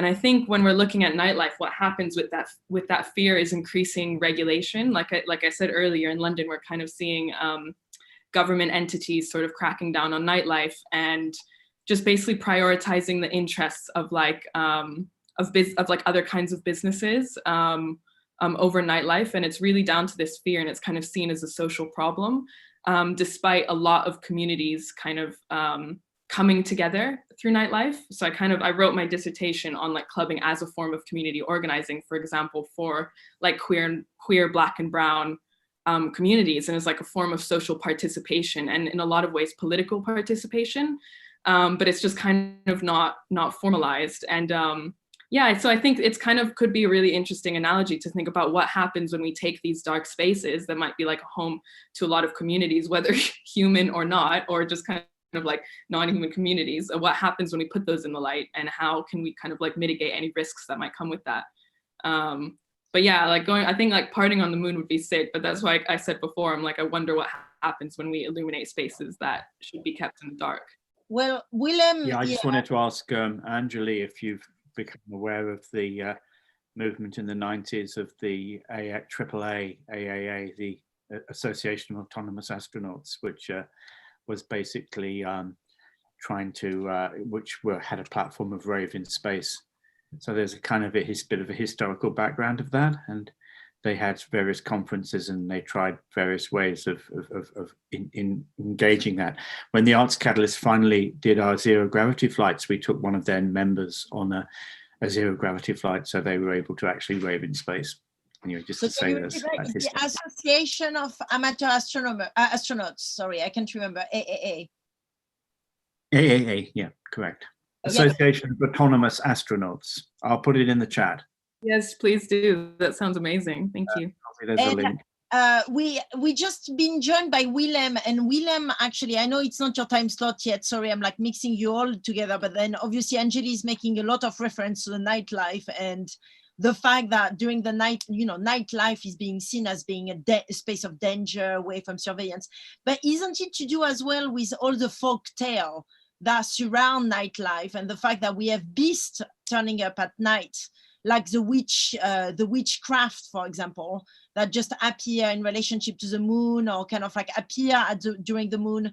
And how do you see the kind of the role of all this myth and this nighttime myth as playing out against perhaps the communities and the nightlife communities as we know them? Am I making sense? Isn't it that because of this, the folk tale of the night that are kind of like animating this monster, isn't it why now people are scared of nightlife? And if you talk about folk tales, the things people are talking about happen also during the day. You can easily be bewitched during the day. So there's no specific space for the night. I'm just looking at black dogs, and a certain kind of black dog does happen at night, but that's more like frightening people. You have to be home before 10 o'clock or so. The night or even the moon doesn't play a big role. Okay, so you wouldn't say that this folk tale have been kind of influencing our fear around nightlife? No. Okay, well, that was clear. I mean, that's the most simple answer. You have to look at it in detail, which I didn't. I looked at werewolves, and today I'm not even looking at folktales. So, well, you call it the werewolf? I don't even know how you say that word in English. Like the ones, the werewolf. Werewolf. Werewolf. Yeah. Yeah. Tell us about them a bit. Sorry, what about them? Well, tell me a bit about like how do the werewolf, like how do they relate to the full moon? Because they have a direct connection to the full moon, isn't it? How did I came about? Listen, I prepared a talk. Ah, you prepared a talk. Okay. Okay, Yes. we come back. Do you want to give it now, or? I mean, I guess Angeli, you have to go, right? She's maybe even gone already. Yeah, no, I'm here, but I'll have to go soon. Yeah. But there was someone else on the program before me. There was someone else on the program. Well, yeah, Majid, but I don't know where he is. So you might as well just crack on and share with us your presentation. Okay. So should I just, because I'm not going to talk about folktales, I'm going to talk about films. Are you going to tell us about films? Yes. Okay, well, the films related to the moon. Yeah, it's only in films that the full moon is important. Right. Okay. They're not in folktales. There's no moon in the folktale. Really? Even with a werewolf, I thought that there was a relationship there. But anyway, go ahead. Go ahead and share with us your presentation. All right. I start with a little poem. Great. Even a man who is pure at heart and says his prayers at night may become a wolf when the wolfbane blooms and the autumn moon shines bright. The author of this famous rhyme from the 1941 film The Wolfman was Kurt Siodmak. As a Jew, he had fled Nazi Germany. His werewolf horror film depicted the figure of the tragic Jew as shown by the pentagram on his body, a thinly disguised yellow sign, which was a hexagram. So the werewolf has a pentagram and the Jew has a hexagram. Some of Siodmak's script was based on his own experience. I am the Wolfman, he is reported to have said later. His script was a reaction to Nazi anti-Semitism, as well as to similar sentiments in Walt Disney's animation The Three Little Pigs of 1933, in which the wolf dressed himself up as a Jewish peddler. Only in the script for the next werewolf film, Frankenstein Meets the Wolfman of 1943, would the autumn moon change into a cyclical moon, and Siodmak adapted the last line of the rhyme, now recited by a grave robber, to "and the moon is full and bright." When the wolfman meets the wise gypsy Maliva, he tells her, I kill people. When the moon is full, I turn into a wolf. So the idea that a man could turn into a wolf under the full moon gains traction in subsequent films. The werewolves in films were for the most part reinvented and not based on historical werewolves.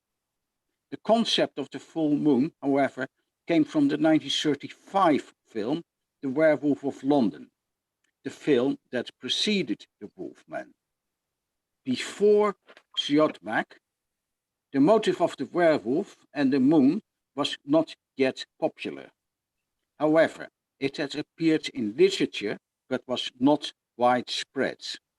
Werewolves in 19th century stories never changed because of the full moon. So the association between the full moon and the so-called lycanthropous flower explains why the full moon became an initiator of werewolf metamorphosis. The flower went to many different shapes and names. By 1941, it became the wolfbane, as in the poem. In 1935, it was the Marifaisa lumina lupina, which only bloomed by moonlight. Werewolf and flower both occurred in Gerald Biss's 1920 novel The Door of the Unreal.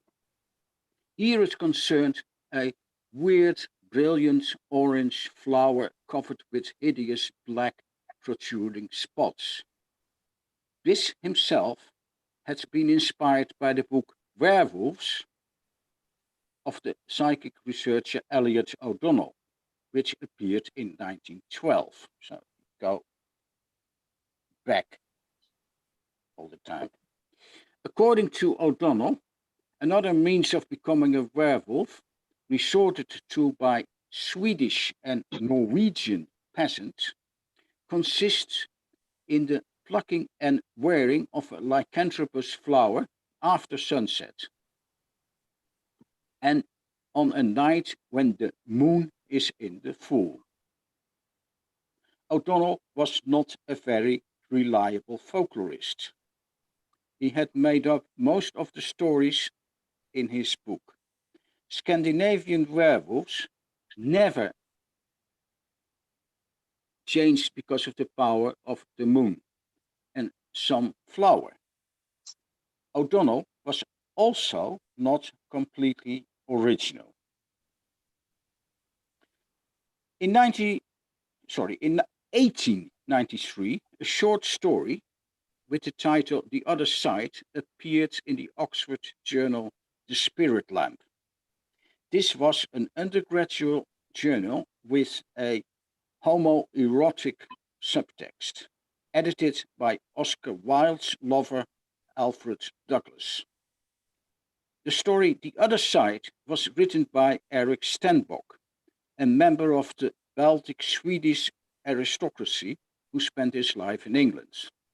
The protagonist of the story, a boy named Gabriel, lives in this village next to a stream. And I quote, "On the other side, the trees never put forth green leaves, and a dark shadow hung over it even at noonday. And in the nighttime, one could hear the wolves howling.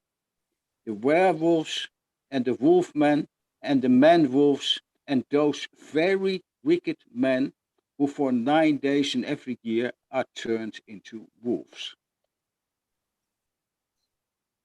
One evening, by the light of the full moon, Gabriel sees a blue flower on the other side of the stream.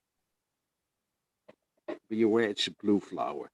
He crosses the stream and meets the wolf woman Lilith. Crossing the stream is clearly a metaphor for dying, which is underlined by the fact that the Requiem Mass is said when Gabriel fails to return. In this context, reaching the other side or dying is in its turn a metaphor for sexual awareness. The blue flower, as popularized by the work of the romantic German poet Novalis, was the symbol of a striving for the infinitive and unreachable. Willem? Yeah, one sentence and I'm finished. How Gabriel exactly changed into a wolf remained somewhat vague, but it was not through the moon. The moon only shone. Finito. So, I mean, I'd love to get some thought. Thank you so much, Willem. I'd love to get some thought from our love specialist here. Kate, are you still on the line? Yeah, I'm still here. That's fascinating. I was seeing you taking some notes here. So you don't know each other, but now, yeah, acquaintance just being made. Willem meet Kate. Kate is specializing into the realm of intimacy and love between humans and robots. And I guess now we have the situation of werewolf falling in love with, have I understood this right? There is a love story going on here between them and the moon. I like that. I think it's fascinating. I did not know that about werewolves, that the moon is a film thing and not a folklore tale. It's so interesting because the folklore that we have has influenced the way we perceive robots as well. So the work that I was doing around looking at the perception of robots to love goes right back to ancient Greece and the myths from Greek times, and where people try to create the perfect partner and try and build the perfect human that they can love. So it's really interesting to see the narratives that flow around all of our perceptions around these things. And the moon is one that features. I don't know if the moon featuring in robot stories other than through sci-fi and through works like Asimov, but yeah, it's really, really interesting. Anyone has got a comment or a question regarding a werewolf, or even actually the politics of werewolf? Like, I just wonder what was the need to create this kind of creature? Varys, maybe you have some thought. I mean, Varys meets Willem. You know, Varys is into witches, and I guess you're into werewolf. So I guess you two were meant to meet. Yeah, I mean, I find it really interesting to kind of draw these commonalities between the beast that is born at night and talking about nightlife and the kind of like the darkness and the forbidden time. And I think in our society, we have these kind of concepts of dark and light and attributing a lot of sort of negative and dangerous connotations to the darkness. But when you look at the dark, it is in particularly this type of society that is very patriarchal, rule-oriented, and surveilling. It is the kind of the expansive time, the time when, without the eye of the authorities, the wilderness is reborn in us and our sort of inner beast. And when you look at witchcraft, when you look at, for example, pagan symbols, there's wilderness is something that has become very much demonized. So, for example, looking at Pan has been turned into the devil. And so I think that we have these kind of tendencies to take the wild, the beast, and turn it into something quite dangerous. But I like to also think about how is that the opportunity for us to express something in ourselves that is like feral and wild and playful and quite life-giving as well. Is there any other folk tale than the werewolf that somewhat found themselves being connected to the moon? Yes, but to be honest, I'm not enough of a folklorist to like pinpoint you to a specific story right now. But Willem, I guess you are on the other side, very much into folk tale. Yes. I'm just publishing a book on werewolves in legends all over Europe. So yeah, but they have nothing to do with the werewolves in the films. Yeah. And our present idea of the connection between the werewolf and the moon comes from the films. Nelly, can I add something? Oh yeah, of course, please. Well, basically, I read this book called Rabid, A Cultural History of Rabies by Bill Wazik and Monica Murphy. And they were just talking about how the rabies virus was like misunderstood, and the symptoms of it, people started associating with like feral and animal, and they thought that the myth about werewolves and vampires came from that. Yeah. Now, the werewolf in itself is quite complicated, of course, like everything.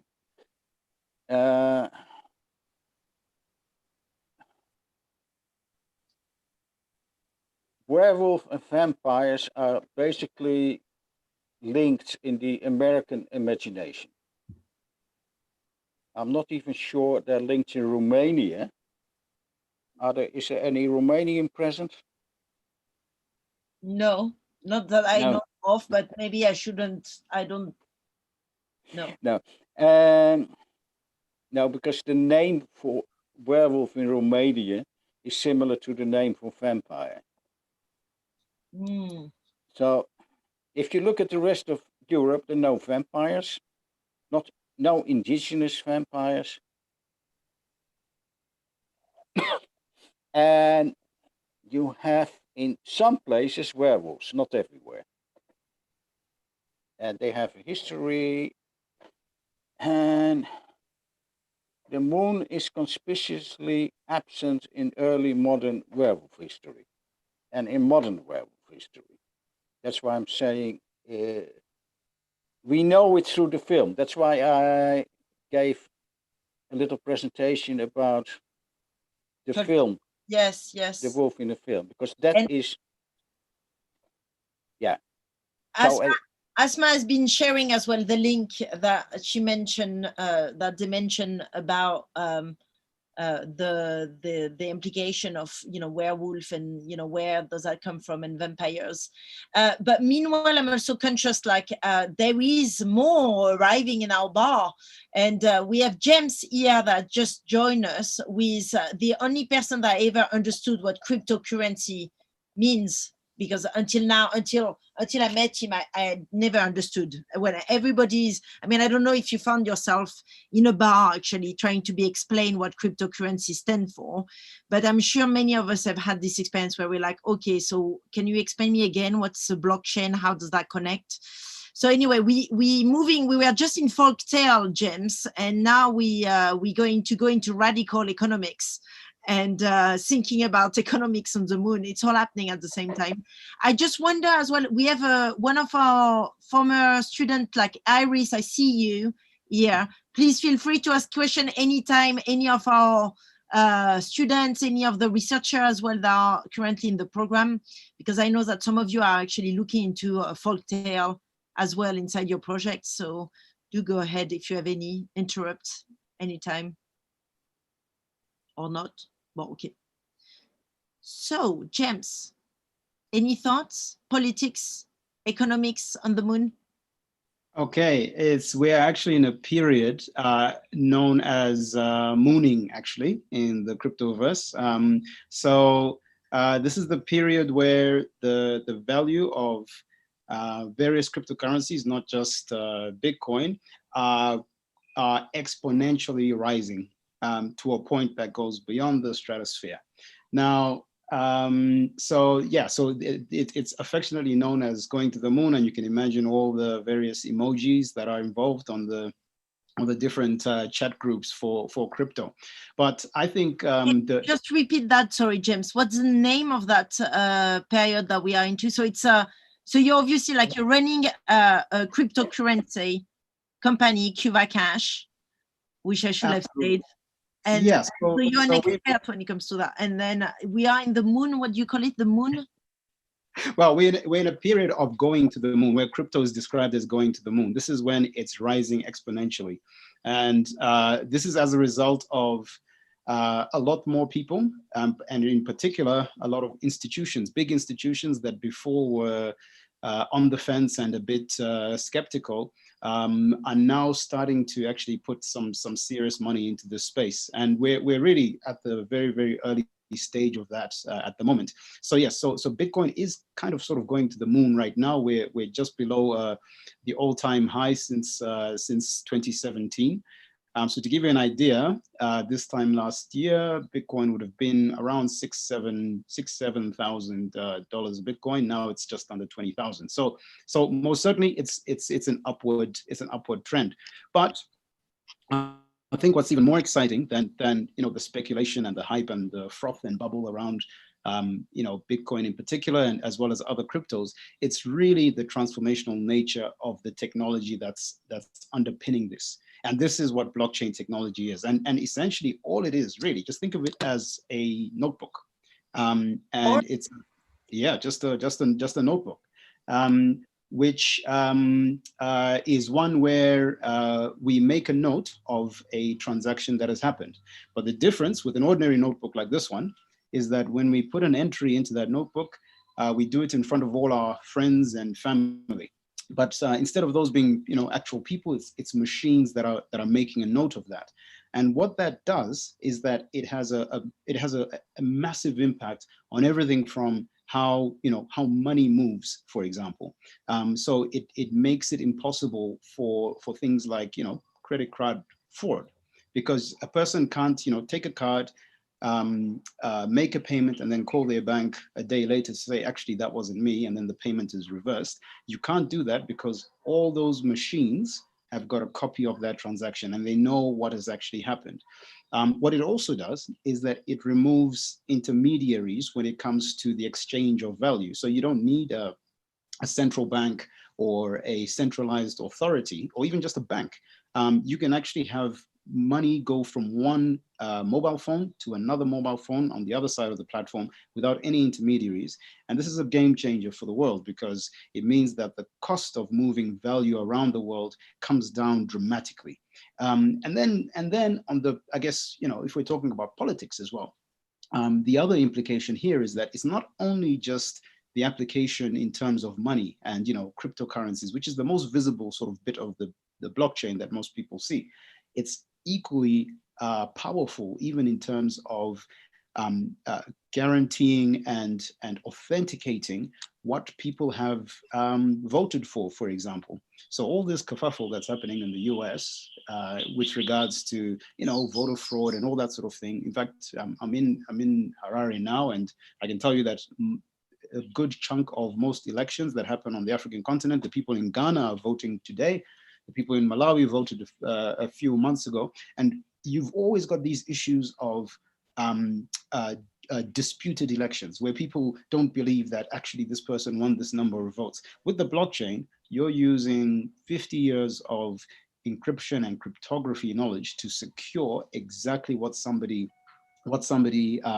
chose for, and that can be that can be anonymized, but it can most certainly be authenticated. So it's most certainly a lot of people are seeing now, late 2020 as a coming of age of blockchain as a platform that the most serious economic players are starting to pay serious attention to, but also paying attention to it by putting their money where their mouths are. James, is your belief that cryptocurrency and blockchains are gonna modify the way that we understand economics in the next 2-3 years, say? Or do you think that they can create, do you think that there is a potential to build an entire new economical system out of this? Completely. Because the difference between if we talk about, say, global inequality, the difference between your developed markets, where you've got strong currencies like your euro, your pound, your US dollar, and say places, say here in Africa, is actually one of the hardness of the currency.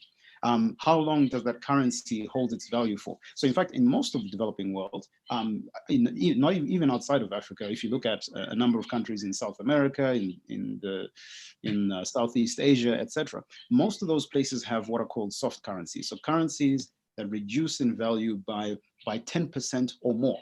So that means that even if you are super diligent and save every penny that you earn, by the end of the year, you've got 10% or more less spending power. You're 10% poorer. Now that makes it very difficult to actually close the gap on global inequality. But now suddenly, when you give everybody the hardest currency around, so in fact that's the reason why Bitcoin is doing what it's doing relative to all the other currencies that we know. It's probably the hardest currency on the planet, because it's got a very limited supply. With the whole COVID pandemic, governments had to respond in a very dramatic way. They had to put stimulus. They had to acquire whether it's loans or effectively just print money to be able to inject some sort of stimulus into the economy. You can't do that with Bitcoin. Sorry to interrupt you, but I know that Professor Michael Garrett has got a question for you. Michael, do you want to ask your question to James?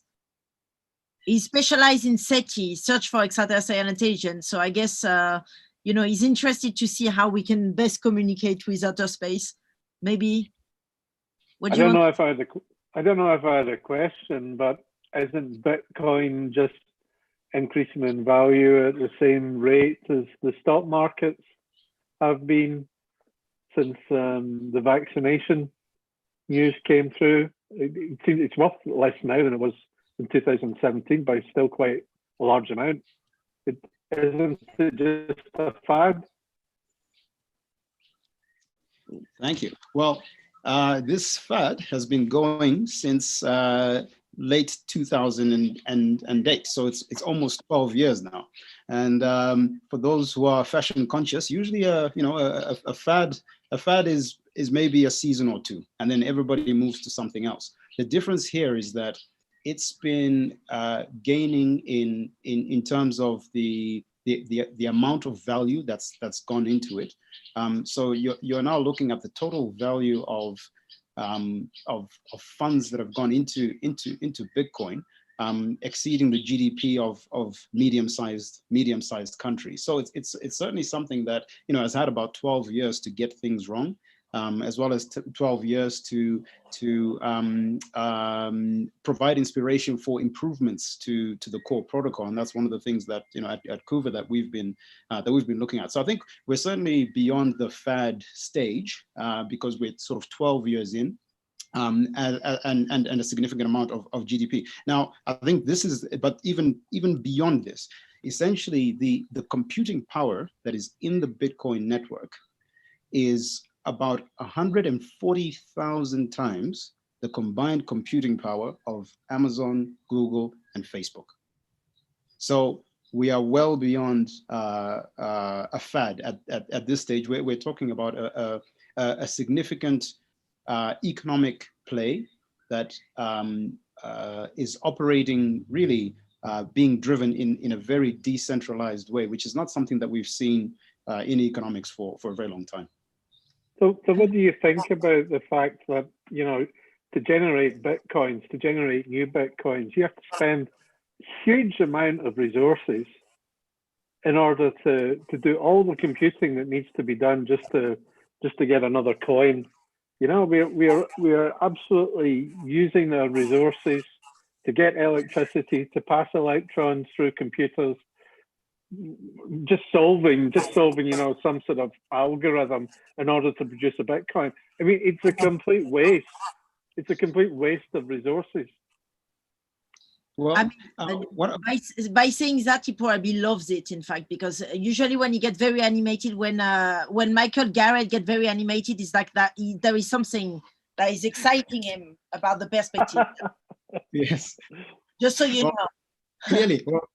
What I would say is that SETI scientists, they use a lot of computer power. Yes, indeed.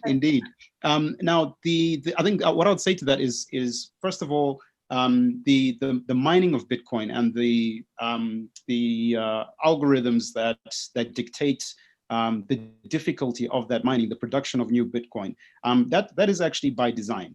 The whole idea was that over the course of, so basically the process of mining is in simple terms solving an equation that enables you to confirm that a transaction has happened, and there's a reward for that which is paid in Bitcoin.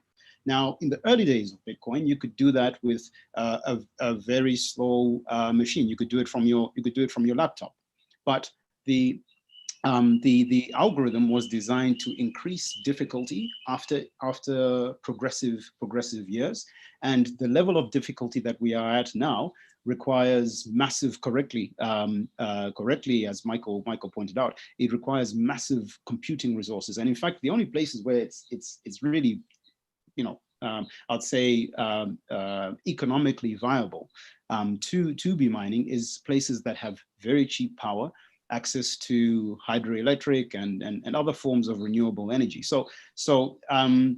And in some cases, you've got whole states that are sort of subsidizing the electricity that's required for that. So it's not so much a surprise in terms of where the difficulty of mining has gotten to at this stage. It's a natural progression that was designed into the protocol.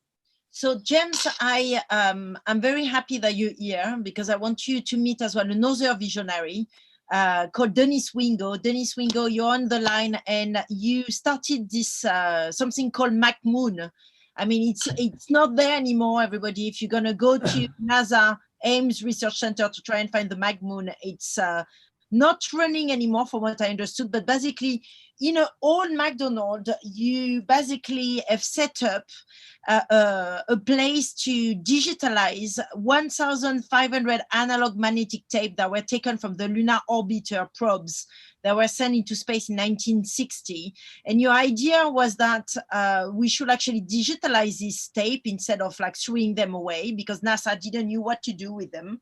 And then you invented a new job, which is called techno-archaeologist, which is the idea of kind of like, instead of throwing out and reproducing technology that we have already created prior, to actually, like, you know, make use of whatever we had before.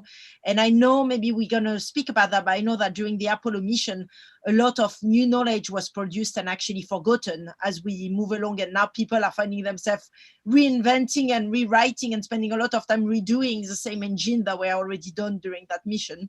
And then you most lately, and that's something that I really wanted you to speak about, and I think you two, you and James, probably we have like a great meeting of the mind, is that lately you've been looking into bombarding laser into the outer space, into a box that will become the next supercomputer for planet Earth. Am I right? So you've been looking at storage in space, basically, yeah. And in order to send data in space, you're looking into doing that through laser. Yes. Nelly, thank you so much for having me here today. Can everybody hear me? Yes. Okay, excellent. And I really appreciated your talk, James. Really fascinating. What Nelly is talking about is that in 2008, and actually a long time before, and when I was a student in 1990, working on what was called the Space Exploration Initiative, there was only one set of high resolution images from the moon, and they were from a 1966 and 1967 mission to the moon called Lunar Orbiter. And this mission had sent a film camera. It's basically a film camera with a spacecraft wrapped around it to take very high resolution images of the moon in preparation for the Apollo landings. And the resolution was better than 1 meter in the equatorial regions of the moon, because no one had ever seen the moon up close. Think about it. In all of human history, no one had ever seen rocks on the moon. You see the moon up in the sky, but you don't see rocks sitting on the surface. So no one knew what the moon was like up close. And so they sent the lunar orbiters that looked at it and saw what the terrain looked like, and contemporaneous with that, they sent the lunar surveyors to land, because some people thought the dust was 20 feet thick, and if you landed on the moon, you just go into the dust. And so with Lunar Orbiter and Lunar Surveyor, we kind of figured out, oh, we can actually land on the moon. So after we'd spent several $1 billion already getting ready to. And so these images were taken, they were processed, but back then, the process was very primitive. And what happened, you took a picture, a film picture, and it processed on board the spacecraft. And then on board the spacecraft, the finished process negative was then scanned with a light beam. And it would create a high resolution and a medium resolution image. And then these light beams would be turned into an electronic signal and sent back to the Earth. And so this was really high resolution photographic film, something like over 200 lines per millimeter. And so when they came back to the Earth, what happened is that the process, none of this was computerized. And so the process, they had these film camera, they actually had a 35 millimeter film camera that looked at what's called a long persistence phosphor. And so you had a camera taking a picture of a video screen that was coming from a light beam from the moon. And so these images were printed out. And this is why, if you've seen these images from the moon, they have all these lines in them. Well, those are all artifacts of the scanning process. But at the same time, these images were recorded at the original resolution on high resolution analog magnetic tape. And so when I was a student looking at all these images of the moon, I had previously run a television studio in Los Angeles that used a lot of these old tapes and these old tape machines. And I read about this as a student. I'm going, hey, I want to do something with that, but nothing ever happened. Well, in 2008 on a blog post, I see, hey, this former scientist wants to give away this hardware that can read these tapes, the last in the world. Like, oh my God. And so we went out there to her house. She lived on a horse farm outside of Los Angeles, and she gave us the tape drives. Well, at the time at NASA Ames, it was a really forward-looking center director named Dr. Pete Worden. And so Dr. Worden said, come on up. He was a mentor of mine from when I was a student. And so we came up to NASA Ames, and the only place that really fit all of our needs was an abandoned McDonald's. Well, McDonald's doesn't abandon their buildings. What happens is when a McDonald's leaves, they tear down the building and sell the land. But they couldn't do that because this is a former Navy base. And so with this former Navy base, we were able to go in and they literally, McDonald's had just moved out. So we're going, yeah, okay. Well, one of the women at NASA Ames, her name's Lynn Harper, said, hey, guess what? You can actually use this building because they have the fans because of the French fryers. We're going, oh, okay, cool. So we got in there, NASA gave us a little money, and 2 months later, we were able to get this machine that had been sitting in a barn for decades back up and running because we had a bunch of the old, we call them old timers from Ampex who fix the machines. And so the very first image that we got was the famous Earthrise image. And this image, as it came out, it was like we were there at the original mission watching this happen. Well, this is 2008. So we had terabyte hard drives and we could digitize these at super high resolution directly off the analog tape using a high speed digitizer. So we did that, and through the magic of software and some machine learning algorithms that were just coming into vogue, we were able to pull out, because what happened when these images came back and they went through all these processes on the Earth, it dumbed it down because effectively this is a dynamic range on the original spacecraft was 1,000 to 1. Well, what the American public and the world saw in the 60s was equivalent to only 250 to 1 resolution. So for Digerati, that's the difference between 8 and 10 bits. So that's 4 times the dynamic range on the original images. Well, we produced this image. I'm sorry, Nelly. I was going to say, like, everybody can actually check out this incredible images Yes. that you digitalize from the original tape on the Lunar Orbiter image recovery project, and you can download this image Yes, from there. yes, you absolutely can. Well, what happened, and this is what was really cool, we produced this image. It was beautiful. You could see clouds on Earth. You could drill down. You could see small clouds on Earth. You could see fog off the coast of South America. You could see clouds over Africa. And it was way cool. And an instant worldwide acclaim. We were on the front page of the Los Angeles Times. We were all over the world. And then we had a visitor.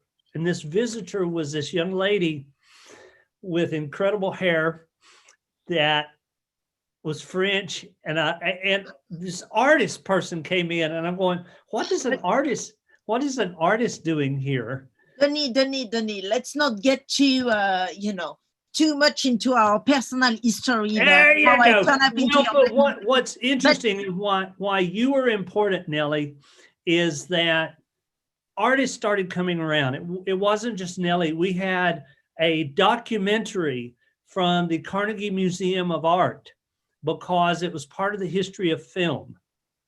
But Denis, tell them about the new project, the lasers that you're sending in space. All right, but I want to close this part out, and I'll tell you about the laser. But the art community. The art community really adopted what we were doing, and we produced all these thousands of images.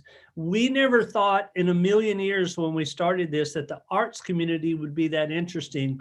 interested in our project. We just thought it as a science project, but it was so amazing. And to me, the confluence of art and science and technology with this project was an amazing thing. And so that kind of led us along the road, and we're doing new things now. And we actually have a contract and we have an agreement with the United States government right now to start developing a new spacecraft. And this spacecraft, and you guys are one of the first people in the world to hear this, it's going to be assembled on the International Space Station. And we're going to take it, and it's going to go from the space station all the way to geosynchronous orbit, 33,000 kilometers out there. And we're going to be able to, with laser communication, we're going to be storing like a petabyte of data. We're going to have a server farm in geosynchronous orbit. And with laser communications, with gigabit per second data, we can transfer information back and forth. If someone like James wanted to put a computational node on our spacecraft to do Bitcoin mining, you could do that. So we have the world's first fully reusable in-space vehicle. And we hope to launch that in 2023. But all of that, and I'm going to go back to Lord, got started because we had a lot of interest. And the whole thing of technoarchaeology that Nellie mentioned is, you know, it's literally the archaeology of technology, and taking what is the best from the past, relearning about it, and then applying it to our future. And so we've had so much fun, and we really appreciate everything that Nellie has done for us in terms of helping us promote what we're doing. They're gonna everybody's gonna think that you paid me for it. Well, I admire many people in the world, and Nellie is one of those people. Stop it. It's too much, too much. Denis, thank you so much for joining us and telling us more about your latest plan and cracking up some exclusive news for us in the Moonbar. And now we have actually Majid, who is a head of program at the University of the Underground, that just joined us. He's also one of our University of the Underground board member, and he's been reinventing politics as we know it in the UK and beyond. And Majid, you, amongst all people, you know, you have a passion for the moon. Do you want to tell us a bit about that? My passion for the moon. Yes, tell Denis about your passion for the moon and what you want to do with the spaceship, and how can we rethink politics. I guess you have a program at the moment, and the students are working with you on defining new worlds. So yeah, so and honestly, great talk, Denis. Great, lovely to see so many familiar faces and stuff. James, hello. Rob Lafrene, hello. Inwen, Chloe, Iris, everyone.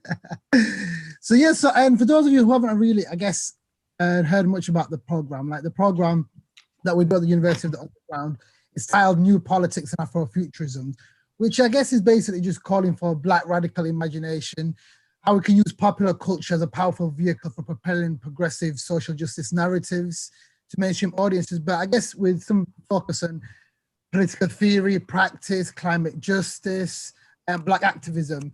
And I guess in terms of like...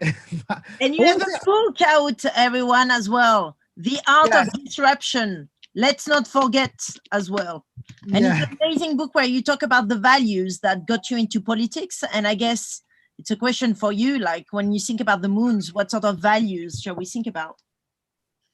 Yes, I guess it's one of the things that kind of comes to mind. Thank you for that plug. But yeah, I guess it's just one of the things that kind of first come to mind is like if we were to able to migrate to the moon, like I guess there's a lot of discussion about what rules would we be abiding by, what values would be, whatever. But then first thing that comes to mind is who gets to set those rules more than anything else. Like that's the important question. And will it be democratic? I have no idea, in all honesty, but it raises a lot of questions. I guess even when you link it to the whole kind of climate thing, I think they projected by the year 2050 that more than 200 million people are going to be displaced and from their homes, basically, going to have to force to migrate and somewhere else. And of course, like the likely chances of it are near impossible, of course. And Nelly might disagree, but it's like people discuss like, well, how far are we in terms of like possibly like migrating to the moon, which is, I don't think it's possible. But I guess if we did, it just raises a lot of questions more than anything else. But it's fascinating, the moon. I know that we've got quite a few moon enthusiasts and within the program, Iris being one of them. She's currently in space, floating around, as you can see on the screen. But yeah, Nelly, did you want me to touch on anything else? Well, I guess, you know, one of the questions that popped out is who are we going to send to the moon? And you mentioned it a bit, but like, you know, is that the moon is going to be used as a, you know, as a space where we can send as well people that we don't want to see in some lens? Or what's your kind of thoughts? Like we did in Australia, where we sent all the basically to Australia. Well, I'd like it's. I don't think you can set up an entire. I think it'd be a waste of money to set up a entire prison system or just whatever just on the moon. I think Earth's as bad as it is. I'm sure you can find lots of places on Earth to actually send people there. But it's. What about the moon being universal? I remember you telling me this, that, you know, that's the one element that we all share wherever we are in the world. Yeah, and I guess. It's quite, yeah. Yeah, no, you're right. I guess in the sense of like it puts things into perspective, I suppose, if whoever goes to the moon, just by basically just seeing the Earth basically and just being like, looking at how simple it is and everything like that. But it's, yeah, no, I definitely understand your point, but it's, Hannah, let me ask you a question, Elliot. How far are we? Because I know there's always lots of discussions and what's his name, the Tesla guy. How far do you think we are from actually putting up a hotel to visit the moon? Like, how far off are we, would you say? 10 years. 10 years? Yep. Dennis, let me ask you a question. Why has nobody gone back to the moon since that famous expedition in the 70s, I think it was?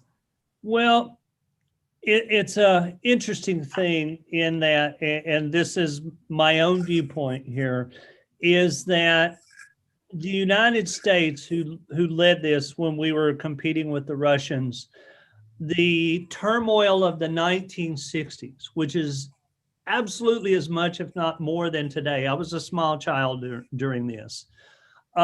Freaked everybody out. You had Vietnam, you had the racial problems, you had economic problems, you had, just like today, you had protests in cities and cities. I mean, the same thing is happening now was happening then. And so there was a collective in the United States move to say, hey, the moon is up there, it'll still be up there, let's try to solve our problems on the Earth. While that is a noble sentiment, it is also not right in that it is by our striving and moving outward and continuing to do things at that with passion, like you say, and like Nelly and James and everyone here, to move forward.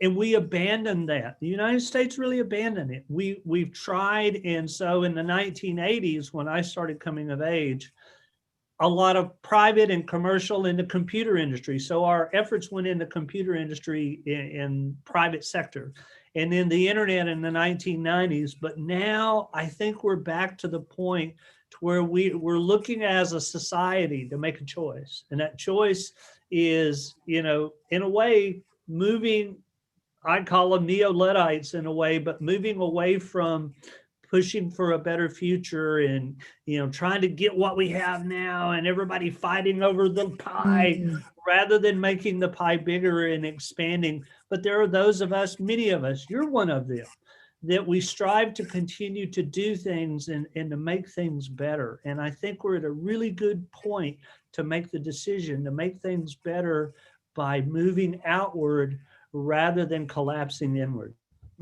It reminds me of, well, I guess there was that famous JFK speech when it was that we choose to go to the moon and other difficult things, not because it's easy, but because it's hard, basically. Keep this, because actually, as it happens, California is waking up. And so all of our NASA crew is waking up as well. And Denis is actually one of them. It's 7 a.m. in California now, but we have Sarah Hobart. So Sarah, I'm going to do proper introduction to you now, finally. But you're working actually as a ground data system manager at NASA Ames Research Center, and you're working on Viper, which is a lunar rover developed by NASA and currently planned to be delivered to the surface of the moon in November 2023. And it's a rover that will be tasked by prospecting the lunar resources in permanent shadowed area in the lunar South Pole region, and especially by mapping the distribution and concentration of water ice.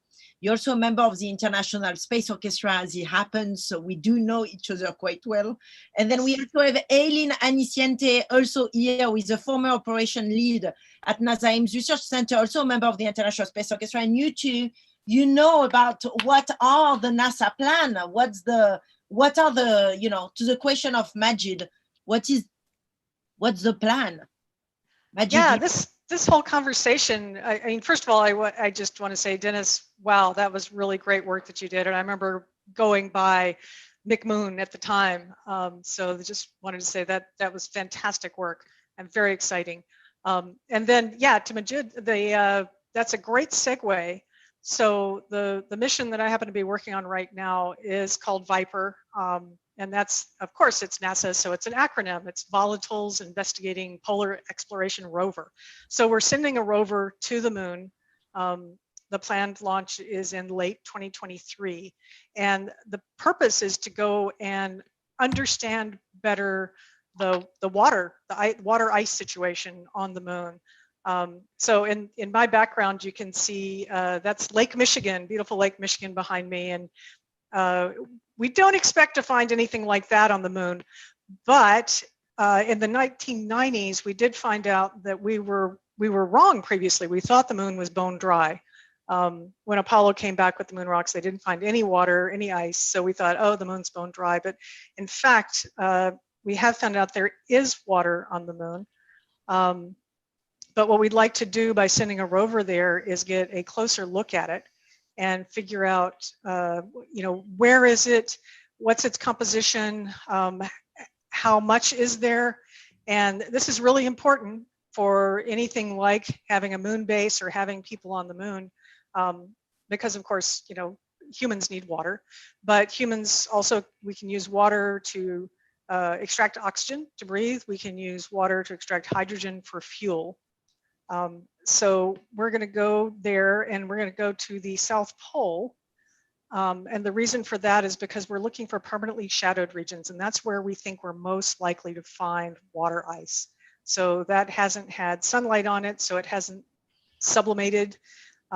So that's where we're going. And it's really exciting, and it definitely has bearing on whether we can be somewhat self-sufficient in space. And the moon is relatively close compared to other planets, so this is a really good testing ground for us. And while we have as well Aileen on the line, I think a question for you is also to do with management. Like, how do you manage anything to do with outer space?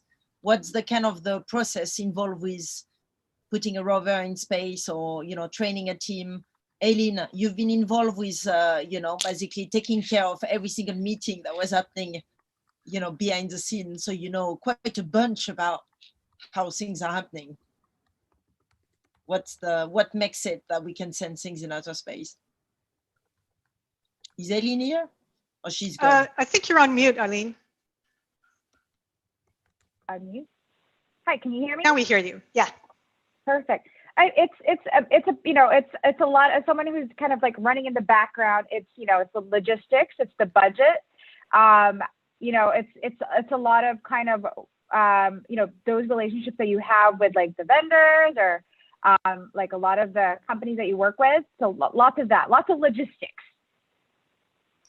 And how do you navigate all of that? Is there like a space? Because I always found like going into this specific space agency, NASA, like there is a specific, you know, team culture, but also I would say a specific way of getting things done. Mm-hmm. Is there any special recipe that has been proven or tested or experimented with, or is there like special management team techniques or things that we can learn from you guys? You know, a lot of checklists to make sure that we're following the stuff that we're supposed to follow, checklists and special teams. Checklist and special team. Okay. Yep. Sarah, do you want to add anything to that, or do you? Yeah, I think one of the things that NASA is good at is organizing very large teams from diverse disciplines. And it really takes a lot of, it's not just a lot of people, but it takes a lot of different kinds of people to bring together a space mission. So, you know, people like Eileen know this, like, you know, backwards and forwards, that you have to be able to bring together scientists and engineers and mechanics and schedulers and people who understand the comm systems, and they all speak a slightly different language. So you need people that can bring all those people together and sort of have them working towards a common goal. And I'm conscious as well that while we are talking about NASA, of course, you know, Majid just mentioned JF Kennedy's speech, and there is a conversation going on in the background.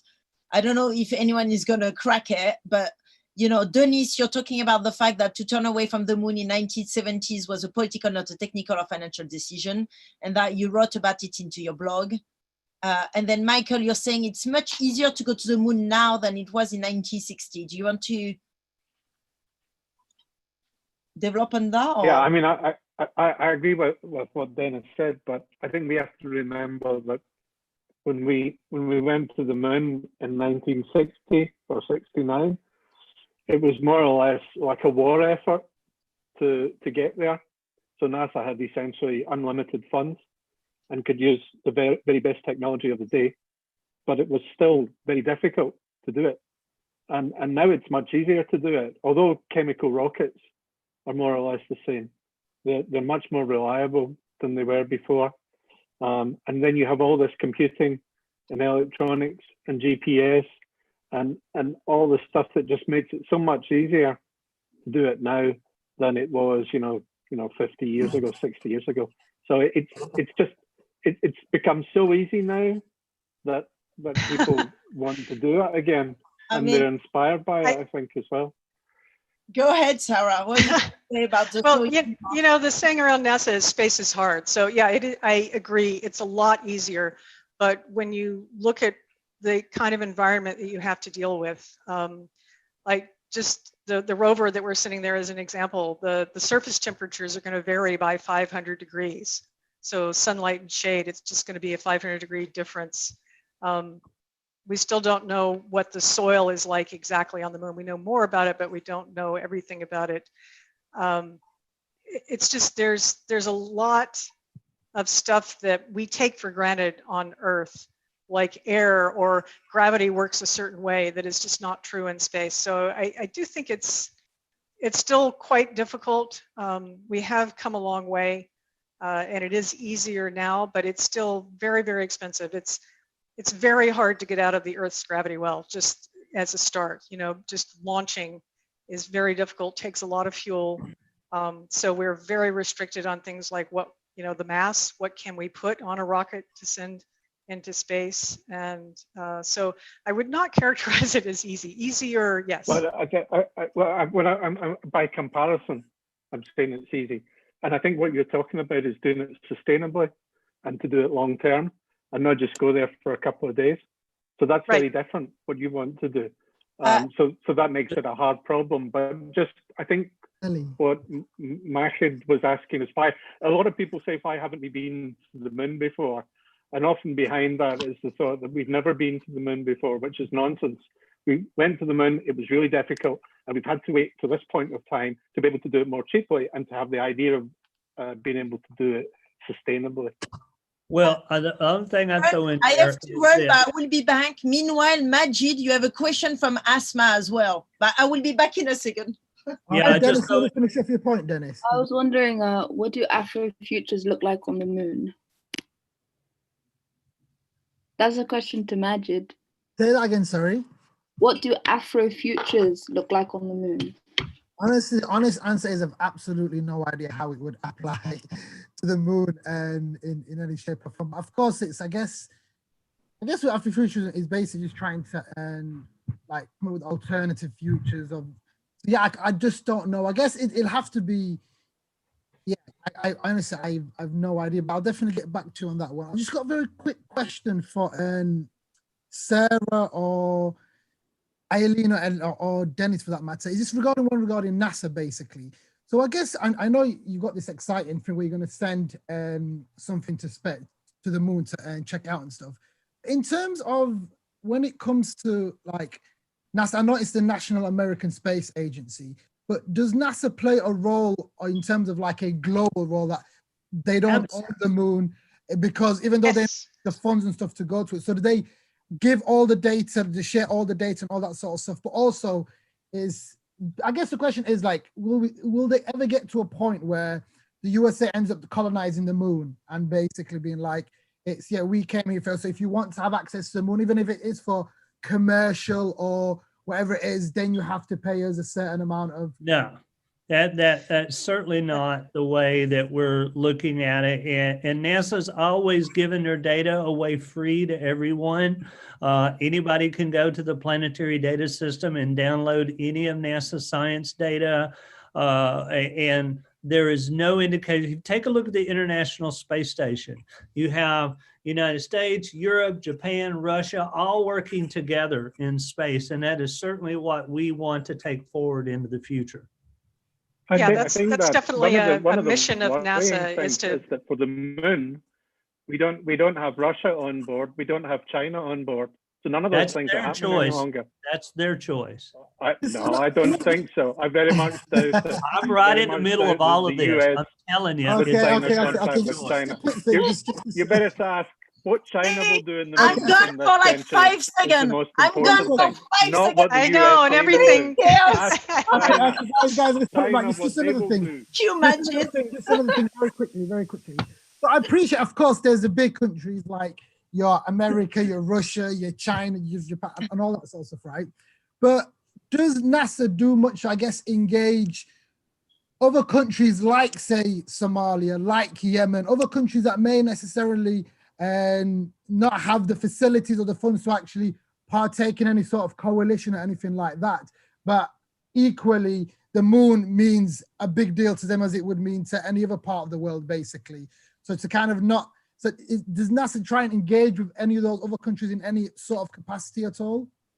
Yes, the Artemis Accords that have just been put together, the current NASA administrator has been going around the world, signing up whoever wants to go. The United Arab Emirates, they're putting the United Arab Emirates and Israel and many different countries together to go back to the moon together. It has nothing to do with excluding anyone.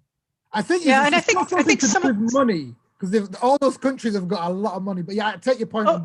Okay, no, I just wanted to say that I can't speak to a specific country, but I know that NASA does a lot of outreach, and very specifically to students, to researchers. Not too long ago, I took part in a hackathon weekend where people from around the world came in virtually, and they talked about how does COVID have an impact on space, and how can NASA help deal with COVID? So that's just one example of how NASA does outreach, and we do hackathons all the time.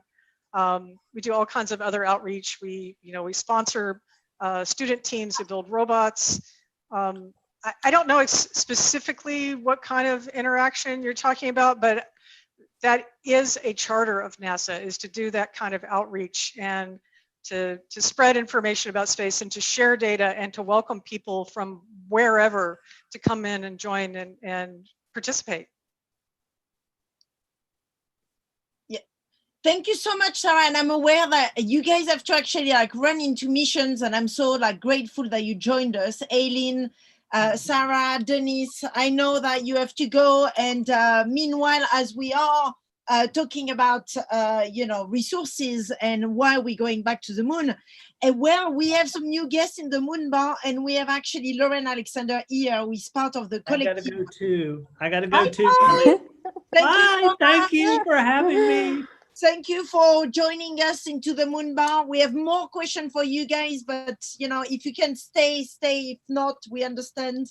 But I have Dr. Philippe Merguez. Am I saying it right?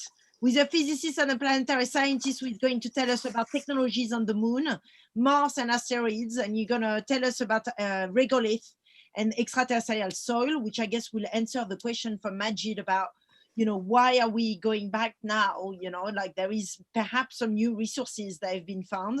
So there is maybe an economical reason to it, as well as exploration, but still.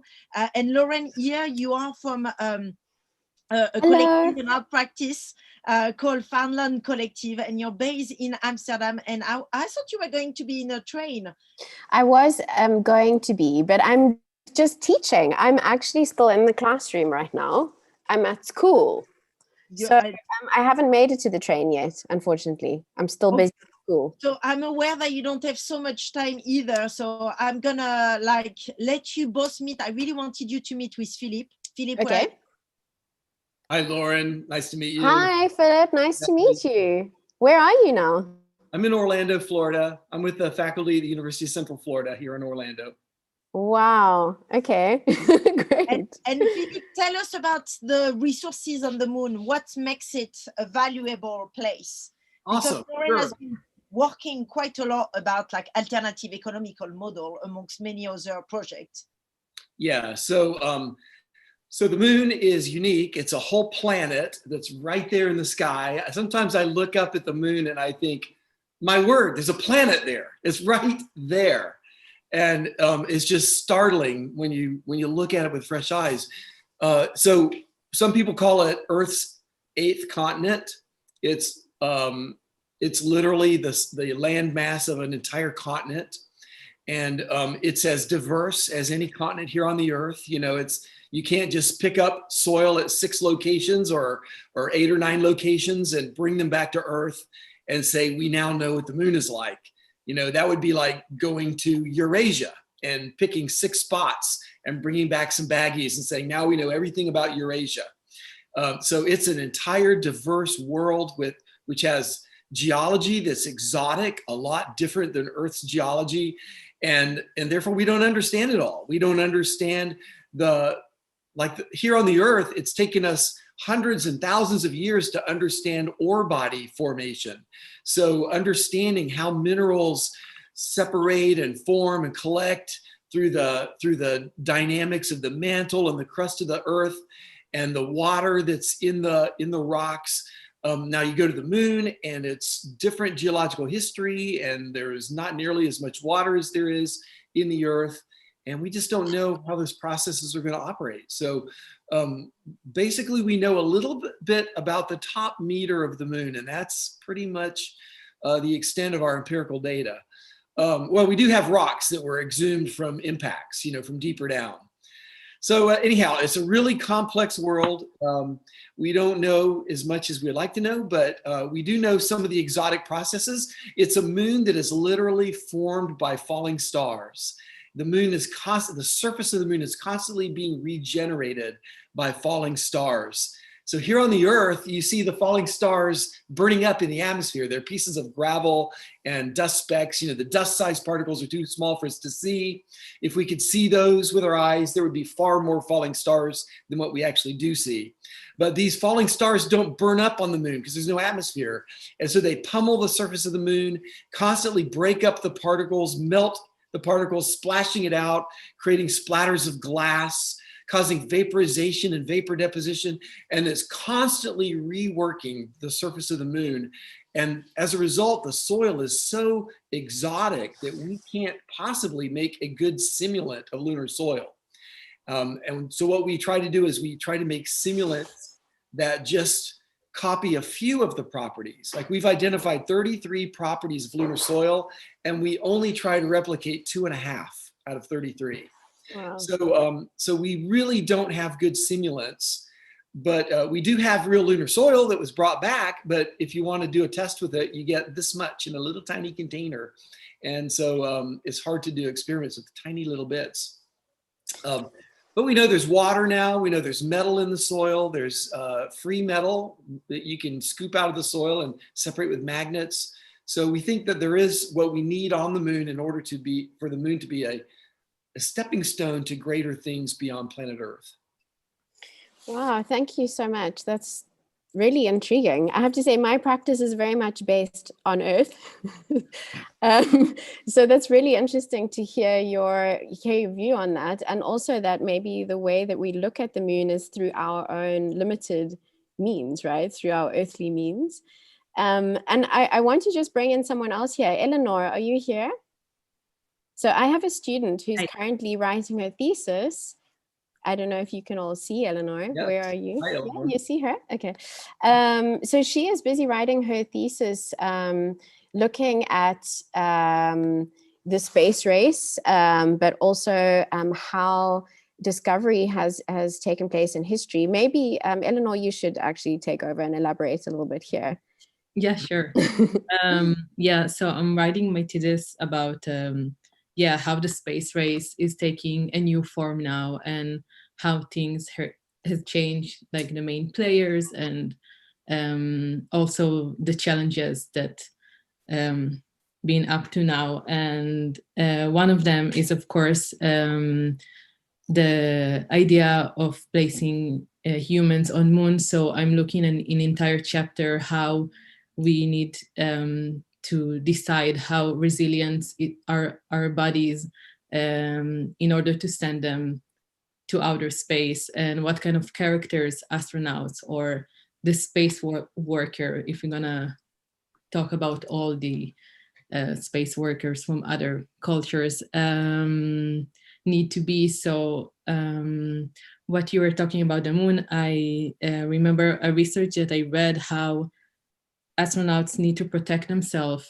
from the dust, and how it's a big challenge even just to trying to find a way to neutralize their suit in order to get into the settlement. And even these tiny particles can prevent them to establish an entire mission. So yeah, I would love to hear about it more. I was just like reading a lot about it. That's a fabulous research topic. It's super important. You know, our bodies are adapted to planet Earth, and we tend to, because of our perspective bias, we tend to think planet Earth is the way reality is, but Earth is just one planet, and the other planets are so diversely different, and therefore our bodies are not adapted to most of the planets of the cosmos. And so the question about how do we leave planet Earth and go beyond into the cosmos is going to be a question about adapting our biology through the means of technology to the greater reality of what the cosmos is. We're leaving our warm little wet pond and going out onto dry land, you know, to find out what everything else is like. Yeah. Can I maybe step in and ask a question to possibly both of you, Eleanor and Philip? Can we draw some similarities between a kind of colonial escapades, discovering new continents and discovering the moon? I mean, what have we learned from the wrongdoings of colonial practices that we maybe need to consider now and take into consideration when we think about the moon and kind of discovery and conquests on the moon? And resources, because that's the specialty of Philip. I don't think that. Okay. Yes, well, specifically resources. Yeah, you mentioned kind of minerals and, you know, I mean, it just sounds similar to, you know, extraction as we've seen it previously. So I'm just wondering how that works now. And I'm also so interested in the fact that how you say we cannot really judge it by the kind of frame of mind that we have regarding Earth, that this is something completely different, which also requires so much innovation and discovery as we go along, which isn't really intriguing. But also, how can we carefully navigate that and use those when we don't even know what those minerals are? How can we be sure to use them carefully, or to, be mindful not to be too extractive in nature? Well, so I agree that there are some serious concerns as we move forward. I think the issues involve making sure that all of humanity gets to participate and have ownership in what we do beyond planet Earth. And honestly, I think that democracy could fail if we don't do it right. I think that we're moving into a reality that offers 1,000,000 times or 1 billion times greater economic activity than what can fit within the scale of a planet. And as we develop the technologies like robotics and automation to leverage our ability to produce, and we access billions of times greater resources in the asteroid belt than there is on planet Earth, in the crust of the Earth, then the opportunity exists for greater inequality than there's ever been before. I mean, it's a scale that you can't imagine. And I don't think that democracy will survive that unless we are really proactive. So I do believe that we have serious problems. I want to say I don't think colonialism is the right classification to label it that problem by, because we use labels to create categories that have common similarity based on the common themes. And there are themes in colonialism that were huge negative problems that will not happen in space, simply because there are no indigenous beings that we know in our solar system beyond Earth. And so I don't think the classification with that terminology is necessarily the most helpful. I think it might disaffect people that we need to make allies. But I think the criticism is on the lines of, how do we reformulate our economic system, capitalism, avoid the problems of extractive capitalism? So that's my personal take on it. But I want to say I do think we need to be proactive right now, and we only have about 40 years to solve it. And if we haven't solved it at the end of 40 years, it could be too late. May I just pose a question in here as well? Yeah, please do. But yeah, please go ahead. And I'm going to introduce our new guest into the Moon Bar as well.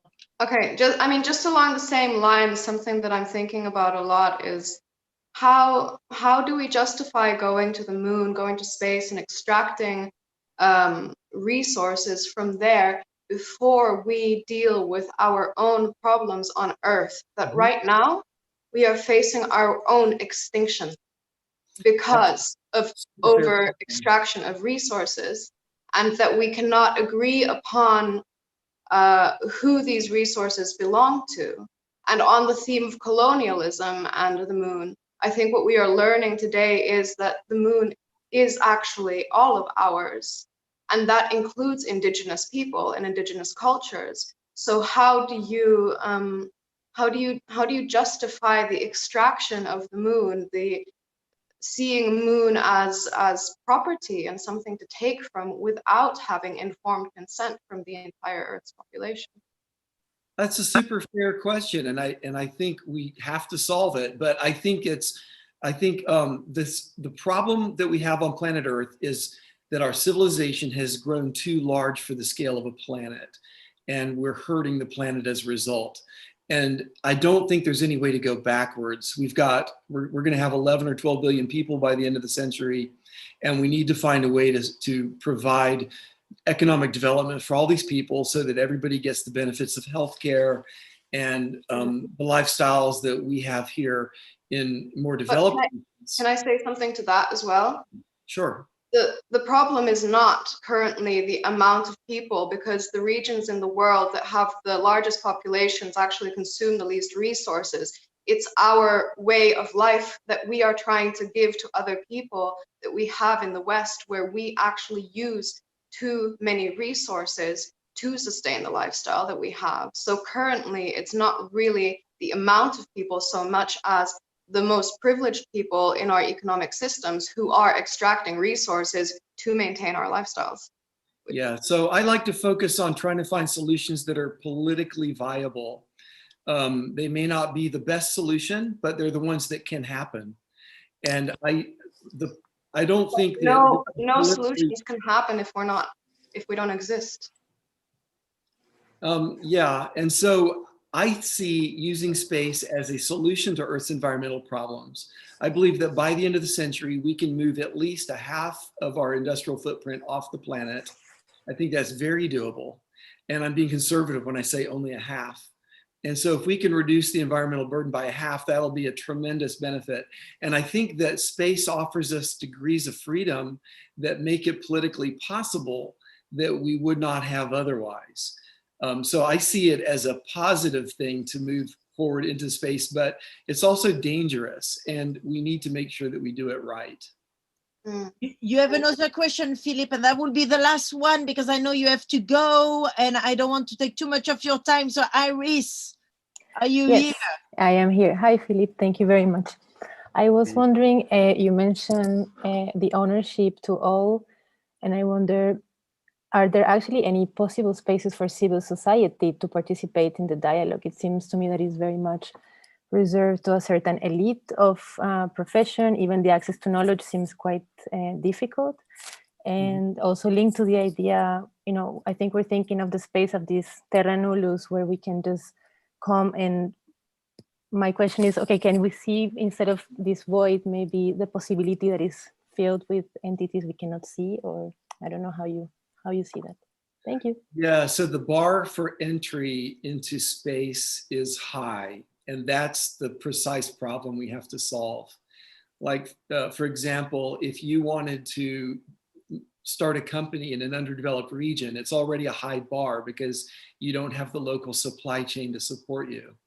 But if you want to enter into doing things in space, now you need rockets and spaceships and life support. And so it's really difficult for all the people of the world to participate in space. And so I can see you're right.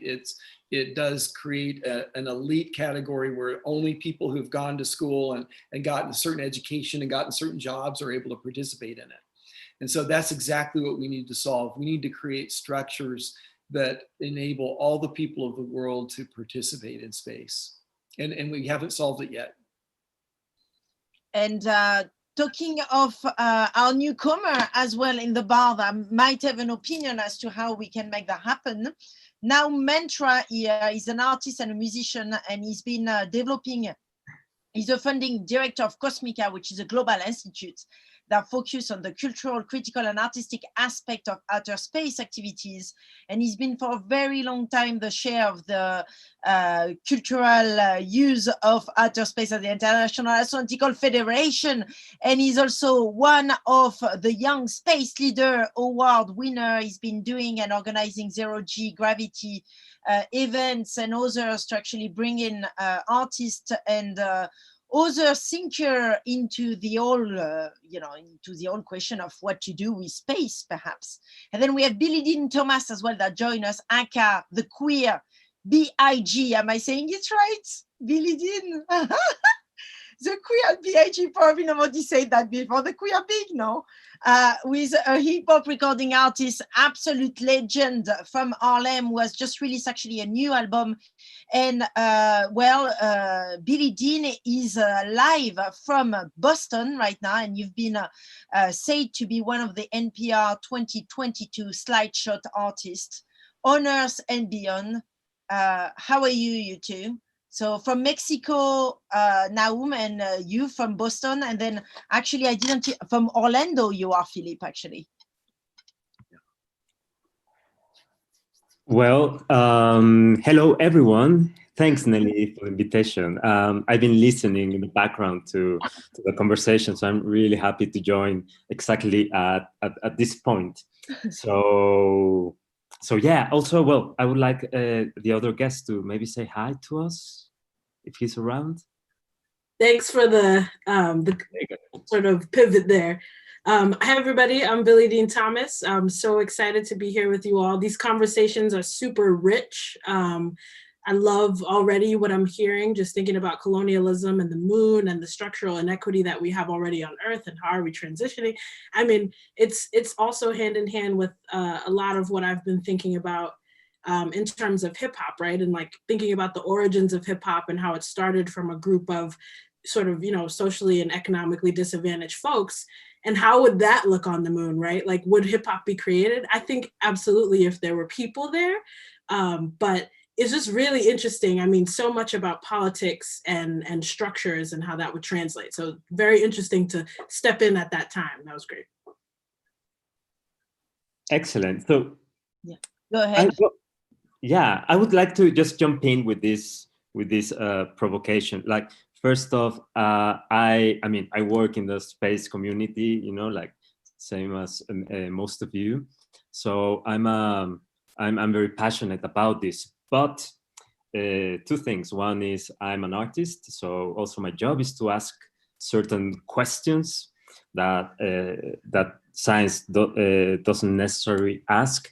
And secondly, we are in a time where we need a lot of honesty and transparent communication in terms of the issues that we are dealing with, because time is not an infinite resource for us. So first of all, it's like just linking all the different ideas that have been discussed and what Billie Dean just mentioned. I want to say that for me, something that strikes me all the time is that while space exploration, they are developing the latest science and technology to explore the universe and explore potential possibilities for humankind, we are still using cultural frameworks that are 500 years old. And this disparity for me is really worrying. And by this idea that is 500 years old, I mean colonialism. I think it was around 4 years ago, I read every single serious mission to go to Mars with humans. And I couldn't see any single mission that wouldn't say a colony or colonize, or that wouldn't say that would say mankind. So, you know, we are still seeing how the space imaginary is reinforcing gender, colonial, and capitalist standards. So I want to just leave this 500 years old ideas for our future. So how we can make that change in the way that we are exploring the universe.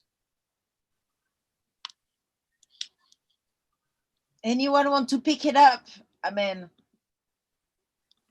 if you don't mind. Yeah, go ahead. Yeah, so I was just, I think 2 years ago or 1 year ago, I was reading this book that the title of it is Space Settlement. And there was an entire discussion also about the terminology of exactly these ideas that they don't want to call it colonializing, but they want to call it settlement. And it's still not a good enough terminology even for that. So yeah, I think maybe like even rethinking what we're doing there, like we did in the last conversation, but I don't think that there is an easy way, even with the terminology, to describe this kind of activities for good and bad. And yeah, exactly. And the thing is that, I mean, let's remember that language is not just a means for communication, it's also a carrier of culture. So, and actually, Billie Dean here has got language as your prime practice. Yeah, especially, you know, as a lyricist, etc.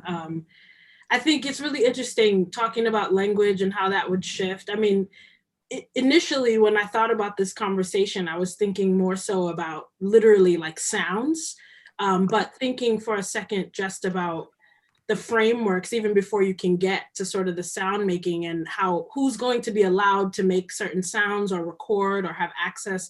I really want to bring it back to, I think I'm pronouncing it properly, Iris's point about who has even the access to this information, because that's something that was really sort of on the top of my head about, you know, how people would be allowed into this space and how would they even know where to begin with that process? I mean, for so many of us, this is not something that we're studying all the time. So how would we even know what's available right now? And just back to your point about language, I mean, to be honest, I'm just going to be very frank with all of you. I think it's fantastic to think about the moon, etc. But I'm so focused right now on how we develop and fix these issues that we have on Earth. I don't even want to think about a next step, because we have to solve so many of these issues here. And I think automatically jumping to the moon in particular, that is already sort of like a colonial perspective in itself, because everyone can't go, everyone can't think, everyone isn't a part of those conversations. So it's already separating, like Vera said. And yeah, I don't know, like I'm very much torn, you know, and then to Philip, your point about it being really exciting and wonderful, but also really dangerous. I mean, it's just a really, really overwhelming thing to think about starting anew without actually starting anew. If we're taking old concepts to a new, is it really new? You know, so it's complicated. Now, I'm sorry, I cut you off to interject into Billy Dean.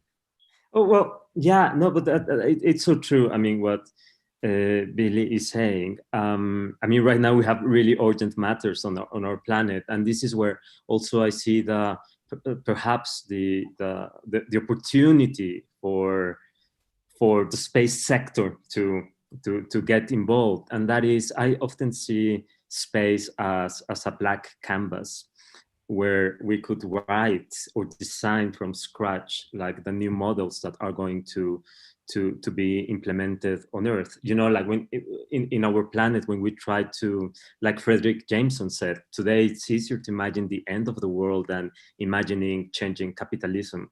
So there's so much inertia on our planet and in our human systems. But if we try to invent a new system for dealing with the environment on Mars or on the moon, for being more reciprocal and more harmonious with celestial bodies, change concepts of, instead of ownership, maybe authorship, whatever. So maybe space can give us the freedom to design new ways of dealing with ourselves, with each other, with natural non-humans beings. Maybe that could be interesting. That's why every time that I see that the new space hype is based on the old models that are not working on Earth, when I see that the big decisions for space exploration are made by white men, this is when I say, we're missing an opportunity for developing really new ideas. The science and technology is there, and I trust the mostly men that are developing them, but also the women. But I would like to also see the new cultural ideas developing in that front. Anyone want to pick up on the point that Now made? This is a bar, so feel free to just like interject between each other. Like this is like if, you know, you're coming into the house and I'm serving you some drinks. So please feel free to. I'd like to share an experience that illustrates what Naum was talking about. So we have a competition at NASA called the Lunabotics, or the Robotic Mining Competition. And it used to be open to any school in the entire world. And so for a number of years, we were getting a lot of teams from India and Bangladesh coming to the Kennedy Space Center with their robots. And these students were the most enthusiastic of all the students. They would come with these robots, and I was one of the judges, and I would look at the robot and I'd say, what are these parts they used? And so I'd talk to them and they'd say, well, the struts on the robot are table legs. We cut the legs off tables at our school. And the track around the wheels is the automobile timing belt we stole out of car engines. And they designed their robot to disassemble and fit in their suitcases because they couldn't afford shipping, you know. And so they would come and they would be the most enthusiastic students. And one year, one of these teams got above a certain level and they won some prizes. And they won like 6 different prizes. And they won more prizes than any other school. This was a team from Bangladesh. And they were so excited. And when they went back to Bangladesh, their military took those students and took them to every school in the country to speak to the students at every school. And all the newspapers in Bangladesh, the headline said, "Team of Heroes returns from NASA."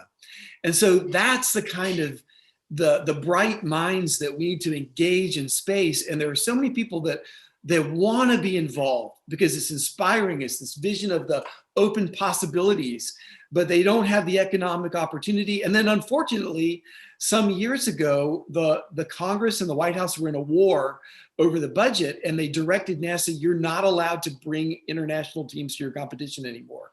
And so we had to turn that off.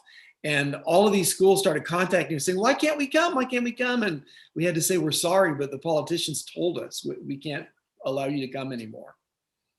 I have a question to everybody, but mostly to Nahum and Philip, to think about, you know, what sort of a structure would we need to create so that everyone's voice could be an active participant? Because I know we're saying we need to have a better structure, but like, if you could for a moment imagine or develop a system for, you know, everybody to be involved, what would that look like? How would you start to build that? How would you create this framework? Yeah, that's, oh, Billy Dean, I every day I ask myself that question.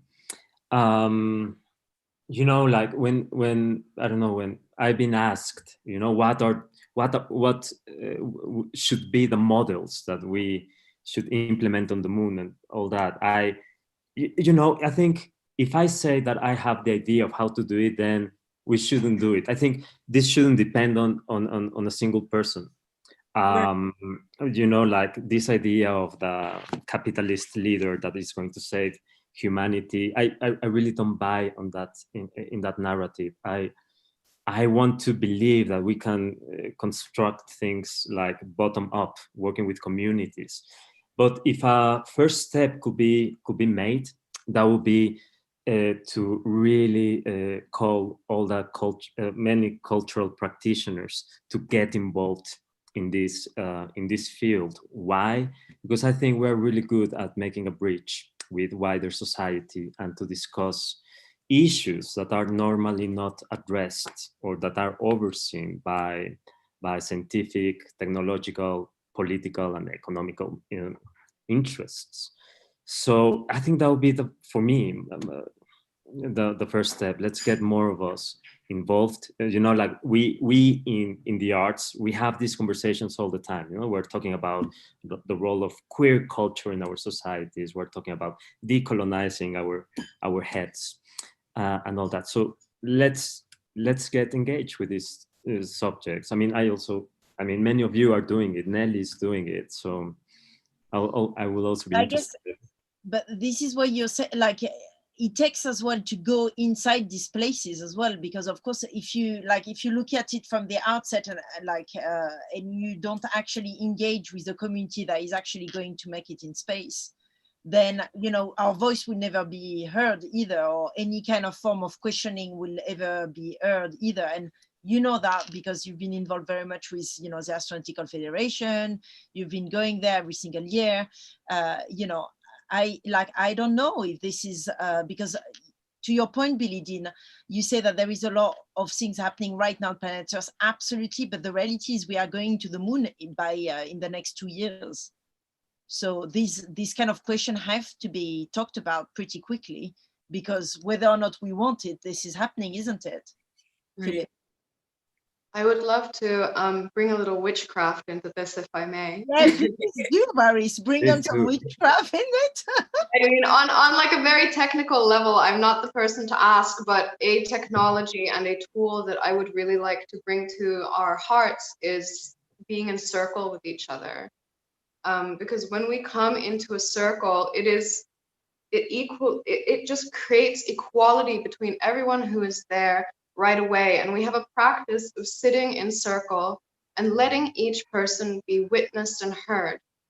Very simple. It's a very, very simple strategy of building empathy and listening skills, not commenting, not answering, nothing, just coming together and letting each person speak, and speak not only from these levels of logic that we're very attached to, but how does this feel? Like, if you would ask my experience of the first time I heard they're going to mine the moon, it was like I was stabbed in my body. It was like something was it was a deep grief that I could feel going back to my ancestors. And these kind of conversations I would love to see taking place. I don't know, like this perhaps, like we're communicating right now. I don't know how this could happen. But actually, you know what, Varis, I'm sure Naomi is going to tell you, but he has tried that many times actually to put us in circle. Naomi, you have this performance in which you get us all in circle and we go through hypnosis, isn't it? Yes, well, yeah, that's one of my powers. I can hypnotize people and I can put false memories that you walked on the moon.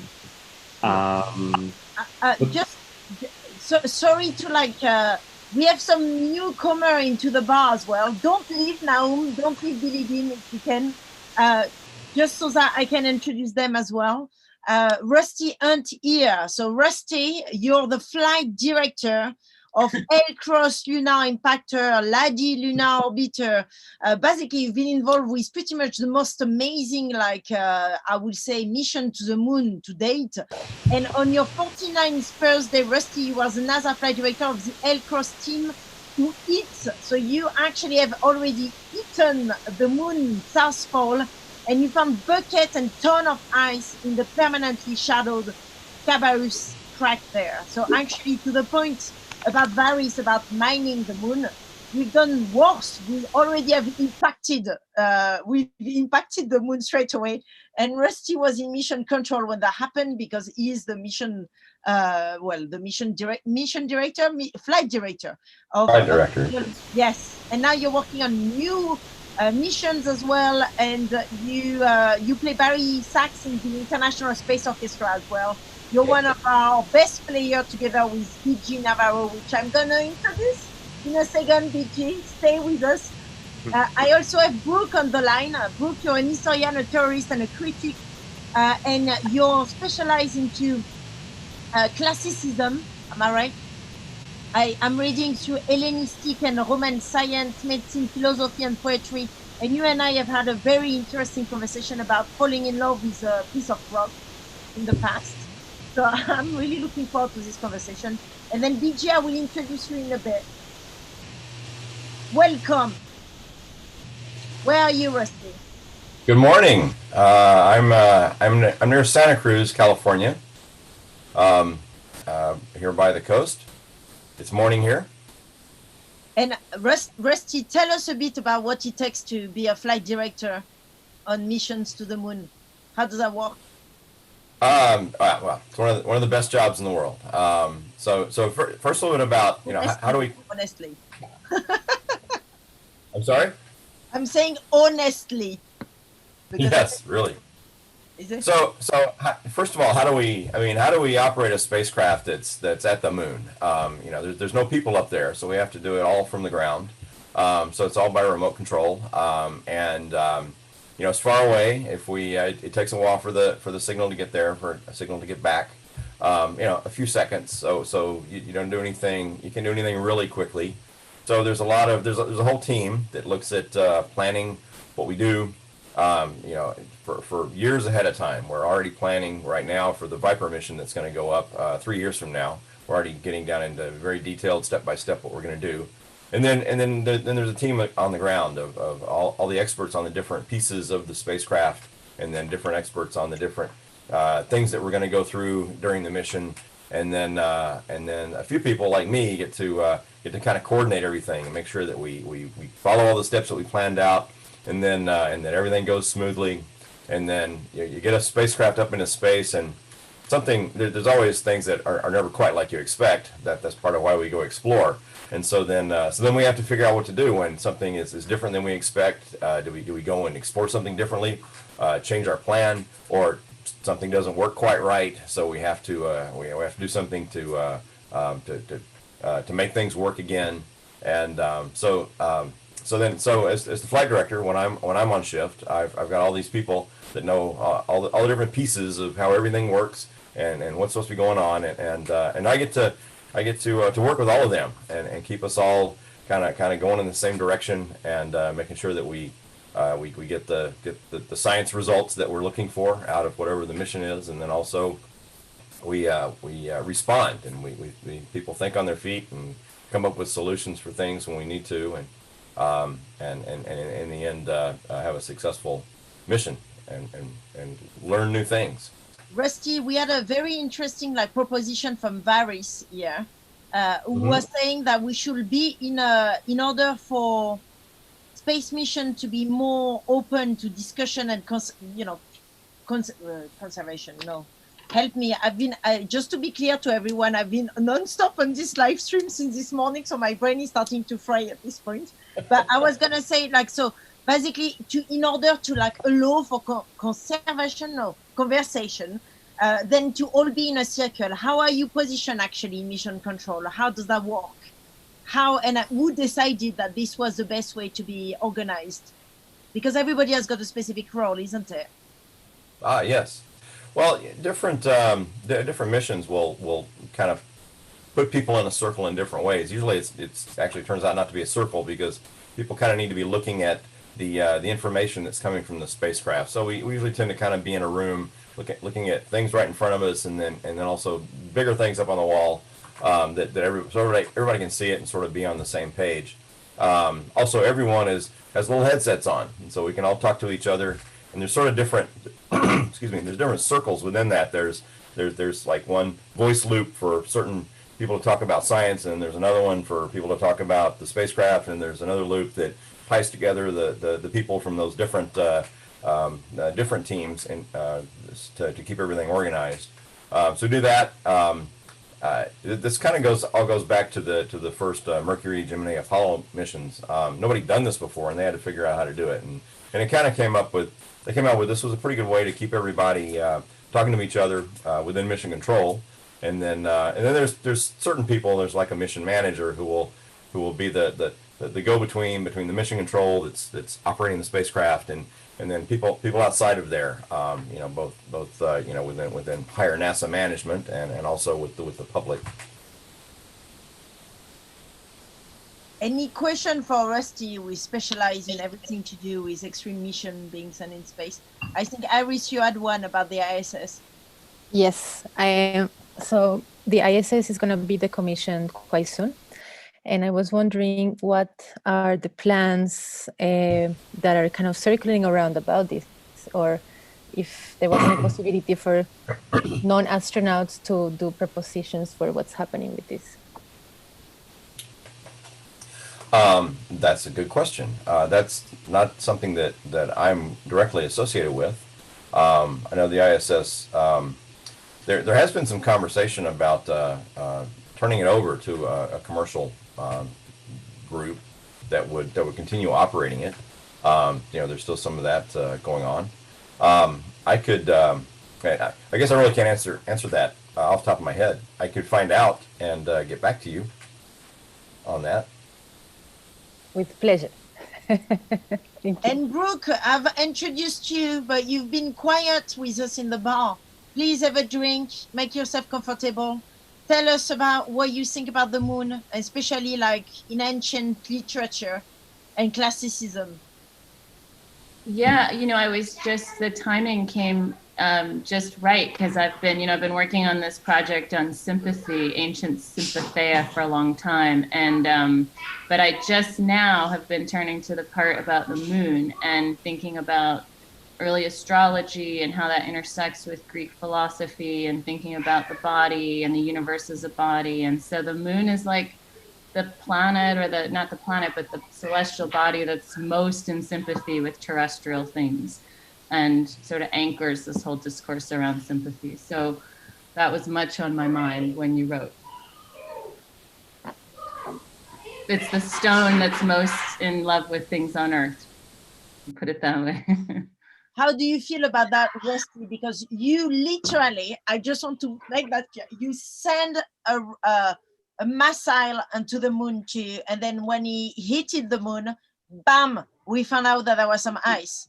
So if we are in love with that rock, is that even a rock, the moon? Would you define the moon as being a rock? Well, yes, absolutely. The Earth is also, third rock from the sun. So yeah, and the moon, used to be part of the Earth until a big meteor came, hit the primordial Earth and knocked off a big chunk that became the moon. So it's definitely a rock. It's our most important neighbor.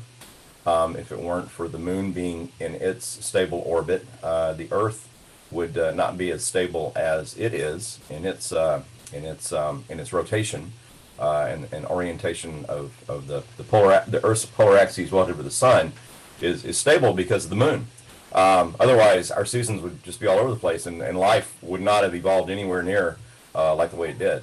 And the Earth continues to, the moon continues to, influence the Earth, tides, and so very much our most important neighbor. I mean, it's interesting because in fact, neither the Greeks nor the Chaldeans, who are the late Babylonian astrologer, the Egyptians or the Persians, they would all think of the moon as a god, probably, or celestial. I mean, the stars are like the top of the Scala Naturae and not rocks. So that's like, they have this special sympathy with things on Earth because they're higher than us. They're not really rocks. I'm not talking anymore, so you can all chime in. But I can otherwise. I mean, I'd love to know from, yeah. Okay, just gonna, sorry to interrupt you, Nelly. Okay. Yes, go for it.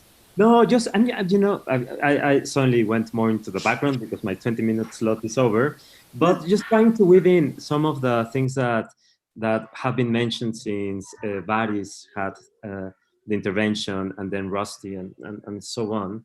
And that is, because we're going again to this like ancient ideas and what is what and new ways, not new ways, but different ways of doing things.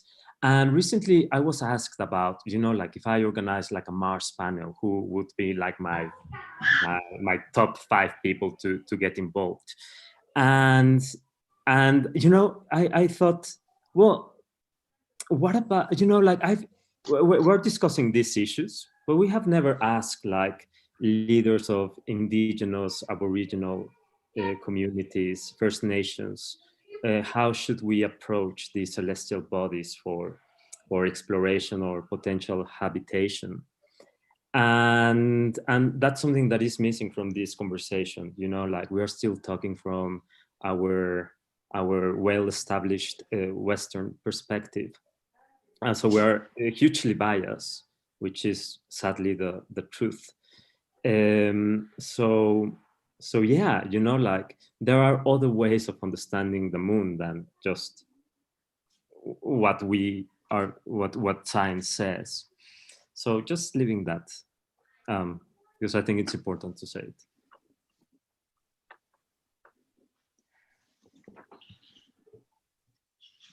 Anyone? Sure. I thought about this a bit, and actually some coming up on this talk, that as we're going to go, I mean, there's a lot more discussion in the past months and few years about exploring the solar system and mining resources on the moon, and and how do we do that responsibly? I mean, do we not do it? I mean, if we're ever gonna, get to Star Trek, we've got to go out into the solar system and the galaxy, and we're going to need to use resources that are out there. On the other hand, the moon and other places are very important in a lot of different ways to a lot of different people. So how do we do this? How do we do this responsibly and respectfully is really an important point.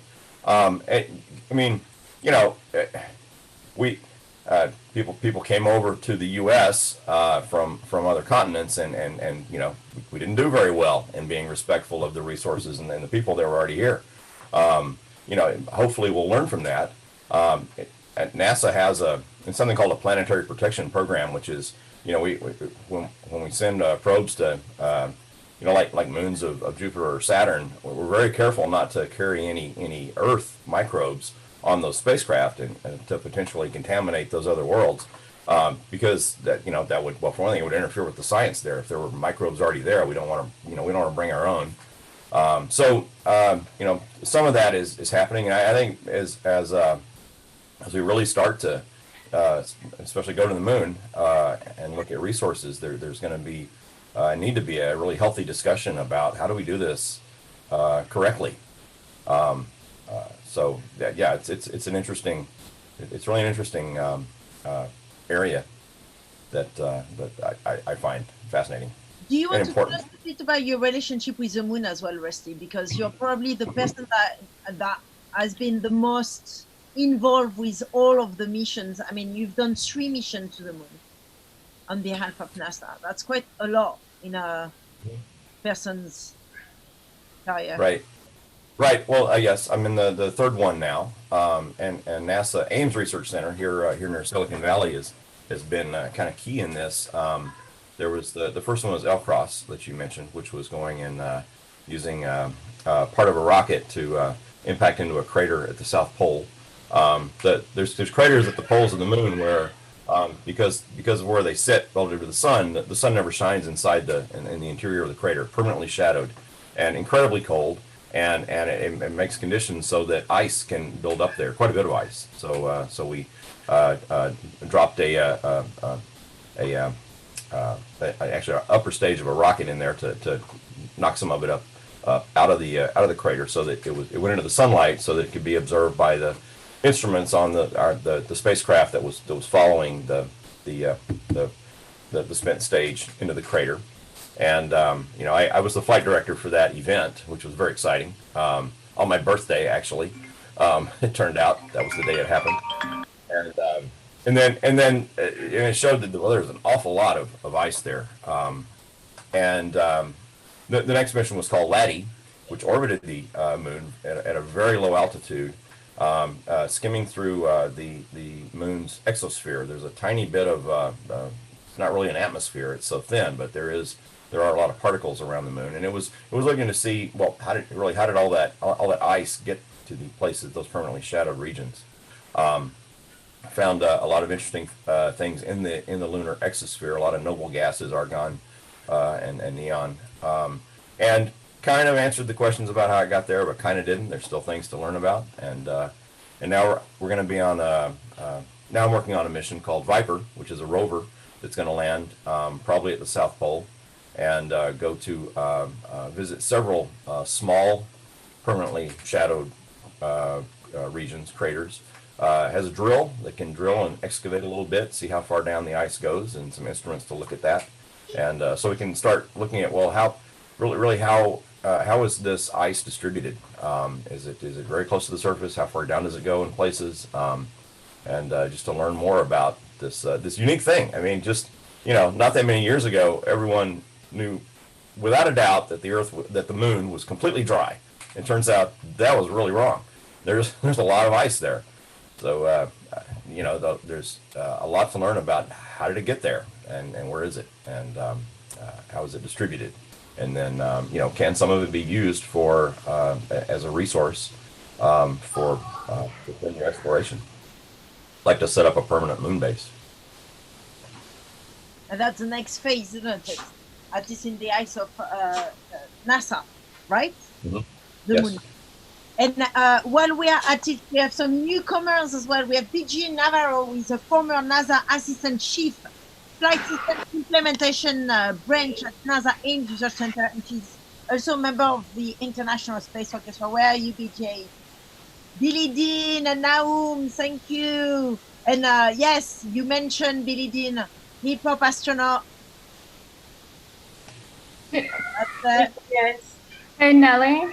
Yes. Can I wanted to just respond to Nahum's question. Yeah, before we move on, because it's a question that I think about a lot, like this question of Western orientations toward the moon, which I think is absolutely right. But one of the things that I've gotten really interested in with thinking of this stuff with sympathy is that, I think it's connected to the way we think about what I would call concept of nature, big N nature, some kind of like larger transcendent thing in what we might call the West, right? But what's interesting about it is it's Greek, but it's not just Greek. We tend to think about this as this kind of line between like Greek ways of thinking, and then you go to Europe and you go to now. But in fact, what you see is like, particularly in the Hellenistic age, you see the intersection of Greek thinking about life and cosmology, and Babylonian astrology is like this product of like the ancient Mediterranean, but at a moment when the Neo-Assyrian Empire has fallen, and you have these learned cuneiform scholars who no longer have kings that are attached to. So they're in this kind of open, marketplace of ideas, and you have Chaldean astrology coming together. And it's really at the kind of heart of this interaction in the Mediterranean of Persian wisdom, and the Romans get in to produce this idea of rethinking what relationality is in the non-human world, including relationality with the kind of celestial sphere. And I think it's not such a question of saying, oh, it's this kind of pre-modern world that we could go back to. It's not that. So sometimes people say, oh yeah, fine, like sympathy was the end of Greek science. It's the end of irrationality. And it was like the infection of Greek science with these, non-Greek things. And I think that's not right at all. I think, but it's really a long durée history of a kind of series of stories and texts that are part of Western science for talking about relationality as another set of resources that are in some ways much closer to kind of indigenous cosmovisions than we might imagine. And I think that partly, Rusty, when you were talking about we go to the moon, even the way you're thinking about like, how are we going to use it? And I think that's when we talk about a kind of Western way of interacting with these celestial bodies, it's like instrumentalizing, because we think they're matter, they're not animate, they're resource extraction. But, I think like this larger history is like, well, it's not, nature was always there to be interacted with and try to control for human flourishing at some level. It's just instrumentalization of inanimate resources isn't the only way of creating a relationship. So, and also that this, the past is much more networked and globalized and interconnected than that we think of when we think of, I think sometimes of the Greeks, Europe, and the West. And so that's part of what I find sympathy is so amazing, because it's like this concept we don't think about anymore that used to be said, oh, that's like magical thinking, but it's really at the heart of all of this energy that all of these scholars and people who are doing astronomical calculations, and people who are traveling in the courts, and people who are writing books, and people who are working on medicine, and people who are doing pharmacology, interacting with root cutters, like they're all working in this kind of common intellectual sphere to reimagine in this period, like what are our relations as humans with stones, plants, but also the moon, with the cosmological sphere. And it's really this kind of collective effort. Oh, thanks, Brooke, for your answer comments. No, I agree, we move in the gradients all the time. And when we talk about the Hellenic world, there are also some scholars that would say that comes from a really strong influence from Egypt and Africa. But we forget that. And secondly, this idea of the modern world is a late romantic German invention, Hegel, thank you. So at the end it's true, like right now, there is this etching called the Flammarion that many of you might know, by Camille Flammarion. And I used to like it until I understood what it meant. It depicts, it's like a sphere of earth, and it has a human, a man, peeping out, looking out at the wonders of the universe. But then one day I saw how he depicted the universe, and it looks like a series of like a machine, like the entrails of a clock, of a watch. And then I was like, yeah, this is the problem, like this view of nature, of the natural world, including the universe, as a mechanical, deterministic thing, in Christian thought, nature is there to serve humanity, to be used and abused. And then in the way that we are approaching space from our perspective, the Western perspective, it's in that way. And we have perhaps, no, I think not perhaps, I think we have really put away any sense of holiness for the natural world. And I'm not talking about, yeah, it's not necessarily magical thinking, but it's a sense of Well, the natural world being holy. Thank you so much for this, Naum, because it's actually the perfect link to our newcomer inside the bar, Dr. Michael Walatemata. Am I pronouncing it right? Probably not. You are senior lecturer in the Department of Protestant Theology. So you're going to be able to speak to us about the holy, I guess, in some ways, as part of interstellar exploration and society. So, you know, we look forward to hearing your take on that side of, you know, of our relationship with the moon, the holy, in that context. We also have We Colonize the Moon that just joined us. Quite a controversial title to your practice, isn't it? You have a graphic art and installation project that based on a range of DIY production technique within a partnership rooted in absurdism, characterized by slogan and catchphrase. But you also have, what do we have? Well, anyway, you will tell us all about going actually in a real moon bar, Hagen. You went to a real moon bar, so you can share with us this experience. Dr. Janice Bishop here as well, who is a chemist and a planetary scientist. You know, here we have Brooke, who knows all about the love for the rocks in ancient literature, but here you have a geologist as well, a planetary scientist, with who we can discuss at length about the surface of different extraterrestrial bodies.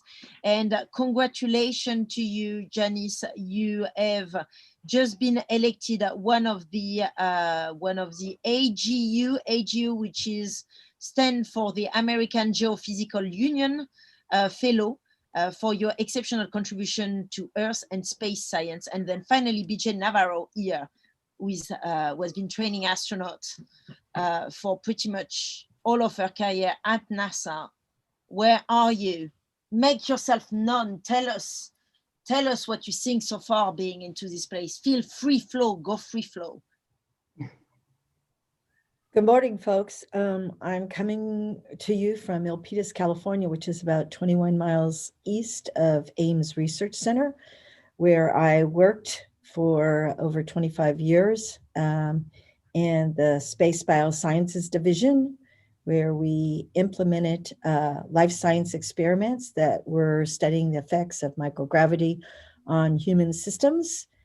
And actually yesterday, there was a launch at Kennedy Space Center, and there was a microbial experiment on board that launch that was hosted by Ames. I no longer work at Ames. I'm a former NASA employee. I retired in April of 2019. And so the latest and greatest things that are going on at NASA, I see via social media and keeping in touch with a few of my colleagues from Ames. But I am aware that there's a commercial lunar payload service module being considered. And when that does occur, then they're looking at possibly putting experiments on that to be conducted on the moon. And that is where we're headed to colonize the moon or have a lunar module there. That's where NASA's headed right now, so that we can get a taste of how it is to live in an altered gravity that's different than our microgravity, and to move on to Mars, which should take place perhaps in my lifetime, I'm hoping. And yes, and I'm very concerned about doing this effectively and keeping in consideration pollution and changing the environment that we're going to, trying to keep it the same. Let's learn from what we've done here on Earth, and let's not repeat that on the moon and beyond. Thank you, BG. And do you want to tell us how you train an astronaut? How does that work? Oh, Especially well, for live mission, because I guess it's also some question that we had earlier, which has to do. Well, is Annette coming on? I think Yeah, Annette's she coming will. on. She will. Maybe Yeah, okay. we'll cover So that. here's the thing.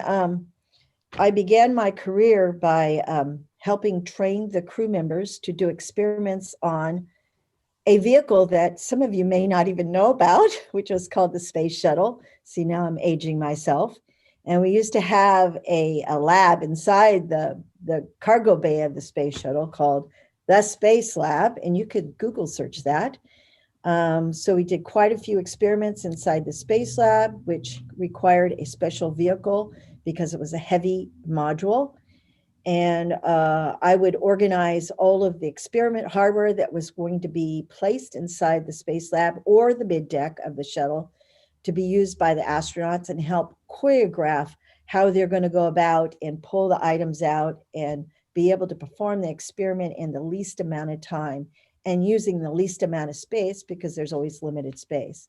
In those days, the shuttle only stayed up on orbit for a maximum of 14 days. So your experiments having to do with life sciences had to be choreographed in such a way that all the work that was going to be done during those 14 days could be accomplished. And if by chance there was an issue in conducting the experiment, because we're doing a best guess on how it could be done based on our experience with past experiments, we might have to solve a problem like Rusty was indicating. We have to think on our feet very quickly, and we are online watching the astronauts perform the experiments and helping them, responding to their questions and guiding them along. And to this day, we still perform in that fashion with the crew members on the International Space Station. But of course, we no longer use the Space Shuttle. We use the SpaceX Falcon 9 rocket, which just took a Dragon 2 capsule up to the International Space Station for the first time. It's a larger capsule that accommodates more experiments. And in that capsule, there's powered experiments and unpowered. And some of them are time sensitive and some of them are not. So what we do is we go to Houston. We have a couple people that train the astronaut crew to conduct the experiments that the scientists have put together. We work with them hands-on. We have a group of specialized people and we time how long it takes to do certain activities. There's certain training levels that they have to be at before they can actually be assigned to an experiment. Reddit research where we actually Vijay, I'm just aware of some like messages that appear in the background of that. Michael, you're making some comments about a dangerous space vehicle. Where? I was just commenting on a previous comment, nothing to do with what the speaker was saying. STS-27, I'm not familiar with that one, but that's a long time ago, yes. Well, that's two missions. That's 2 missions after. Because Michael liked to create some tension, but he always creates a bit of delay. He's like like a good mission control, like always 20 minutes delay. STS-27 was 2 flights after STS-26, which is well, I started working with the shuttle program on STS-40, so 27's way before my time. Please, Janice, Michael, feel free to interject at any time.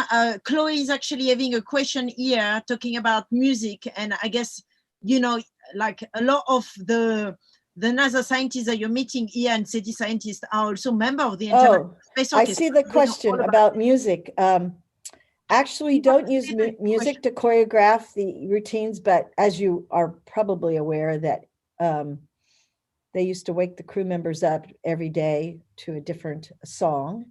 And Houston had a way of selecting the songs. I'm not sure what that process is, but I'm sure if you Googled it, you'd find out.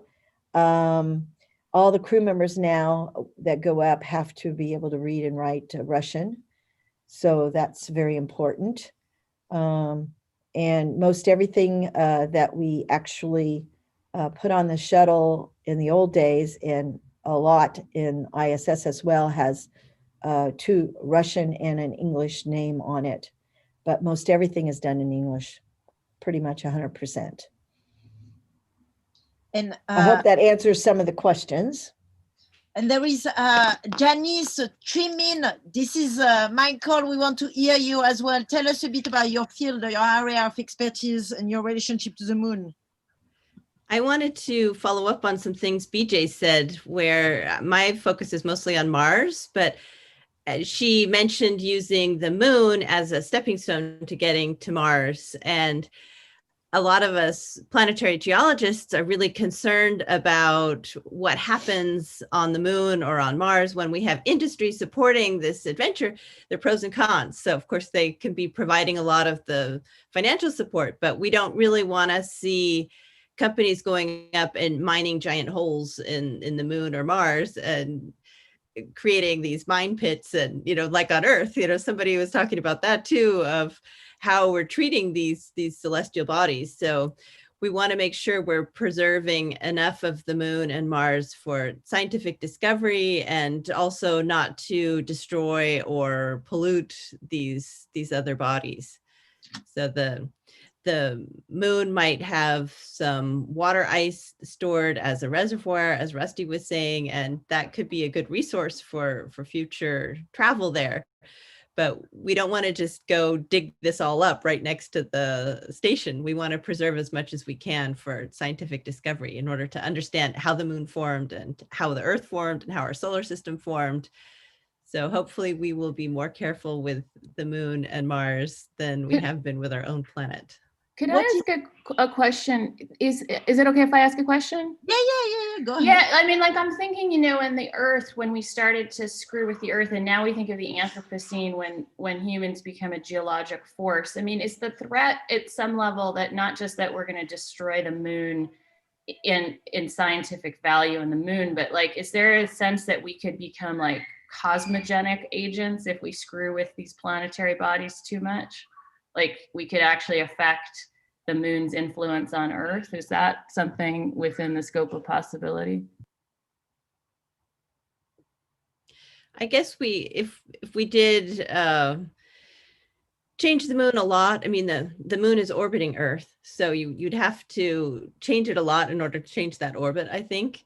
But there are, besides the moon, there are asteroids that are out there, and people are talking about mining asteroids. And so asteroids are smaller and might be easier to adjust their orbit. So any of these things, if you adjust their orbit, they could potentially crash into Earth or crash into other asteroids. So the moon's pretty close to us. So I think it would be harder to get that in the way of the other things out there.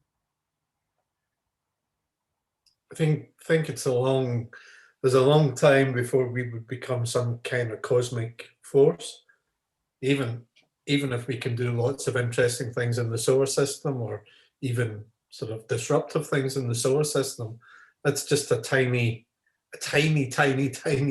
corner of our own galaxy, for example. So to become a cosmic force would really require something quite different, and you'd really have to be an advanced civilization to sort of get into that realm. Well, talking about advanced civilization, we have Hagen here, who is wearing his outfit, his astronaut suit. Tell us, Hagen, about We Colonize the Moon. What have you? So, hello everyone. A huge pleasure to hang in the moon bar tonight. I took this possibility to bring out my Apollo suit to wear it here. And we come to the point why I'm wearing the suit and where I am in a second. But please, first of all, I'm wearing this helmet now since 3 minutes, and it's already hell hot underneath this helmet. So I think the big magic is like taking off the helmet. Oh. And then always is the most complicated thing on Zoom meetings is like how your haircut looks like. So actually it's good to put the helmet back on. So I'm Hagen. I'm part of We Colonize the Moon. I followed your discussions since a while, and I heard all your conversations about colonizing and colonizing in space. And I love the theories that Brooks brought up about the concept of nature, and what Nahum was talking about Hegel and Camille Flammarion. We will touch on all this. So, but first of all, so I'm between art and science. I work together with Sue Cork, together under this weird name called We Colonize the Moon. So where's this name coming from and why we're called like this? More than 10 years ago, we've been on an exhibition in Norway. And you know this landscape in Norway. You look at the landscape and you think someone did a bit too much in Photoshop. It looks all perfect, picture perfect landscape. And somewhere in the middle of the landscape, I make drawings. I'm very old fashioned. somewhere in the middle of this landscape, in the middle of nowhere, there was like this like classical electricity pylon.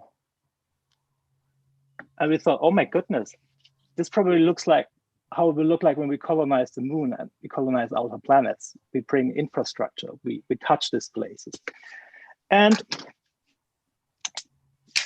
let's talk about where we are. I want to take this moment to give you a quick short tour through my studio. That's my studio. It's tiny, that's all basically. And it's very high, as you can see. And this is where I am. It's a house, 3 floors, and we have the top floor, and I'm in the top, I'm in the pyramid, right up here, right in the middle, all on the top. And then, different as it's written in the biography, not every German artist lives in Berlin. I'm not in Berlin. I'm down in the south, I'm in Stuttgart. Most people have no idea where Stuttgart is. It's really, really down in the south. And I make a quick illustration about where it is.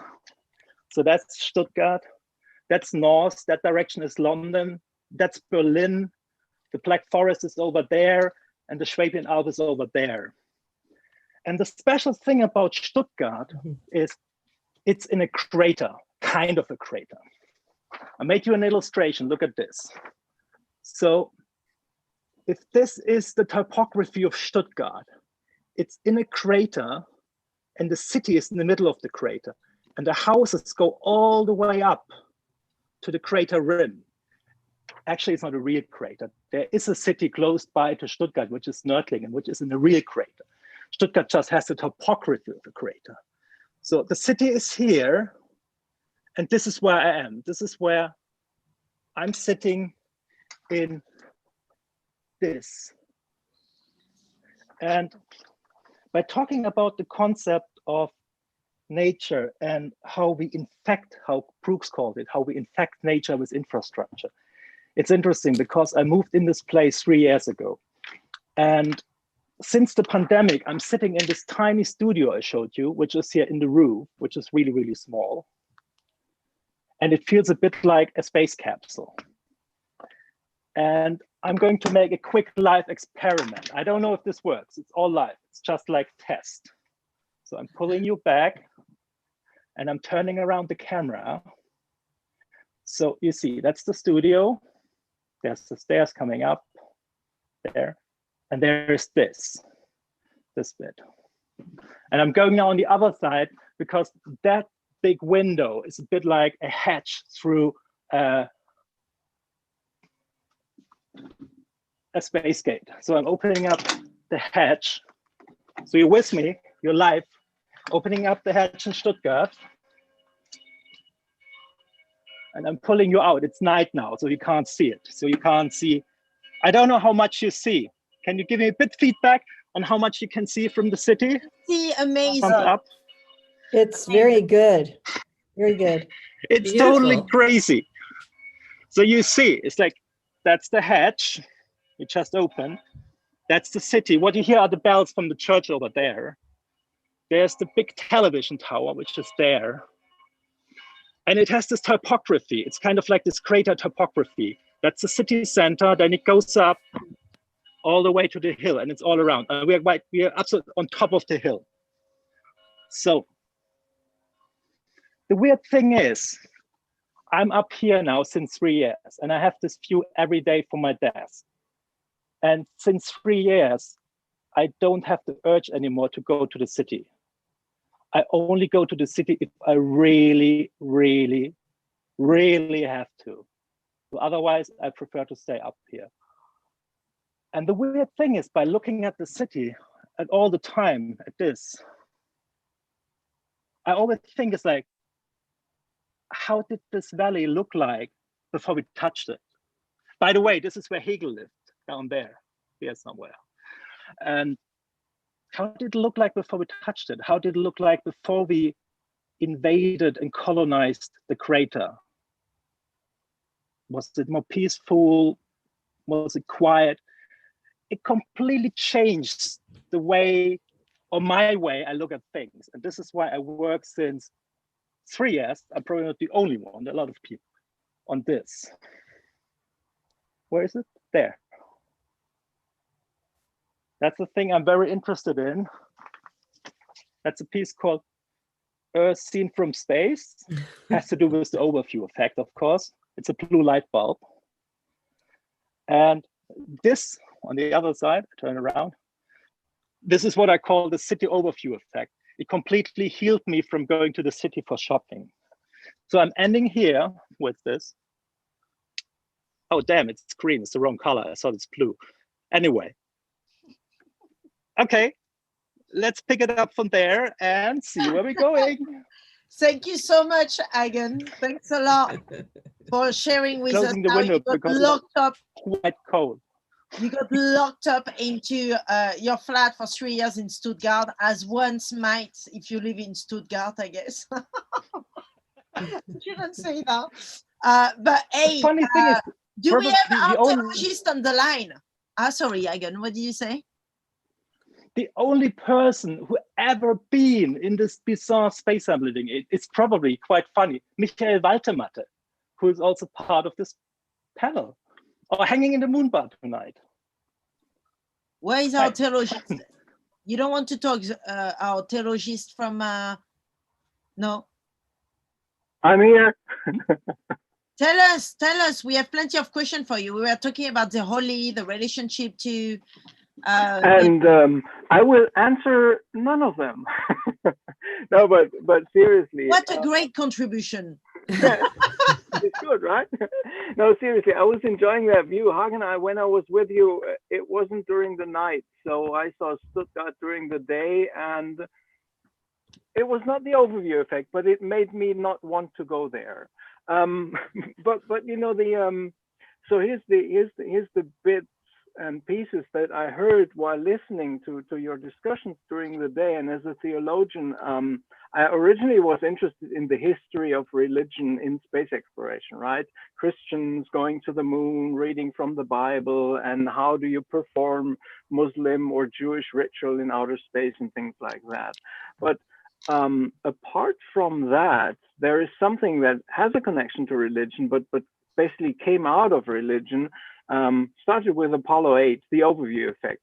Hagen has mentioned that, and we've heard people discuss. Chris Welch this morning said he wants to build a Zen garden on the moon, right? He wants to have artificial nature on the moon. Or Nahum talked about the holiness of the natural world, and I think that this distinction between nature and culture that we have had within philosophy, within anthropology, even within theology since the 1960s,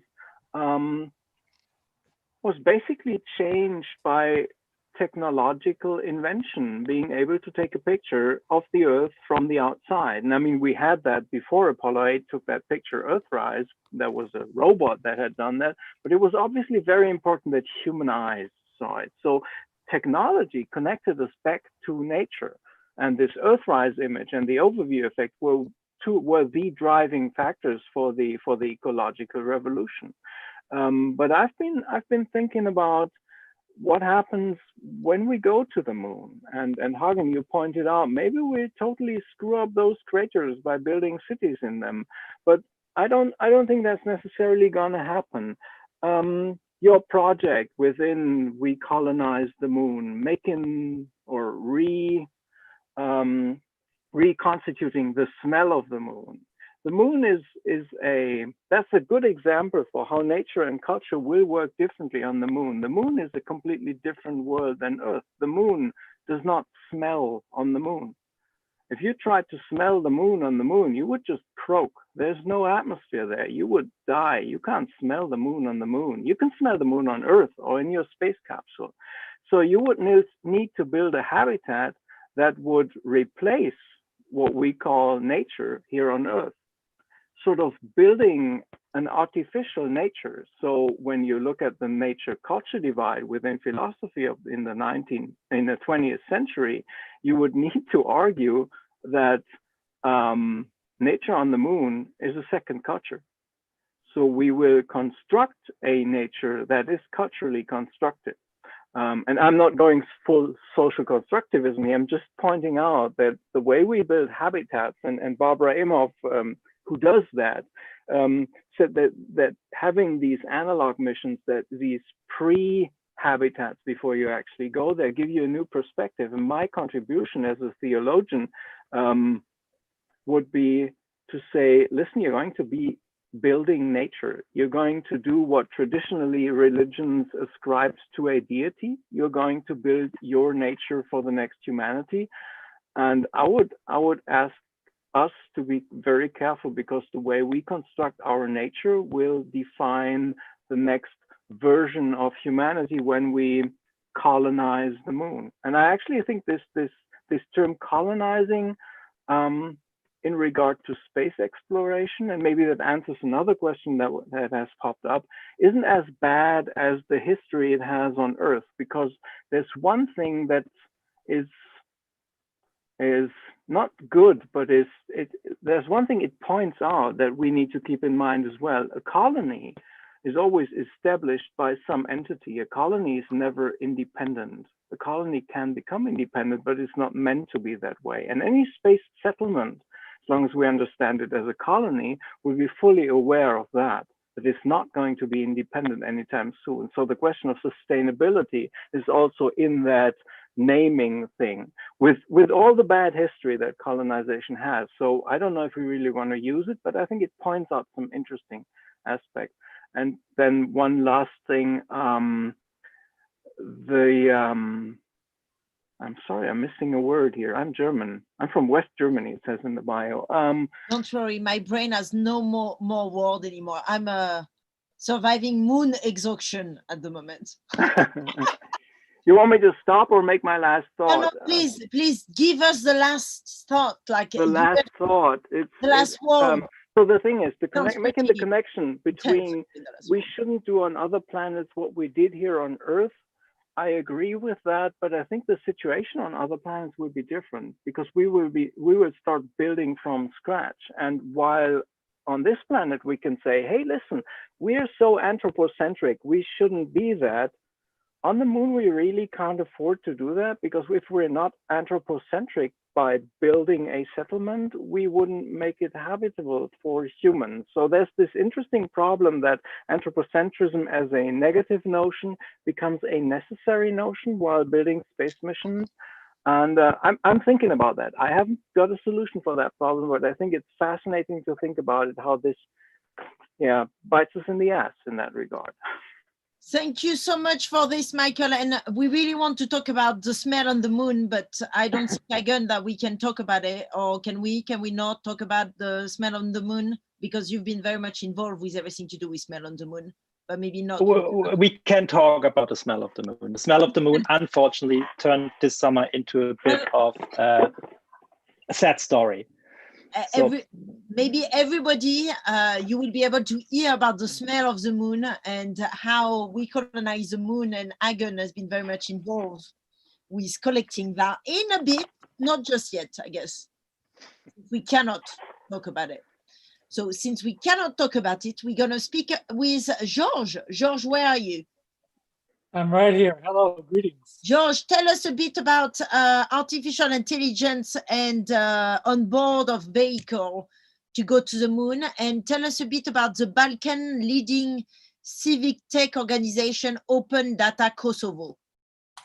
All right, so I posted on the chat a link with a short description to the mission that I'm involved in as part of as a member of the flight control team at European Space Agency. People watching us live stream. By the way, if you're watching us live stream, you can ask questions on the live stream as well on YouTube, and we can ask live question for you. So George has just been sharing a mission that is called Enabling Support Operation. Oh my God, this one thing I must say to all of the scientists here, please stop the acronym. Stop the acronym OPSSET. You can just call it OPSAT, the OPSAT mission, or your flying laboratory. Yeah, OPSAT, but what does that mean, OPSAT? Well, OPSAT is an operational satellite, which is accessible to anyone. So anyone is free to submit an idea of an experiment that they want to run on board, and we can help them run that experiment.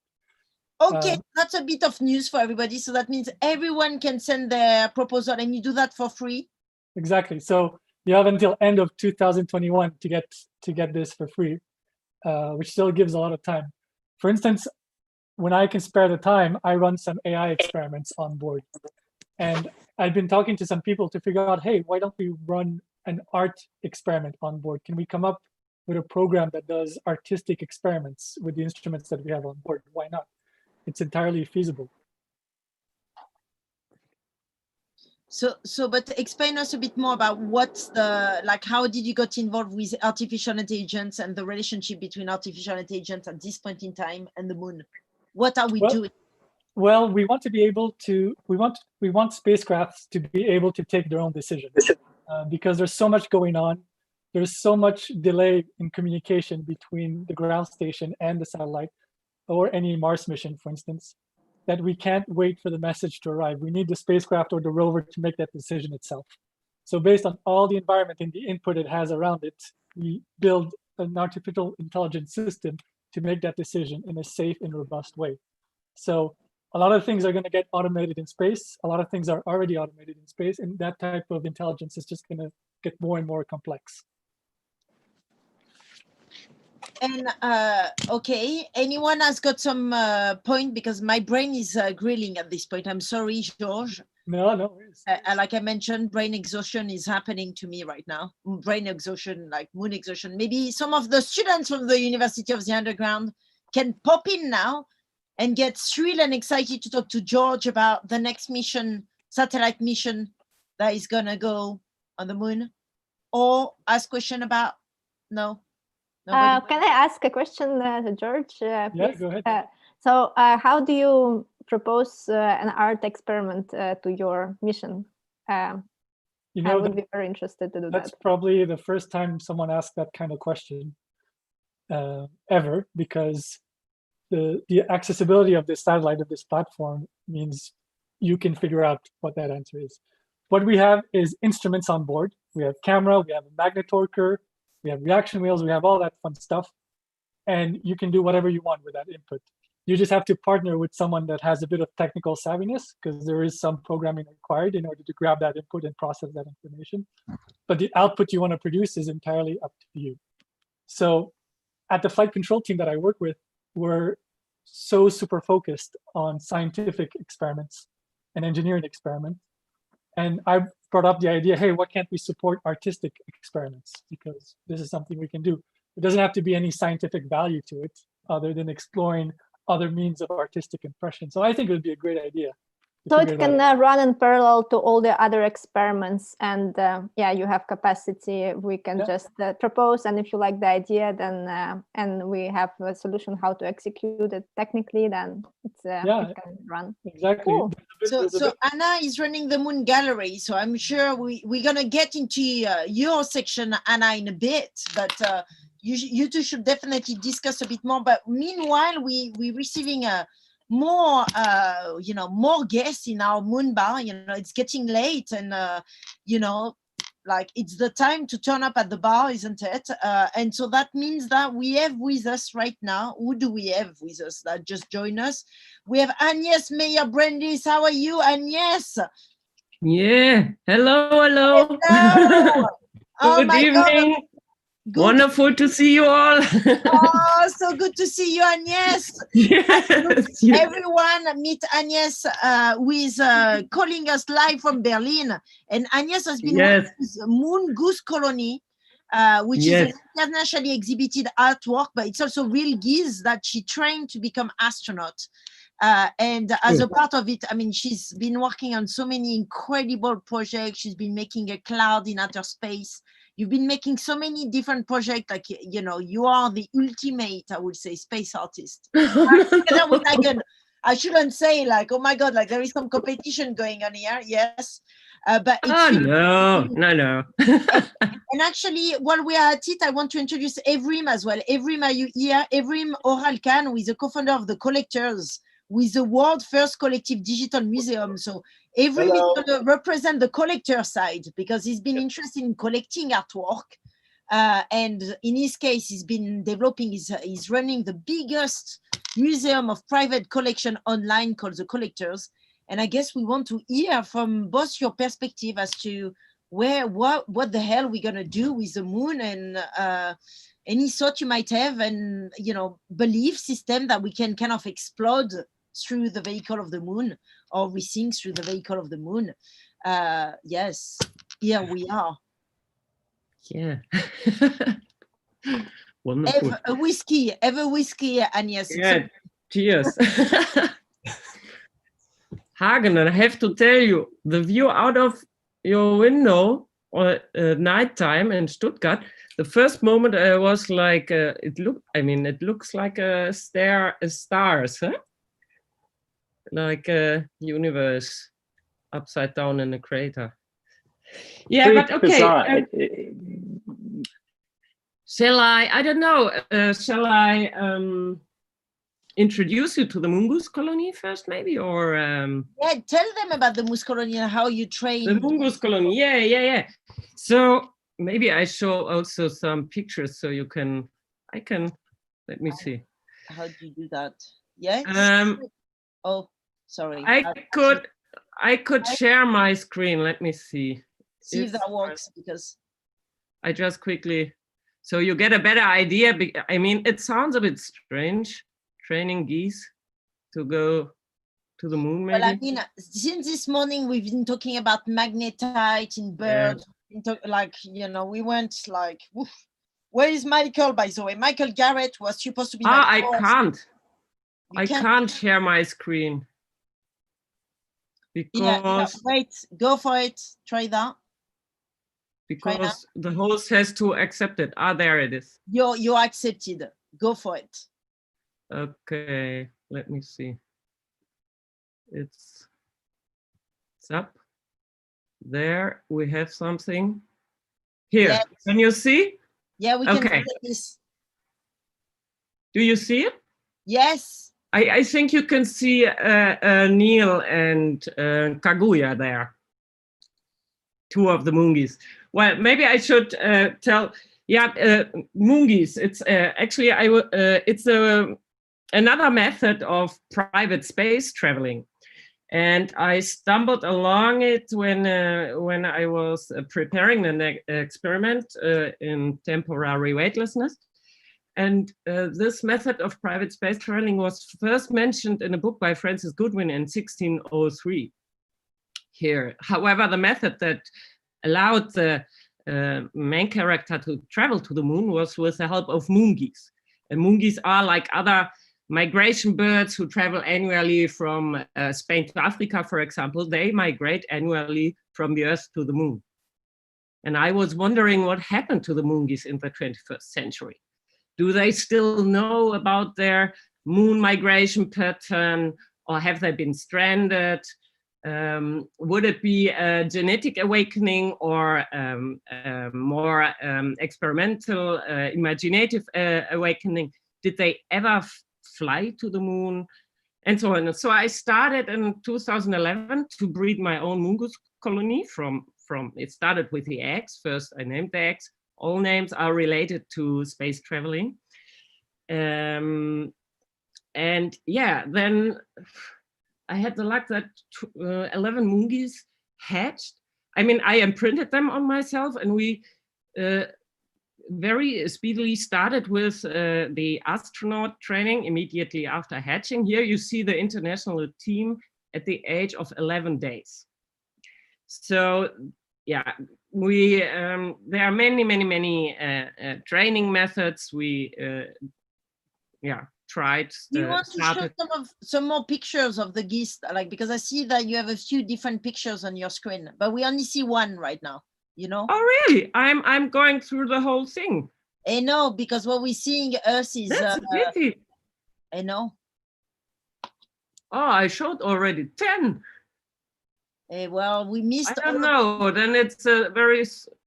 I don't know what's wrong. I mean, maybe it is. We're seeing one side of the, and then we're seeing as well. I mean, what I can see as well some. Maybe we have to. Maybe it's what you're screen sharing. Maybe try to share a different window. Yeah, I have Keynote open, and let me see. Maybe I have to open them separately. But everybody can also look online, like geese, moon, Yeah. they will It's a find pity, but did you see now another picture? No, Agnes, what you're doing at the moment is you share your Finder screen. So what we see is the Finder screen. So you have to tell Zoom that you want to share. You see all your hard drive.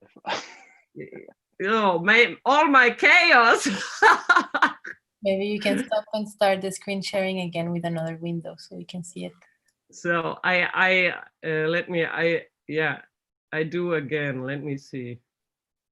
Here, this should be now. Maybe if I press no, still not. So now? That's it. It's happening. Yes. Yeah. Legendary. Okay, here's but we've seen that. Sorry. Yeah, this is Kaguya Neil, you see here. Exactly. So this is Francis Goodwin from the book of Francis Goodwin in 1602. And the book where mongoose were first mentioned. So here you see the special migration birds who travel not from Spain to Africa, but from the Earth to the moon. And I skipped directly because I told already, here are the eggs. First, I named the eggs, all related to space travel. So here we are. Here you can see the international team at the age of 11 days. And immediately after hatching, we started with our astronaut training methods. And there are many methods we realized together, developed together. Here you see a school on the space junk problem. Maybe I show 1 or 2 methods, but they are also in a movie from the first year documentation. But now I go too quickly through. Whatever. This is actually a video, but it doesn't work. Maybe you can see online trailer and then you get an idea on the mongoose colony. But I close now with some last remarks. It's a long-term mission, and the first unmanned flight is planned for 2027, and the first manned flight for 2038. And we had already goslings born on the moon.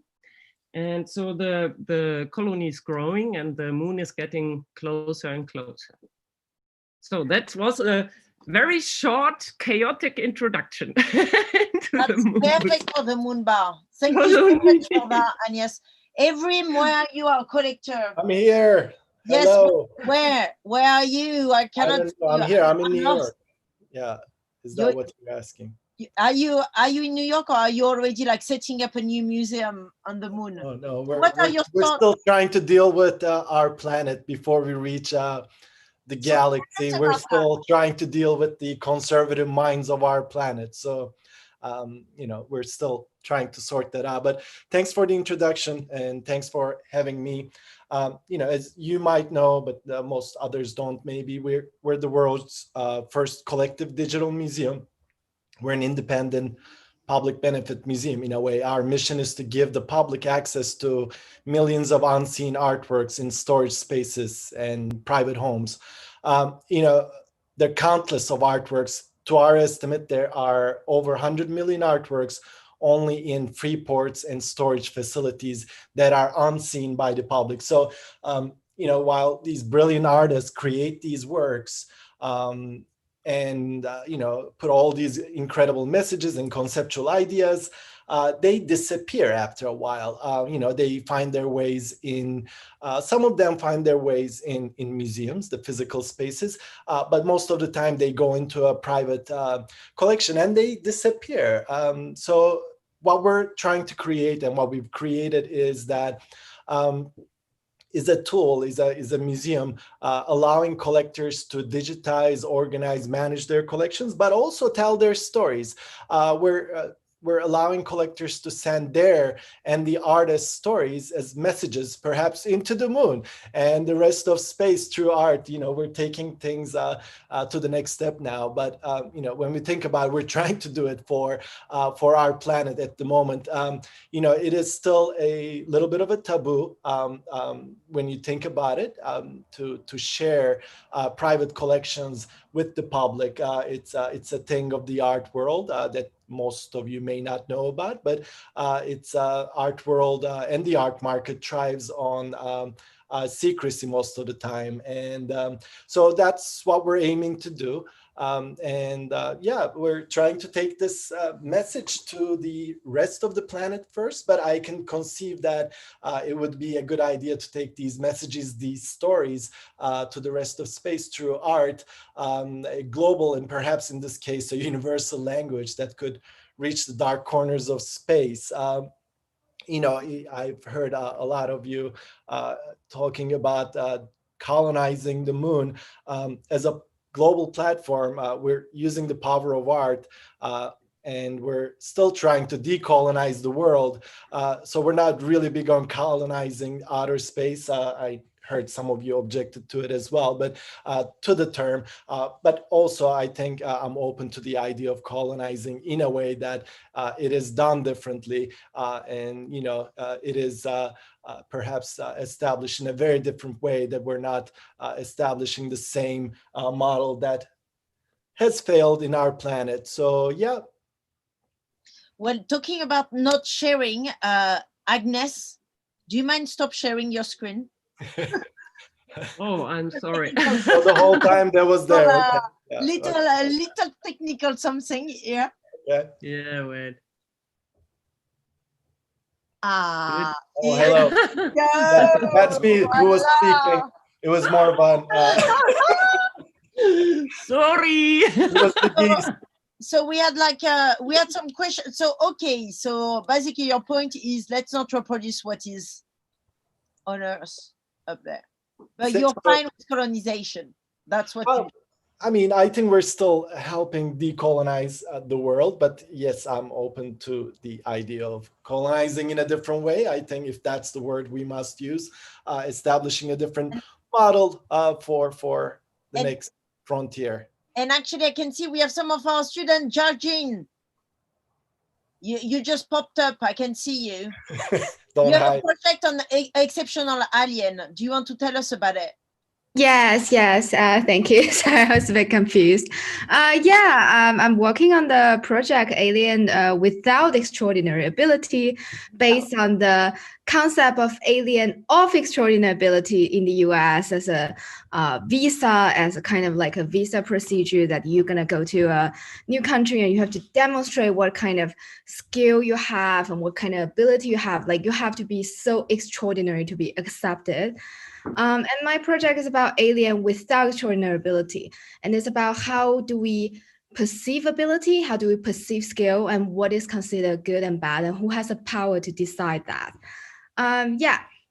That's my project. I mean, I guess, like, how do you want to respond to that, Agnes? You've been working with geese of exceptional abilities. Oh, no. Yes, they have exceptional abilities, but they are also still a mystery to me. Where For are example, they? Living with them? Sorry? Are you still living with your geese? They are living in Italy. And of course, now it's a long time that I have seen them.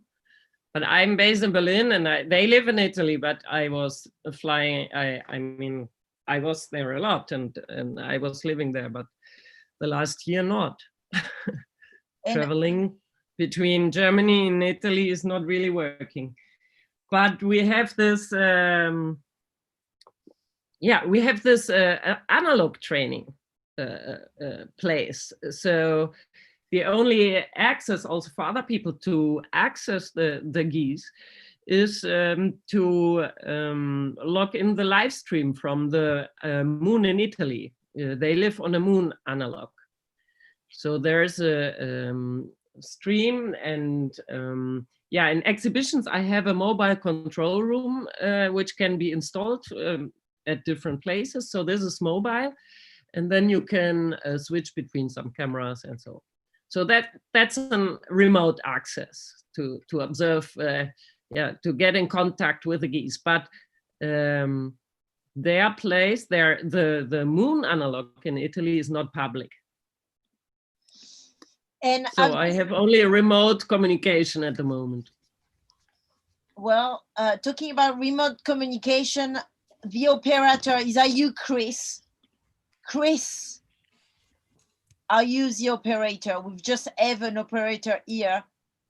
Christopher? No? Hello. Yes, this is you. This is me.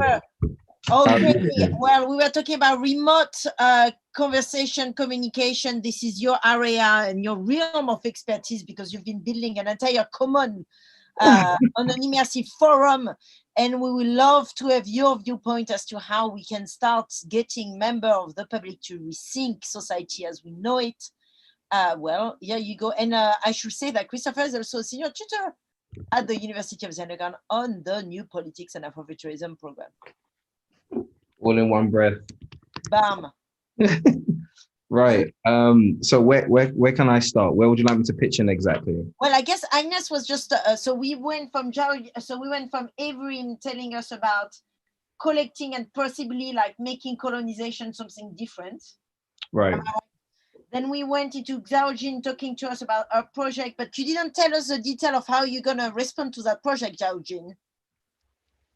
About exceptional or alien with non-exceptional talent, non-exceptional, I cannot find the word, but then we went into Agnes telling us about the geese and being in remote conversation with them in Italy and training them on the moon analog. And yeah. I think can you hear me okay? Yeah. Yeah, I think there's an interesting dialogue that can happen when it comes down to when moving to a new land, how people and customs will shift and evolve. And the reason why I thought that could be something that could be interestingly kind of reevaluated is also about how biologically and naturally our bodies are shifted according to the amount of gravity on Earth. And then when we move to the moon, how that can potentially, I say when, like, let's imagine we're going to get there. What kind of impact that will have around the way that we situate ourselves and the customs that we build around the mathematical and scientific revelations that we have.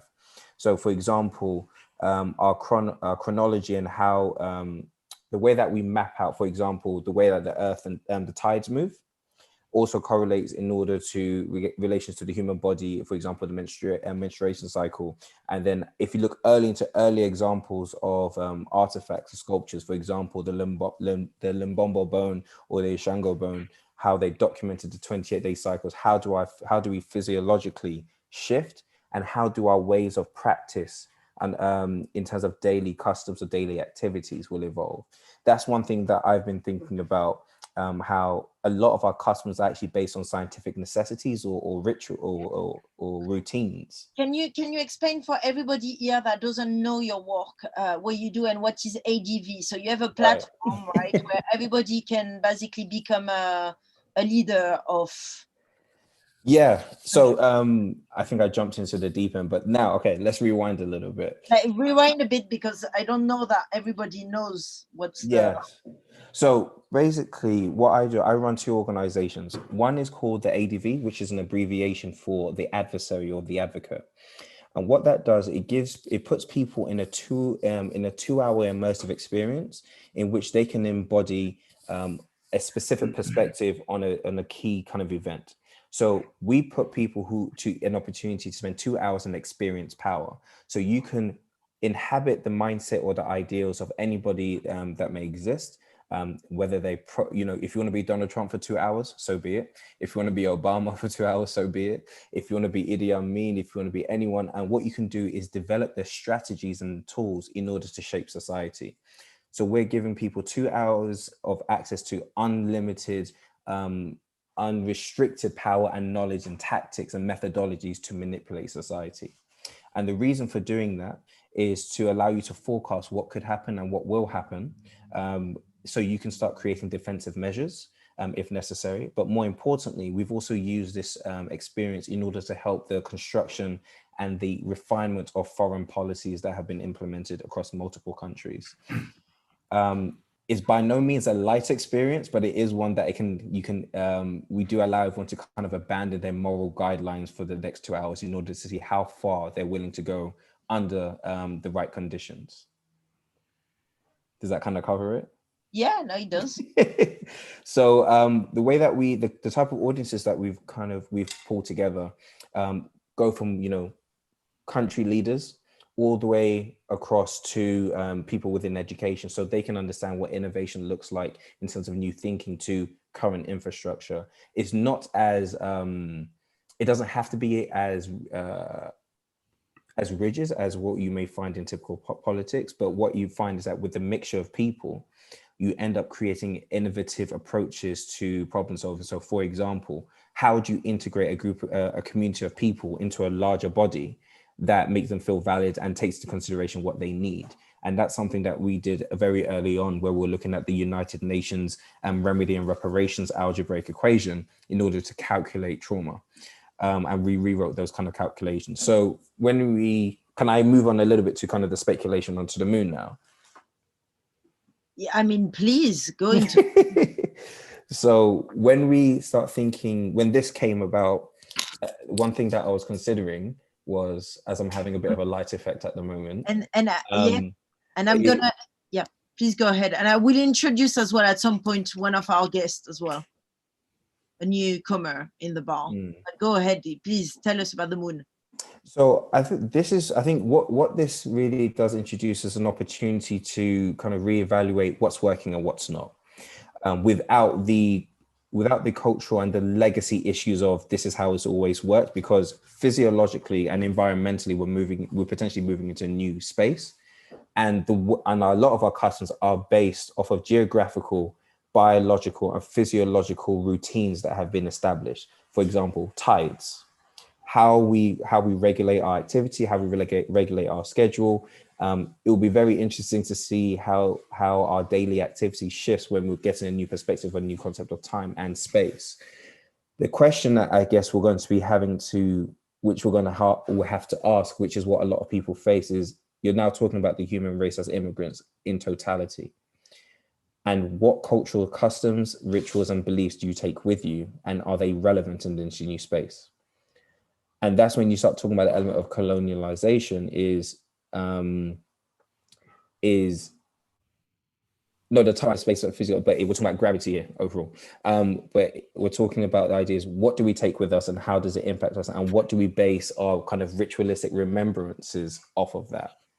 And that's where I think the interesting dialogue can happen. Ties have effect on my schedule. And actually, no. And actually, perfect timing for us to introduce Professor Joanne Irene Gabrinovich. You are a space lawer. So you're going to tell us actually what is the law around going anywhere in space. You've been teaching space law and remote sensing law since 1987.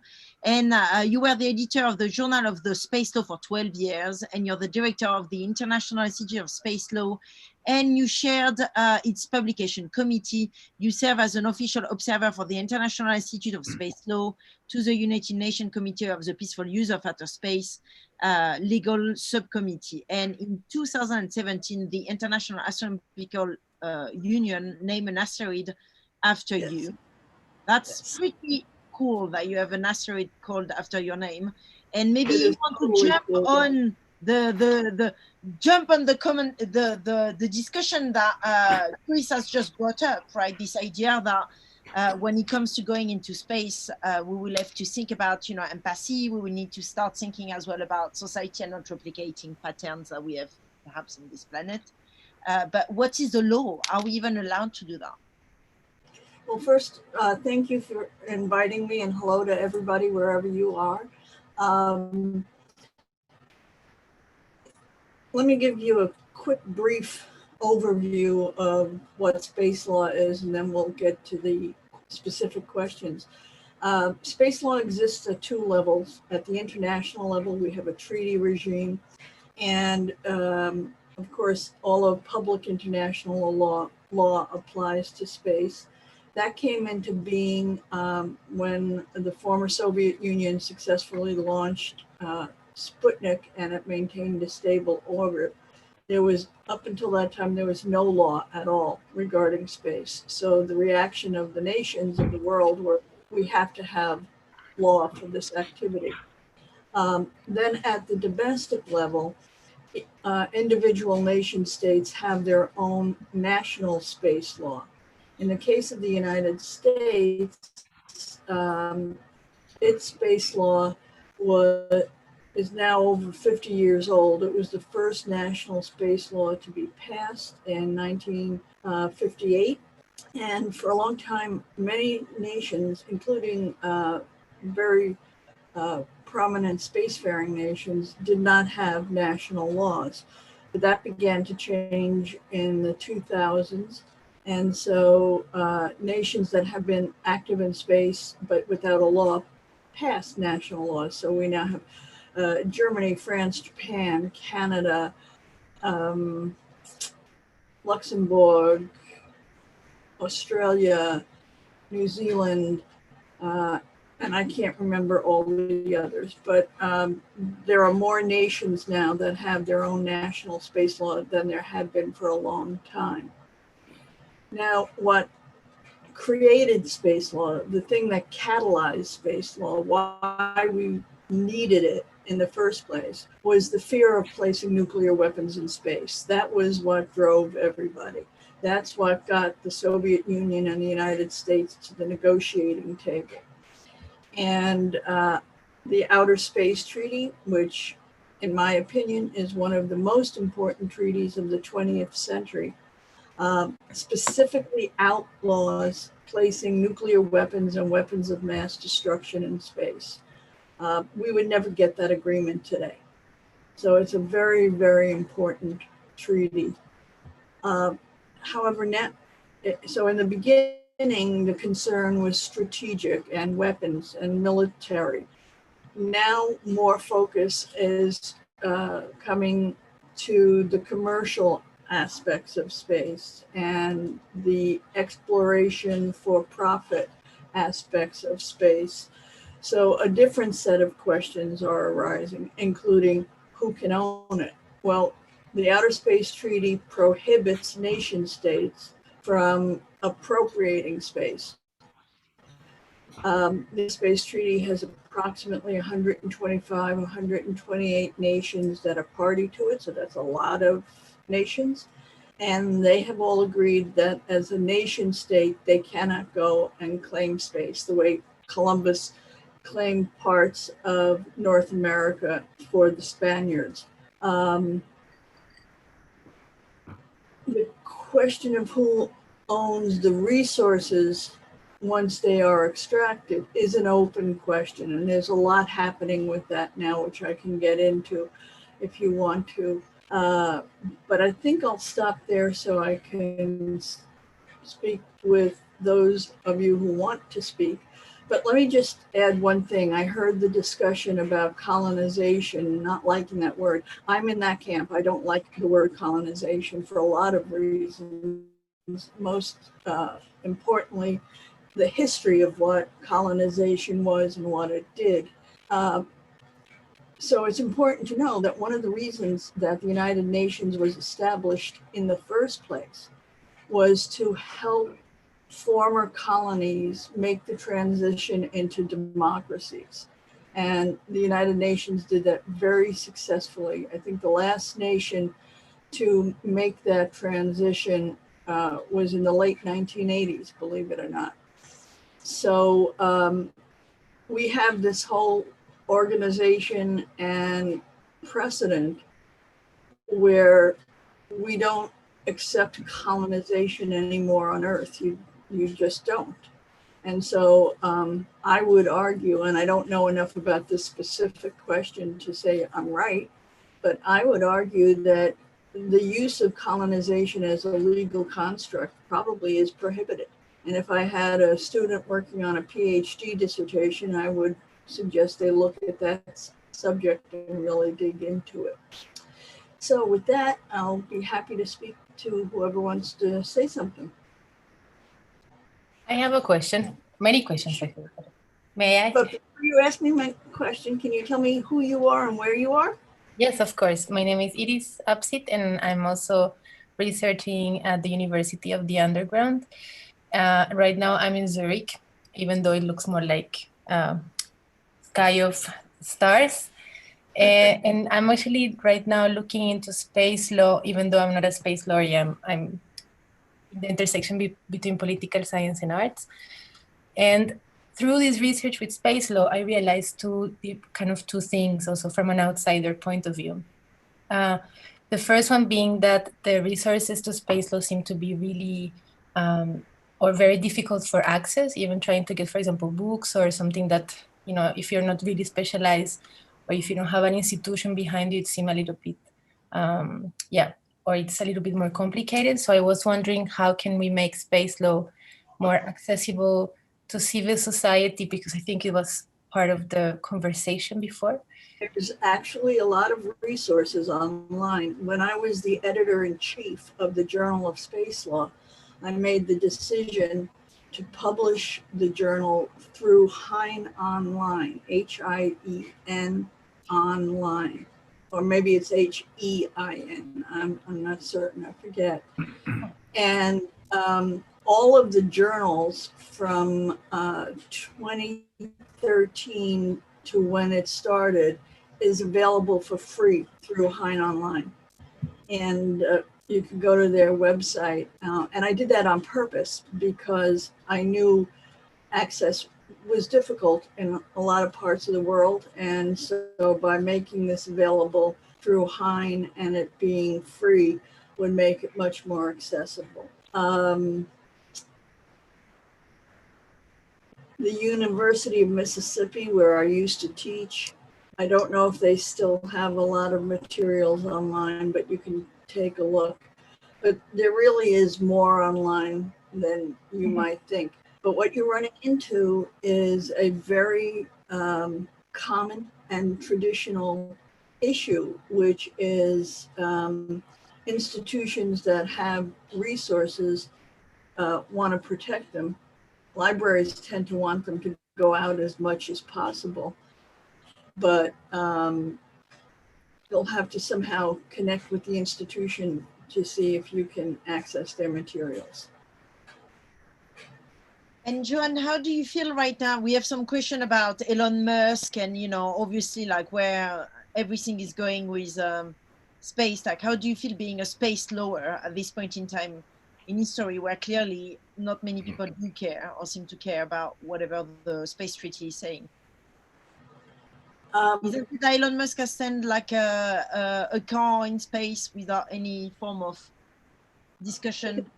My own opinion about that is that was very unfortunate. I mean, it's going to a place where it's not going to do harm to anyone. And if it does, it will not be for a very, very long time. But what concerns me is the idea and the principle that it's okay to do something like that. Happily, a big focus in space law now is sustainability and keeping space clean for the long term. Sadly, we have done to space what we've done to our oceans.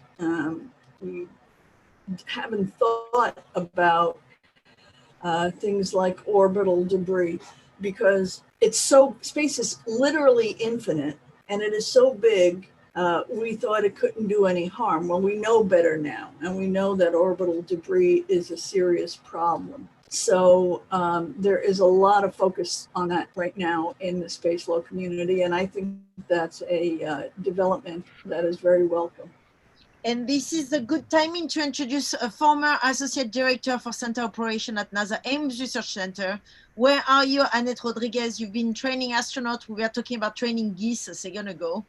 So maybe you have, some kind of thought process there. And then we also have Dr. Charles Smith, who was a former Deputy Director at NASA Ames Research Center. former chief engineer of exploration system development as well. And you've been involved in designing and overseeing the program of many different human exploration, you know, and, you know, spaceships and so forth. Where are you two? Welcome to the Moonbar. I am here. Do you see me? Yes, we can see you. Hello. Hello. Hello. I'm calling from California. So, yes. What did you? Dr. Smith is not here, so I have to give his apologies. But what can I do for you? What is the question at hand? I was getting a blanket because it's cold out here. Well, I guess we have Agnes here that has been looking into training and training astronauts and thinking about systems. Hi, Agnes. Well, yeah. And you've been training astronauts for how many years? For me, I trained the astronauts for the space shuttle when we were doing space shuttles, and we were doing experiments on the space shuttle. We were doing life sciences experiments with animals and with humans. So the humans, we were doing the same experiments on humans as we were doing with, in the case of my missions, they were rats and tadpoles and jellyfish. So we were looking at the effects of zero gravity on the animals as they were up there. So in training the astronauts, we trained for a long time, because when we started our training was before the Challenger accident. And we were supposed to be the mission, 2 missions after the Challenger accident. So after the accident, we had like 6 years in limbo. So we continued to train, and we continued to improve on our processes and our procedures. So we, you know, when we did it, we started with very basics, just them understanding the experiments with the principal investigators, and then practicing the whole mission timeline. So do you have any particular questions, Agnes? What is your training? Well, I have to say, training with the geese was quite different. We have quite a timeline, but it's not so precise, because the geese are also very big decision makers. So all the methods I had to develop them with them together, all the training methods. And it always took 3 days until they got used to some new material, some new surrounding or context. When I was wearing the spacesuit, when I made them to get used to the spacesuit, I first had to wear only the trousers so they could get used to it, to still recognize me. And then, you know, the way of exploring is with their beak. They taste everything and so, and after that, the jacket and so on and so on. So it's more common process with the geese. So So you were it's a very training open animals? experiment. Sorry? Right. So you were training animals? Yeah, geese, moon geese. Oh my goodness! Yeah. Yes, oh my goodness! I mean, very special geese. They were okay. I was wondering if these, if moon geese still exist on Earth, because they were first mentioned in a book from 1603 in Francis Goodwin. And the interesting thing is, at that time, it was a big question. Where do all the birds disappear? They went somewhere. Interesting. They went somewhere. So it was a big mystery. Actually, from very early, I just read some article, and even Aristoteles, he had 2 theories. Whether one theory was, I mean, they were all wondering where all these birds disappeared and came back again. And And one theory was maybe that the birds, they transform into another bird, which you can see in winter, and in spring they transform back again. So it's kind of So there species were a lot of transformation, theories. which is really interesting, I think. Yeah. And of course, Yeah. then there was the theory that they migrate to the moon. Yeah, and I was wondering if this special species still exists. So I started to breed my own mungus colony. And I started wow. from the egg, and printed them on myself to be able to fly with them one. I'm day. glad that we could make that meeting happen in the moon bar. Yeah. Yeah, it's a wonderful moon bar here. Xiaojin, one of our students, is gonna take the lead, and she's not gonna host the moon bar. Xiaojin, the floor is yours. You have Chuck and many other people arriving, so. Thank you so much. And thank you very much for the fruitful discussion, Agnes and Annette. We're really, it's our pleasure to hear the discussion, but it's probably a good time to introduce one other important guest for today's discussion, and that is our Chuck Law, who is CBDO of SpaceBit, the first UK mission to go to the moon. And it's a developer, SpaceBit is a developer of micro rover technologies and robot deployment system for space-based applications. Founded in 2014. Could you please tell us a bit more about you, your project, and also maybe where you are currently based on, where you are currently live from? Thank you. Okay. Yeah, hi, I'm Chuck Lauer. I'm Chief Business Development Officer for SpaceBit Global, and also I run the SpaceBit North America office, which is here in Michigan.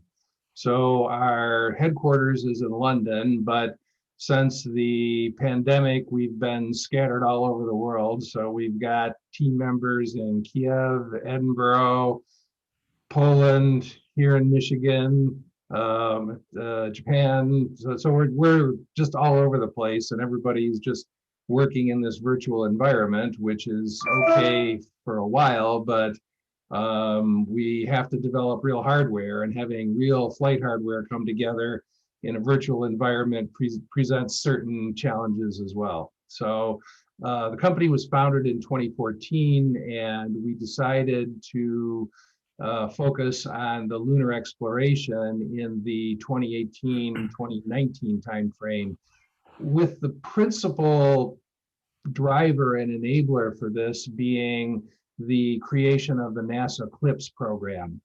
For those of you international that may not be following this very well, when the Google Lunar X Prize failed, essentially, after 10 years of trying to get commercial activity back to the moon, it didn't fail completely. It showed that private companies can develop plausible technologies to get all the way to the lunar surface and at least have a chance at a soft landing.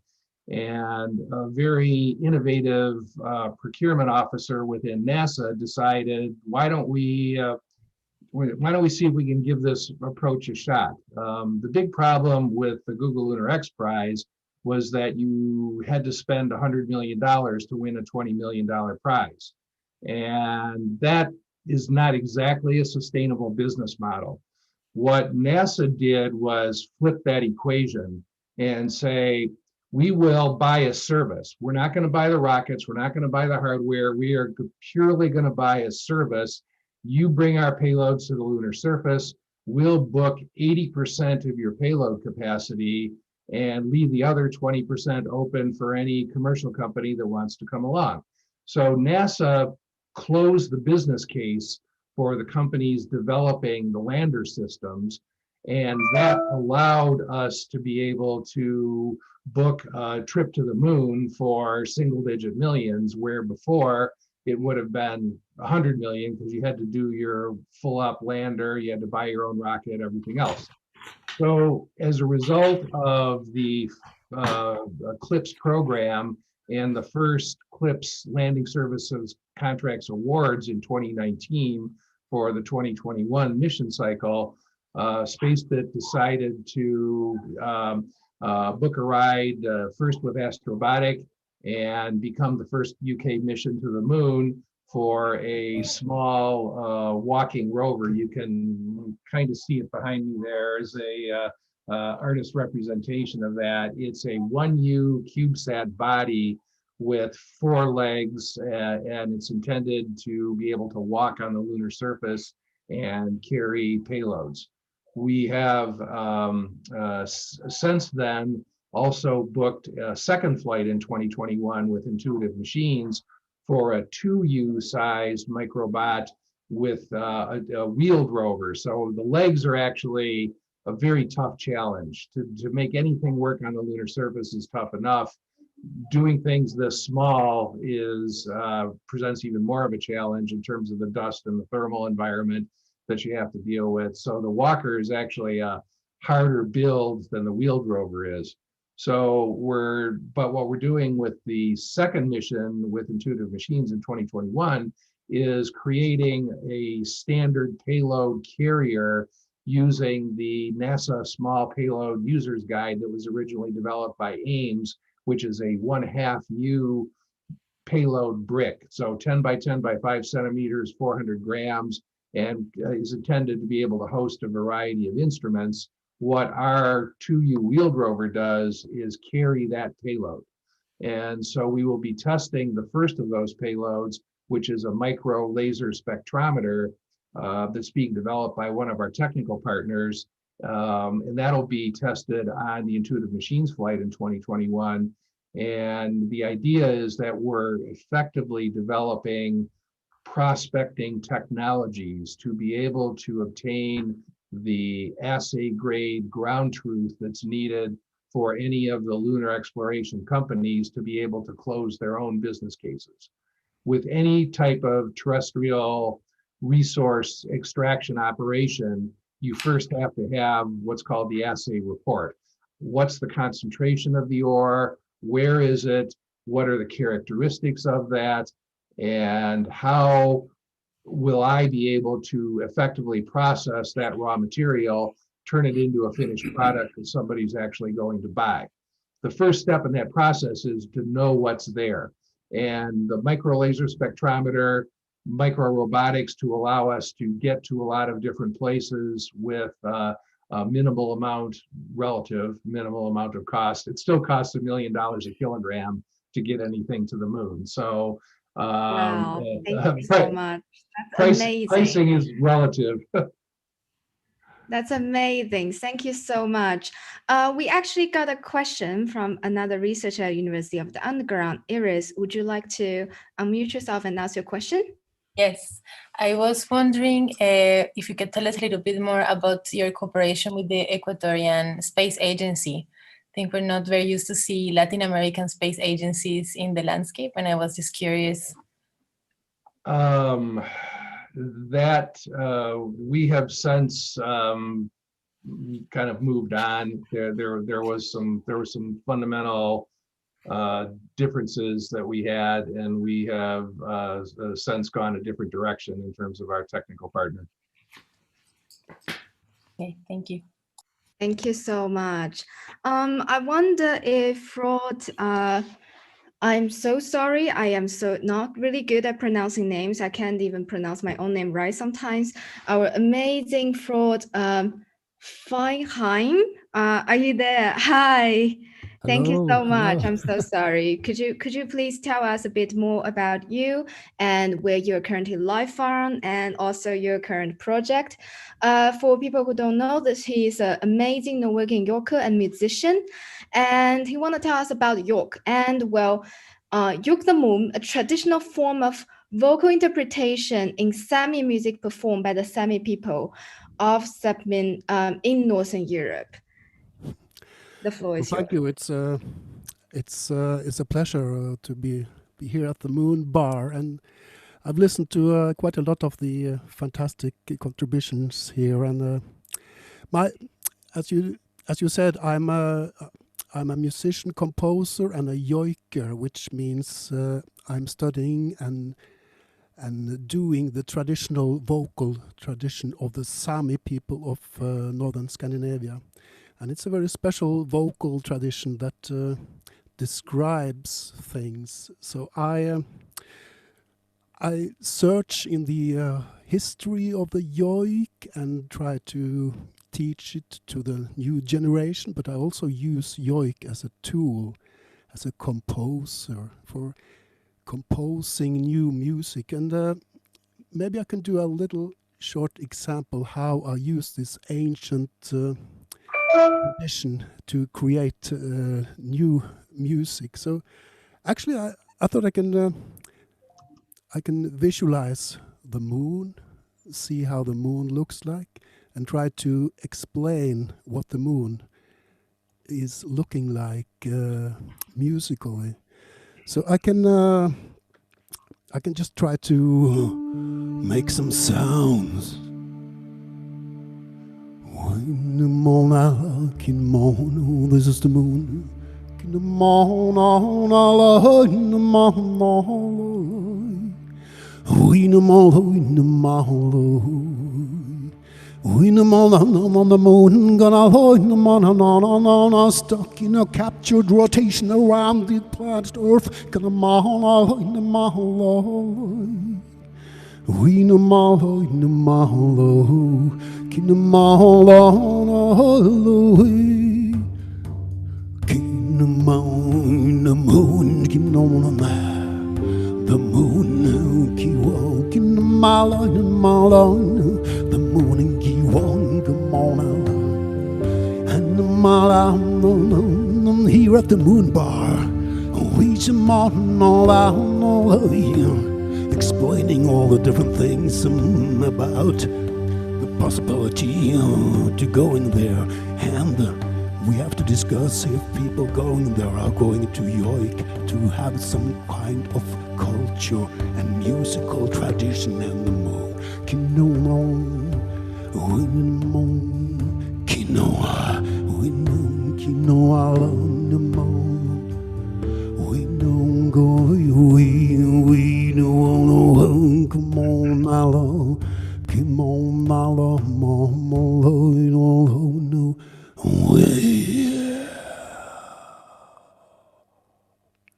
Thank you. Wow, thank you so much. That's amazing. Do we get any question or comments? Do you want to tell them about the Sami people? Of course, Nelly. The Sami people, as I said, is the, well, maybe I didn't say it, is the indigenous people of northern Scandinavia. We live in Norway, Sweden, Finland, and the northern part of Russia.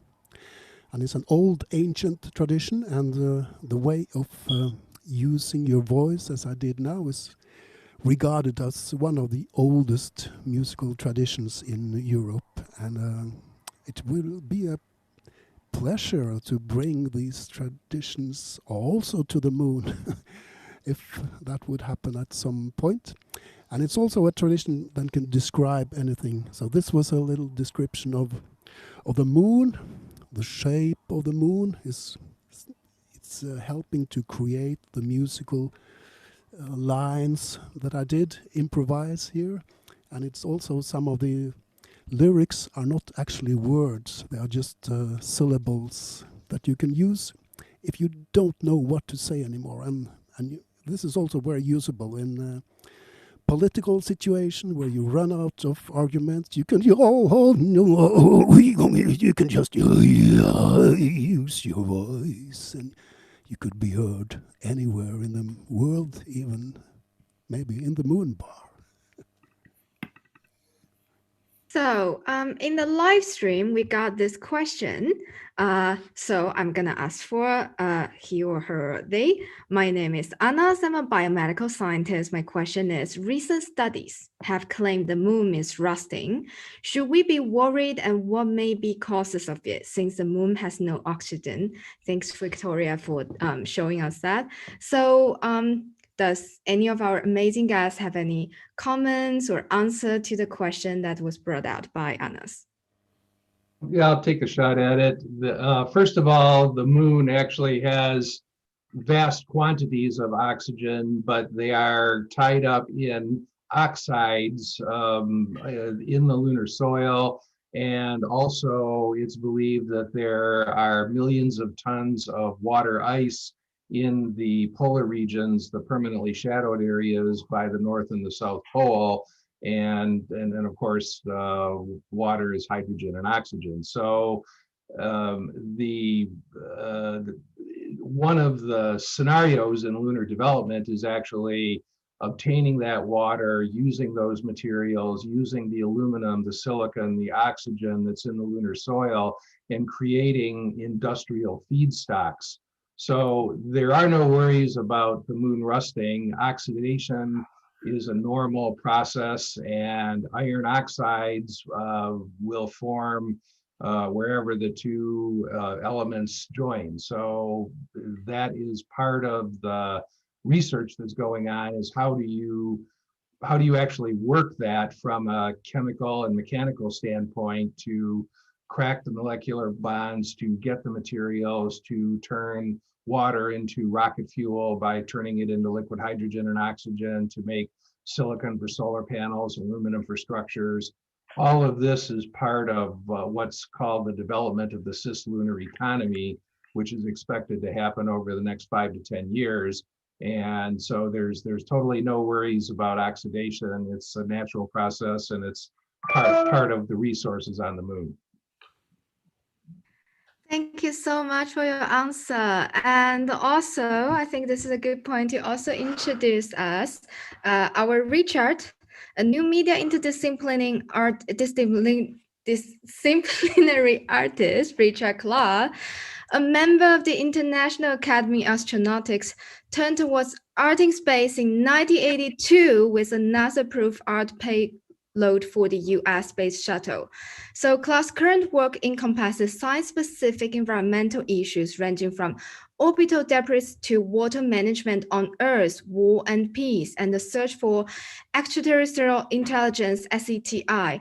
Richard will be showing A Giant Step, his Neil Armstrong Apollo 11 tribute with music derived from Armstrong EKG when he took the historical first step.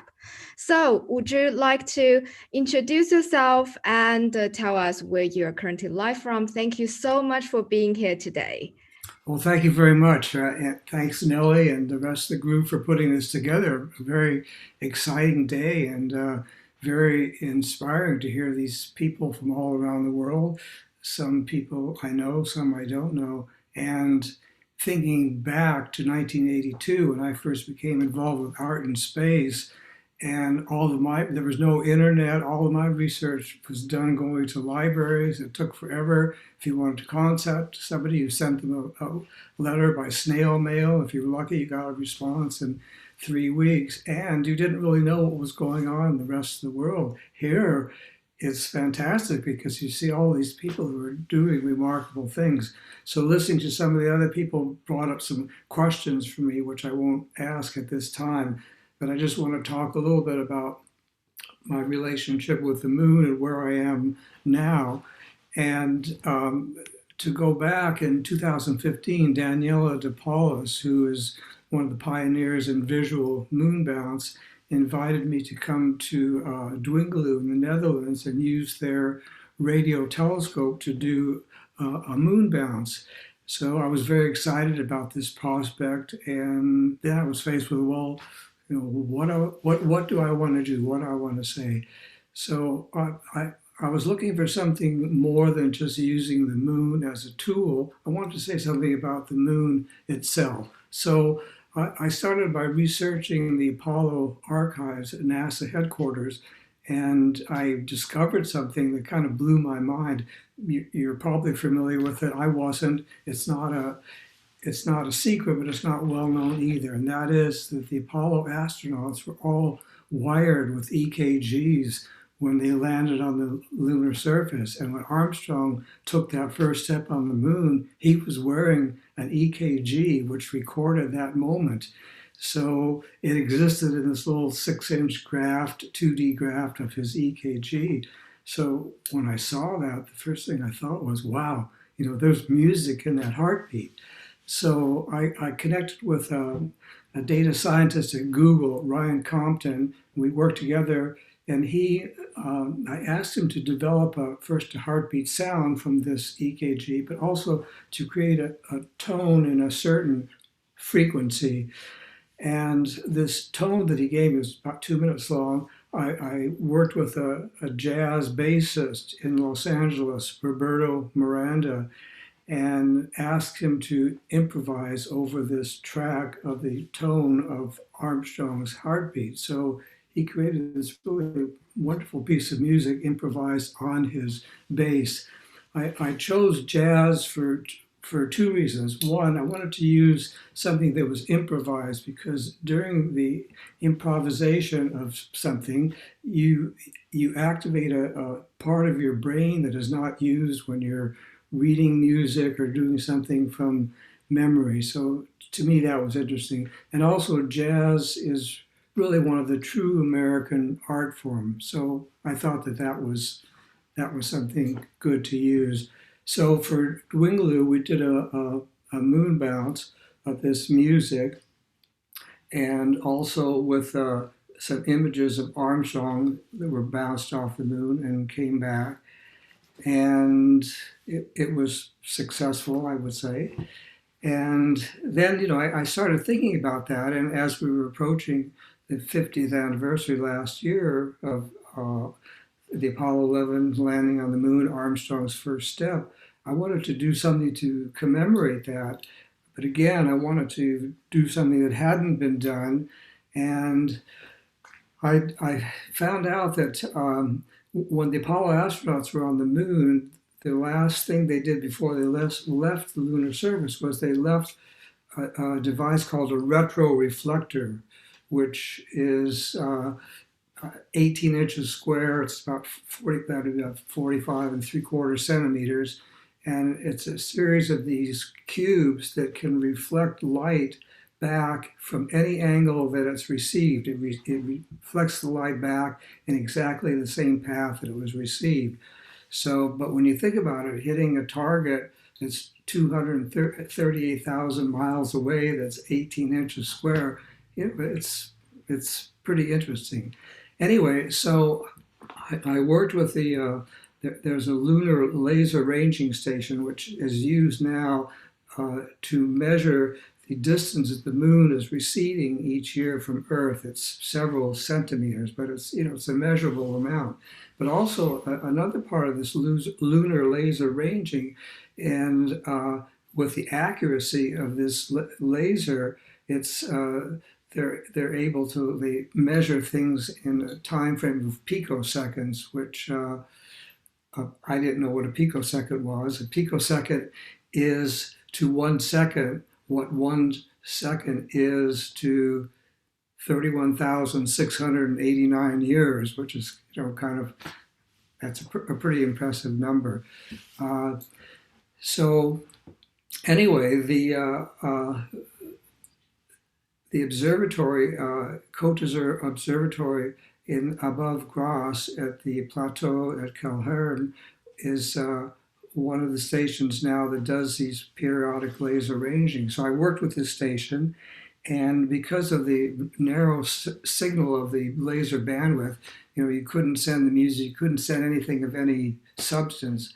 But what I did was I transferred Armstrong's words, "One small step for man." I transferred those into Morse code, and we pulsed this laser with Morse code at the retroreflector, but it was timed to the picosecond, right 50 years from the time that Armstrong took that step on the moon. And this is where that retroreflector was placed. So it was a way for me to reach out and actually physically, with the help of this laser, touch this spot on the moon where Armstrong and Aldrin had walked. So that's kind of what the project is or was in a nutshell. And I'm not sure, I can try and see if I can show you the video, which will give you the opportunity to hear the music. So I'm going to hit share screen. Okay. Thank you so much. Yeah. Okay, can you see this? Not right now. Is there anyone who wants to raise a question? Yeah, are there any questions? Or maybe would you like to post a link about your video maybe, because for now I think the screen sharing is not working. Okay. Yeah, I'll have to do that later, the link for the video. All right, that would be so nice. Thank you so much, Richard.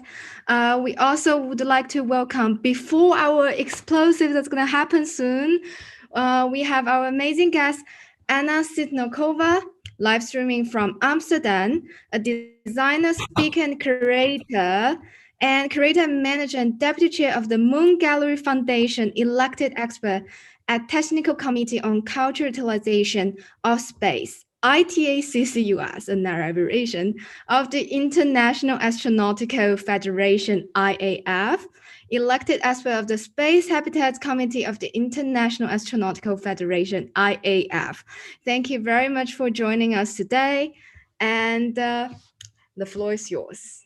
Hello, thank you very much for this nice introduction. Yes, indeed. So I'm here talking to you from Amsterdam, and I want to tell you about the project we started about 3 years ago with the Moon Gallery Foundation team. The project is called Moon Gallery. We intend to establish the first permanent museum on the moon, bring 100 artworks and artifacts to the moon in 2 years. And yes, because it's been about 50 years since art was last placed on the moon, we think it's really the time to go back, and not with just one artwork, but with a collection of 100 pieces. Because how do you select these very special pieces that would go to the moon? Luckily, well, we don't want to do that or to create, because it's very difficult and challenging. How do you select some kind of artwork to go to the moon? It should be something very special. So we want to bring this whole collection, and we have an open call where everybody is welcome to contribute. And if you have an idea, what would you want to send to the moon, please submit it to us through moongallery.eu website. We have like an open call, and we're now have already 60 artworks in our collection. And now we're in the phase that we're traveling with the gallery all around the world and trying to involve everybody to participate. With the Moon Gallery Foundation team, we're wondering what would be new ethics and aesthetics on the moon in the future, for the future moon village, for the future moon culture. And for example, how would art and sculpture work in 1/6 gravity, or how would new art forms, on what kind of new art forms could sprout there. But well, actually our open call is not only for artists, but to the community at large, and everybody can participate. For example, we have scientists and engineers also coming up with interesting ideas, and just to inspire you like what kind of things we've already collected. Maybe this gives you an idea of what would you want to submit as well. So, for example, one ESA scientist, he submitted us the cleanest air on Earth, which he collected at the South Pole, and he was doing like an expedition to Antarctica, because he thinks it's a great thing to start like with the purest air. This, well, as we've discussed, colonization is maybe not the right term, but habitation, so to say, of the moon. And yeah, so as culture is very important to bring, we see a lot in space exploration that it's very much run by scientists and engineers. But if we want to make it really truly sustainable, art and culture are extremely important. So we think, yeah, that's what Moon Gallery would represent. And please join our mission. Thank you so much, Sitnokova. Oh, just one very important thing that I didn't mention. Oh, how do you bring a gallery of 100 artworks to the moon? As we discussed, it costs like $1 million to send a kilo. So we want to be very compact and lightweight. The gallery is just 10 by 10 by 1 centimeter grid, and each artwork has to fit within 1 cubic centimeter. So that is like the main constraint for you to think about when you come up with your idea. That's awesome. Could you please also share a link for the open call if you have any in the chat? That would be amazing. Yes, I will do in a Thank second. you so much. Thank you. Thank you for introducing us, your open call and also your work. And now we're approaching the end of today. And we're gonna end today's session with explosive. And I think everyone has already seen what's going on in the background with Arthur van Linderthal, who is a former ESA European Space Agency artist in residence. Hi, and how's it going? Hi, it's glad to have you here. So, well, the floor is yours. We are looking forward to what's going on right now.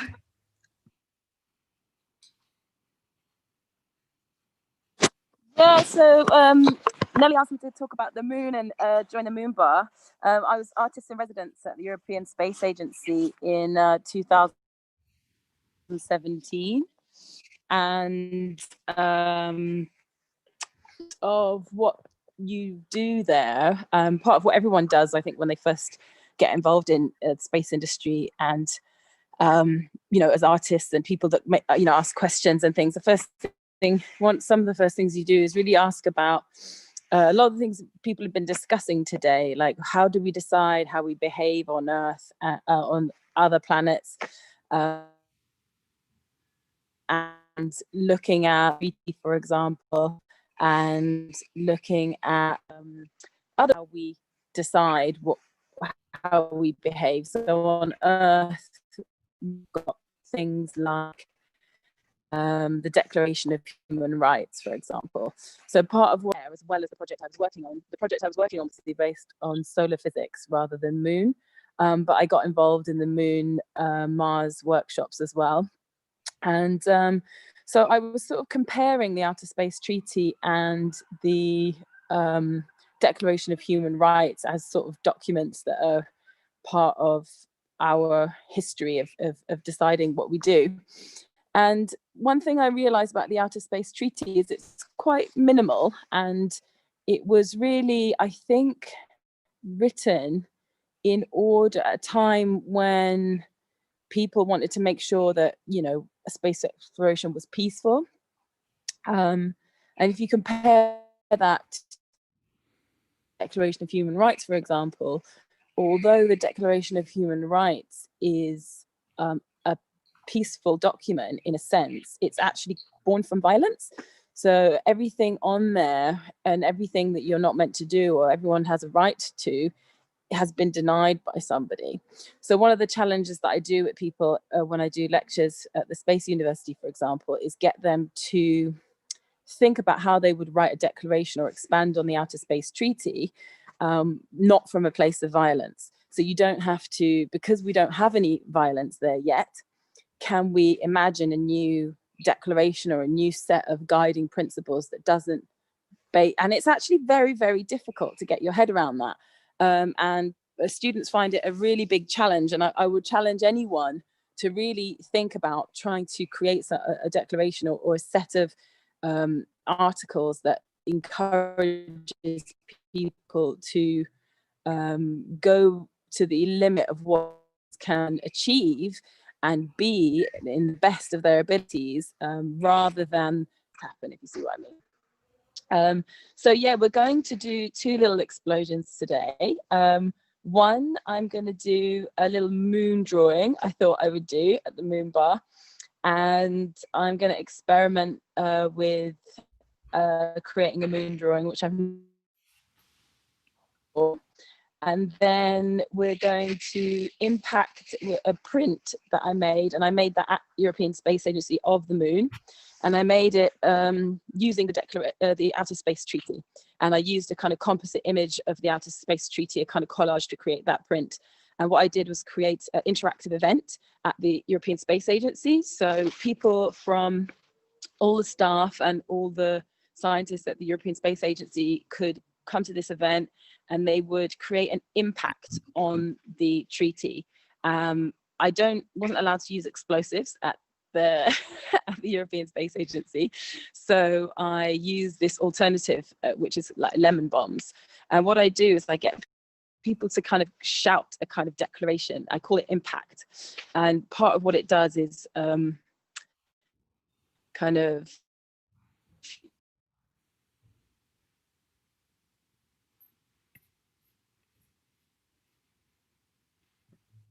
Hello, can you hear us?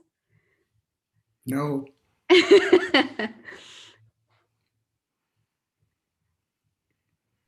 I love that this is when we have like the very special moment that this is when she's, I hope she's okay. Aoife, are you okay? Are you still with us? I'm excited to see what she launches to space, to be honest. I think she's maybe already launched it. She's here, I can see. Look, she's there, look. Can you hear me? Oh. Did you hear all that, or was I just talking to myself? For like 5 minutes, yes. No, okay, 2 minutes. Oh, no. We can hear you now, and we can see you. It's awesome. Oh, it's not.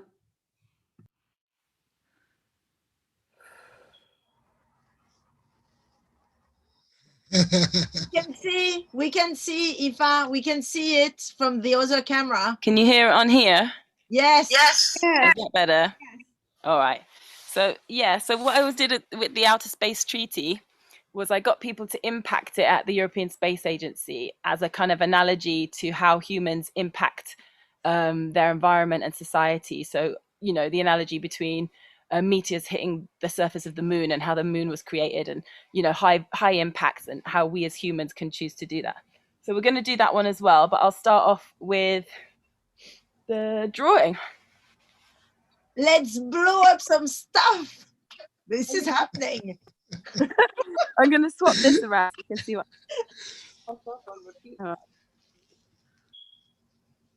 Here it is. Yeah, I can.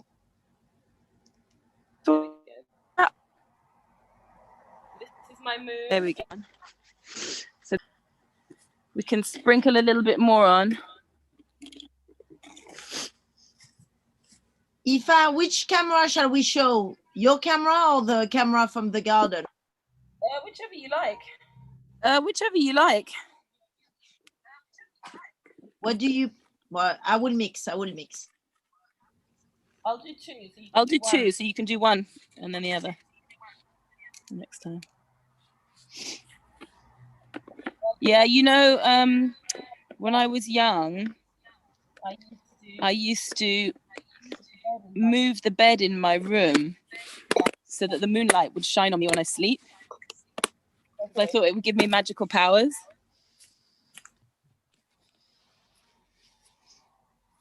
Okay, switch on my.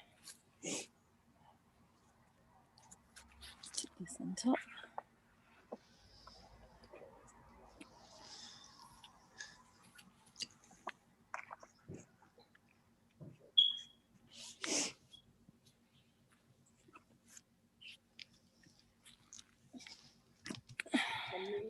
We need some moon rocks.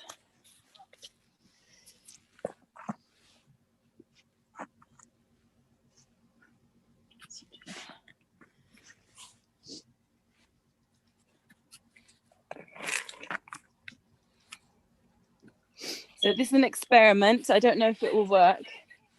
Everything's always an experiment.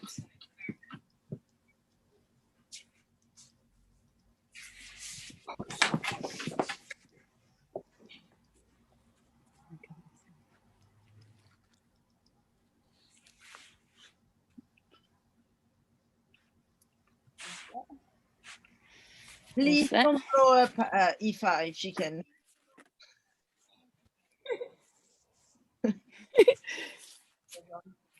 My goggles on.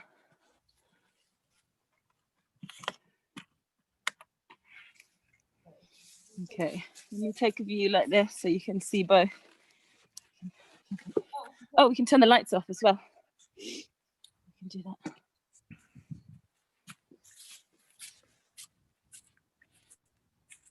I love how you're building the tension, you know. I'm like literally shaking. How about wait? So which camera shall we watch? This one. Just we say where we are. Maybe do the main one. Do the main one because this one's got no battery. Okay, no problem. Okay. We're gonna have a countdown. Yeah. Do you want to count down, everybody? Yeah. Yes. 10, 9. Come on, everyone. 8, 7, 6, 5, 4, 3, 2, 1. Oh. See how it came out.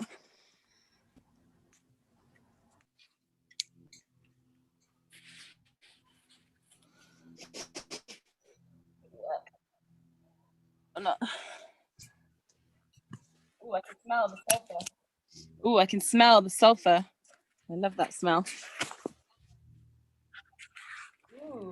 Ooh.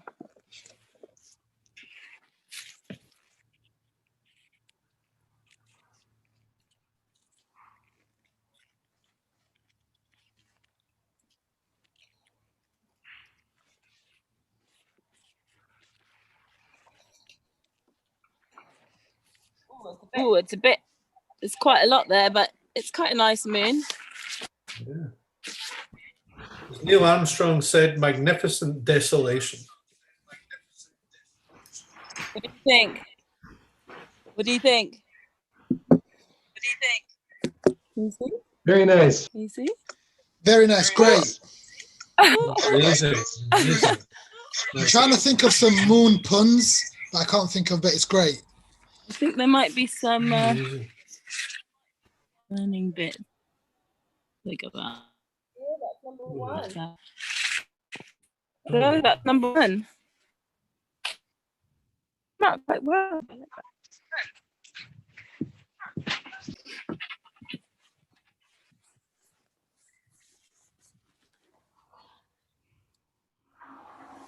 So with this one, I haven't set it up already, so I'll just set it up. But if you want to ask me any questions while I'm working, then I thought it's. And do we have any question from the audience as well? Because we have a live stream, so you can go ahead. What's the mixture you use?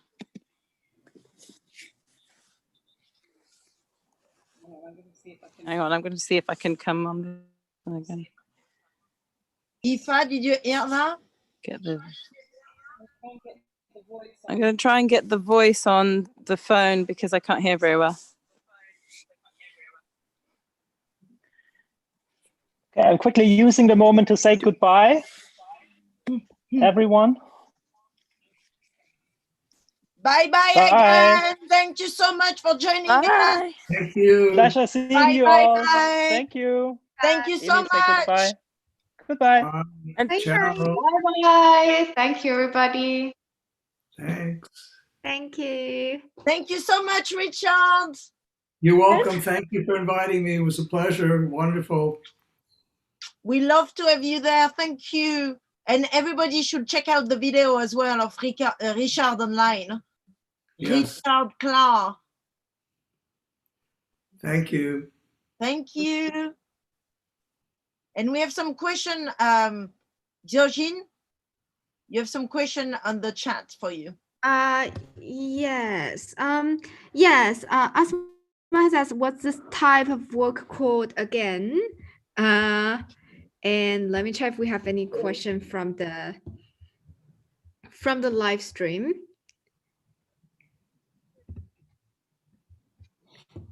Can you repeat that question? Yes. Asma has asked, what's this type of work called again? Could you please explain to us again? Thank you. These are gunpowder drawings. So I'm using gunpowder and different kinds of little bits of pyrotechnics. to make some drawings, basically. So the work I make, mostly with explosives, I do all kinds of different work. I was actually trained by ex-military, and I have a City and Guilds in explosive handling, including high explosives. So I can handle Semtex, and I've used quite a lot of high explosives in my work, including det cord and a lot of army kind of grade materials. But the drawings, the gunpowder drawings, are the easiest thing to make, and I can make them in my backyard. So they're really nice things to do. They're really nice things to do that people well, and people can join in as well. I quite like letting people working together with people. If they want me to explain something for them, together, we can do it together. Thank you so much. I think we have 2 sound running at the same time. I love how you ask your questions, Yoshi. Thank you so much. She's just telling you that she can blow up anything you want, and you're like, thank you so much. Yeah, come around the corner in my kitchen, blow things up anytime. Amazing. We actually have a very out-of-dated question. So Anas, actually, I'm so sorry, Anas, I didn't see your question early. Very interesting point about human rights deriving from acts of violence. In case we encounter extraterrestrial life form, what laws would we apply? Does anyone want to have any thought or comment want to share on that?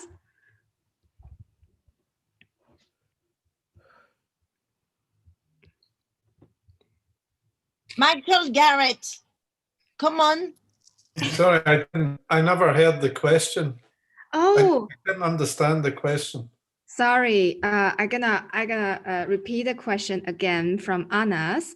Interesting point about human rights deriving from acts of violence. In a case we encounter extraterrestrial life form, what laws should we apply? Oh, that's a good one. I would almost pass that on to Richard, I think. I don't feel qualified. There is a chart, but there is a chart. Michael, what are you telling? There is a chart, a SETI committee chart for extraterrestrial. If we found extraterrestrial intelligence, there is a process. Well, Richard's part of the SETI committee, so I just think he's better qualified to talk to it than I am. Oh, well, I would say the laws of decency and universal feelings, if there is such a thing as universal feelings.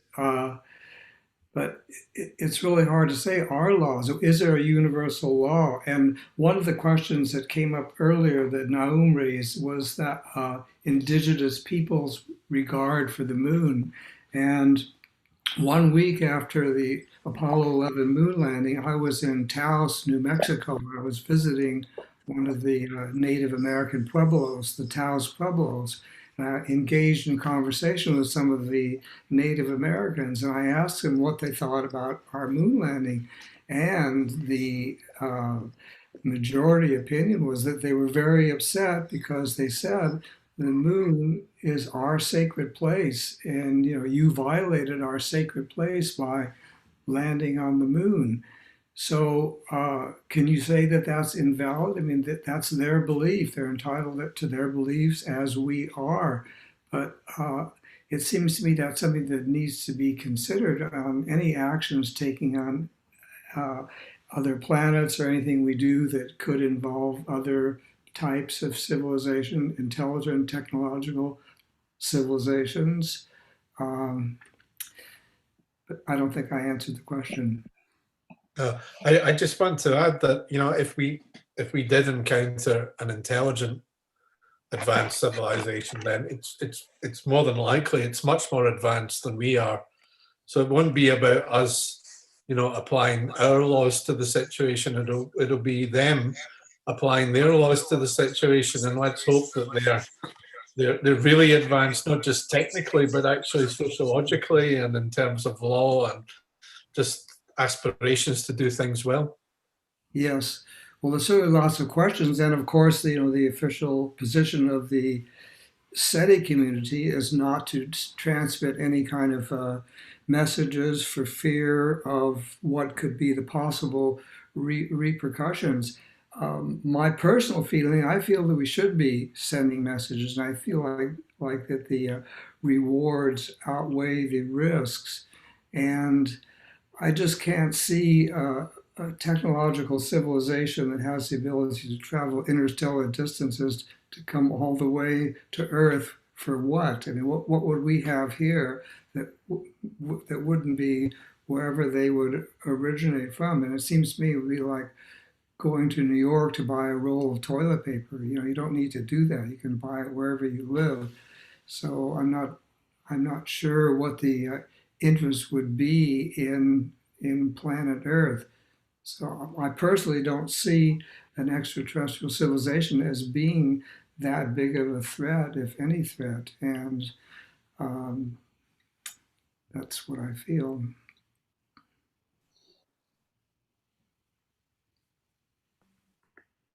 Awesome. Any more questions? What is still doing? Maybe we can speak about Michael Robot. I mean, Michael, you have an R2-D2 right inside your living room. What is that like? Michael, you can hear me? I can hear you all right. That's my friend. He moved in with me half a year ago, and we're living together here with my family and R2-D2. That also, when you asked the question about extraterrestrial life, and Richard said we should apply the laws of universal feelings. We all know that R2-D2 has feelings, but what about those aliens that might not have feelings? Maybe they don't want our feeling laws applied to them. So R2-D2 is watching you now. He can't process all the images, though. He can only process 1 or 2 faces at the time. Okay.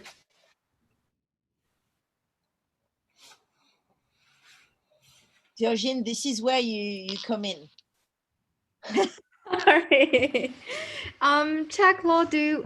Do you want to share some thought on what Michael just said? How about you pull Majid a bit? Hi, Majid. Can Majid hear us? Is Majid dancing? Majid is at Four Seasons Total Landscaping. That's a magical place. Yes. Hello, Magic. Can you hear us?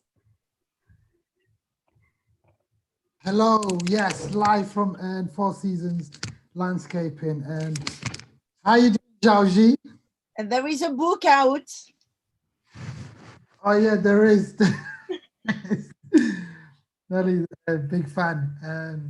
Honestly, I'm sure everyone's going to be thanking you. I know we're coming close to the end of the session, but honestly, thank you so much for Nelly and everyone that's put on this amazing session of amazingly talented people together from all parts of the world. So thank you very much, Nelly, and everyone that's been involved. Victoria, we've had Nisi, a lot of people were involved. Michael Garrett, where is the Darkfield Darkfield team? If you're here, make yourself known, but there has been a lot of people involved in that. Definitely. Zhaoji doing a great job as well. Yes, amazing. Incredible. Yeah. May I ask what kind of roommate this robot is? How is he to live with? What's he doing? Oh, he's very quiet at the moment. I haven't gotten to get his sound processor ready. He's just processing images and trying to find faces in what he sees. So it's very quiet to be around. Just needs constant recharging. Otherwise, very easy to live with. In daily life, he's a quite agreeable, quiet roommate, or? Yeah, he can. The problem is that sometimes you exchange with? Sorry? Sometimes you have some nice dinner chats with your roommate. Yeah, I can log into his brain and see what he thinks. So yeah, and then he can get my input. So it's a two-way conversation actually. He just doesn't make sound, so he's really quiet. Oh, look at that! He's reacting to that. It's interesting. It's interesting you said he. You like that? So it's a he. it's interesting. It's by definition, it's R2D2. R2D2 is an astromech that with is a male R2D2. programming. That's R2D2. I mean, look like him, but I didn't want to like. Hang on, that's R2D2. There he is. Hey, Artie. So I think we're ready for this little one. And Ready. I'll put my Second phone explosion. right next to it. So hopefully you get an up-close shot of the fire coming out. Which camera shall I put? Maybe the phone one. Can you see that?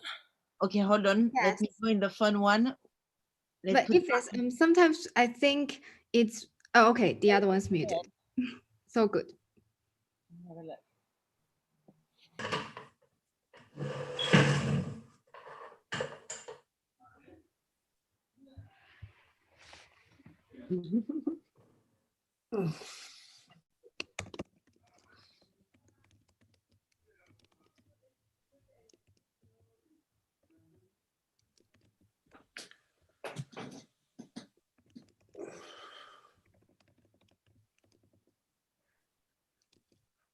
We have a glitch on that camera. We have a glitch on the fun camera. We're gonna move on the big one.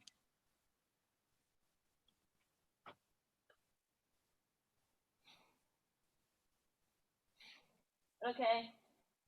Well, I'll leave it there anyway, and then just see. Okay. Are you gonna blow up the phone as well? Countdown. Okay, calm down. It's okay. I'm due for an upgrade.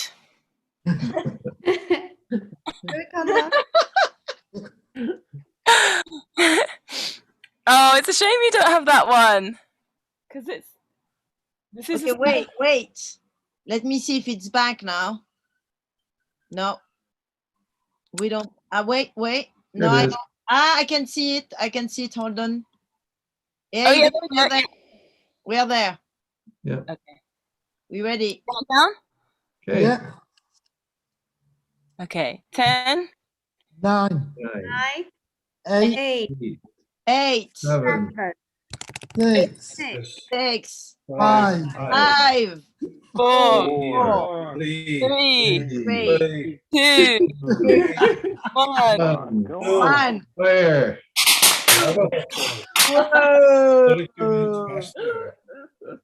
It's a very pluralistic countdown. Not timed. Multi-universe count. What a time to be alive. What a time to be alive. I mean, look at this. We're blowing up stuff into someone's garden.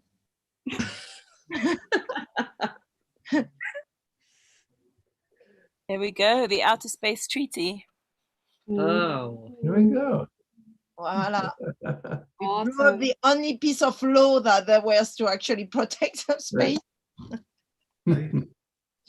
Okay, well, with that, thank you so much. I'm blowing it up non-violently. It's not violent. It's a love bomb, not a violent one. Thank you, Nelly. Love bomb. Okay, so here it is, everybody. You can actually blow up explosives by, pure act of love. This is something we've learned today. Well, it's nature, isn't it? Yeah. It's hard to nature. Universe is full of explosions. The whole universe is an explosion, so you've got to explode things. It's normal. Very good. Yeah, thank you so much, Jackson. Do you want to close the session? Yes, thanks everyone for this amazing day of a crazy non-stop live stream experiment, and thank you for coming to the University of the Underground, and thank you, Nelly, for putting everything together. And everyone, all of the speakers. Huh? All of the speakers. Yes, thanks for all of the speakers and everyone who have joined the discussion, and also everyone who watches live stream right now. The University of the Underground is this charity that supports students from all around the world, founded in February 2017, a charity and a true pluralistic and transnational university based in the basement of nightclubs, with headquarters in Amsterdam, London, and actively working with both institutions and nightlives. Thank you very much, everyone, and See you. Thank you so much, thank you. everybody. Thank you. you. Yes. Thanks a lot. Multiverse Universe Day. Thanks. We will upload the program into the description of the YouTube as well. If there is any missing link or anything, it will be all in there. Massive thank you to Victoria and Nisi, and everybody that has helped to put this together. Michael Garrett, Darkfield Event, all of you guys, Natasha Patterson and so forth. I hope you're watching. And to all of our speakers, we love you dearly. Majid has got a book out, please. Thank you so much to everyone. And we're going to close the live stream. I don't know what happened if I close the live stream. Victoria, do you know? Victoria, do you want to say something? No, I'm pretty exhausted and my brain is fried, as yours is. I think when the live stream happens, it will just go back to the graphic and it's over. So, final goodbyes, I guess. Game over. Yeah. Game over. Bye-bye. Thank you, everyone. Thank you so much. Bye-bye. Bye. Salut à tous les deux. Bye. Bye. Thank you. Bye. I'm not going. Wait. Okay, you want to speak more? Tell us, Majid, what do you want to say? You can hack into the live stream of the University of the Underground live. Tell us about the art of disruption, everybody. Imagine Majid right here, activist, politician, head of program at the University of the Underground, and also author of The Arts of Disruption. Honestly, I'll be honest with you, this year has been a very interesting year. It's been a difficult year. It's been a year filled with lots of emotion, shall we say, yeah? And honestly, one of my highlights is definitely, and Nelly's going to think I'm joking, honestly, is being more involved with the University of the Underground. And I implore every single one of you to check out the website, to look at the amazing work they've done in the past, because there's a lot of resources, but also the amazing work that they're doing at the moment with the New Politics National Futurism program. But even then, we've got some exciting projects lined up that we're going to be starting in March. The key thing is honestly to get involved. It's going to, I believe, is one of the forces for good in this world. And I'm just honored to be part of it and working with the wonderful Nelly Ben Hayoun. You're the best. Hey, I'm receiving a message from Zoom. You cannot minimize Zoom when you are recording this meeting. We're not minimizing it. We're only going bigger, Zoom. What are you telling us? Nelly, they don't even know what you've got planned and prepared for the moon. I don't think the moon is prepared what the world's got planned for What's it. coming is explosive. Absolutely explosive. Well, thank you so much for watching us. Bisous, big hug. Thank you, Majid. We love you. Bisous, bisous, on the moon and back. And every single speaker who joined us today, this was incredible. At the end of this, well, clearly right now, we're not going to be able to rethink completely system, economics and politics and sociology as we know it, but we hope that somehow we've started some seeds. And and the next is going to be seen into the students' work, and they will be presenting live. When are they presenting live, Majid? In March, beginning of March? No, yes, beginning of March. Come back to the March the University 1st and 2nd. There would be a live presentation of making new worlds from the students of the New Politics and Afrofuturism program.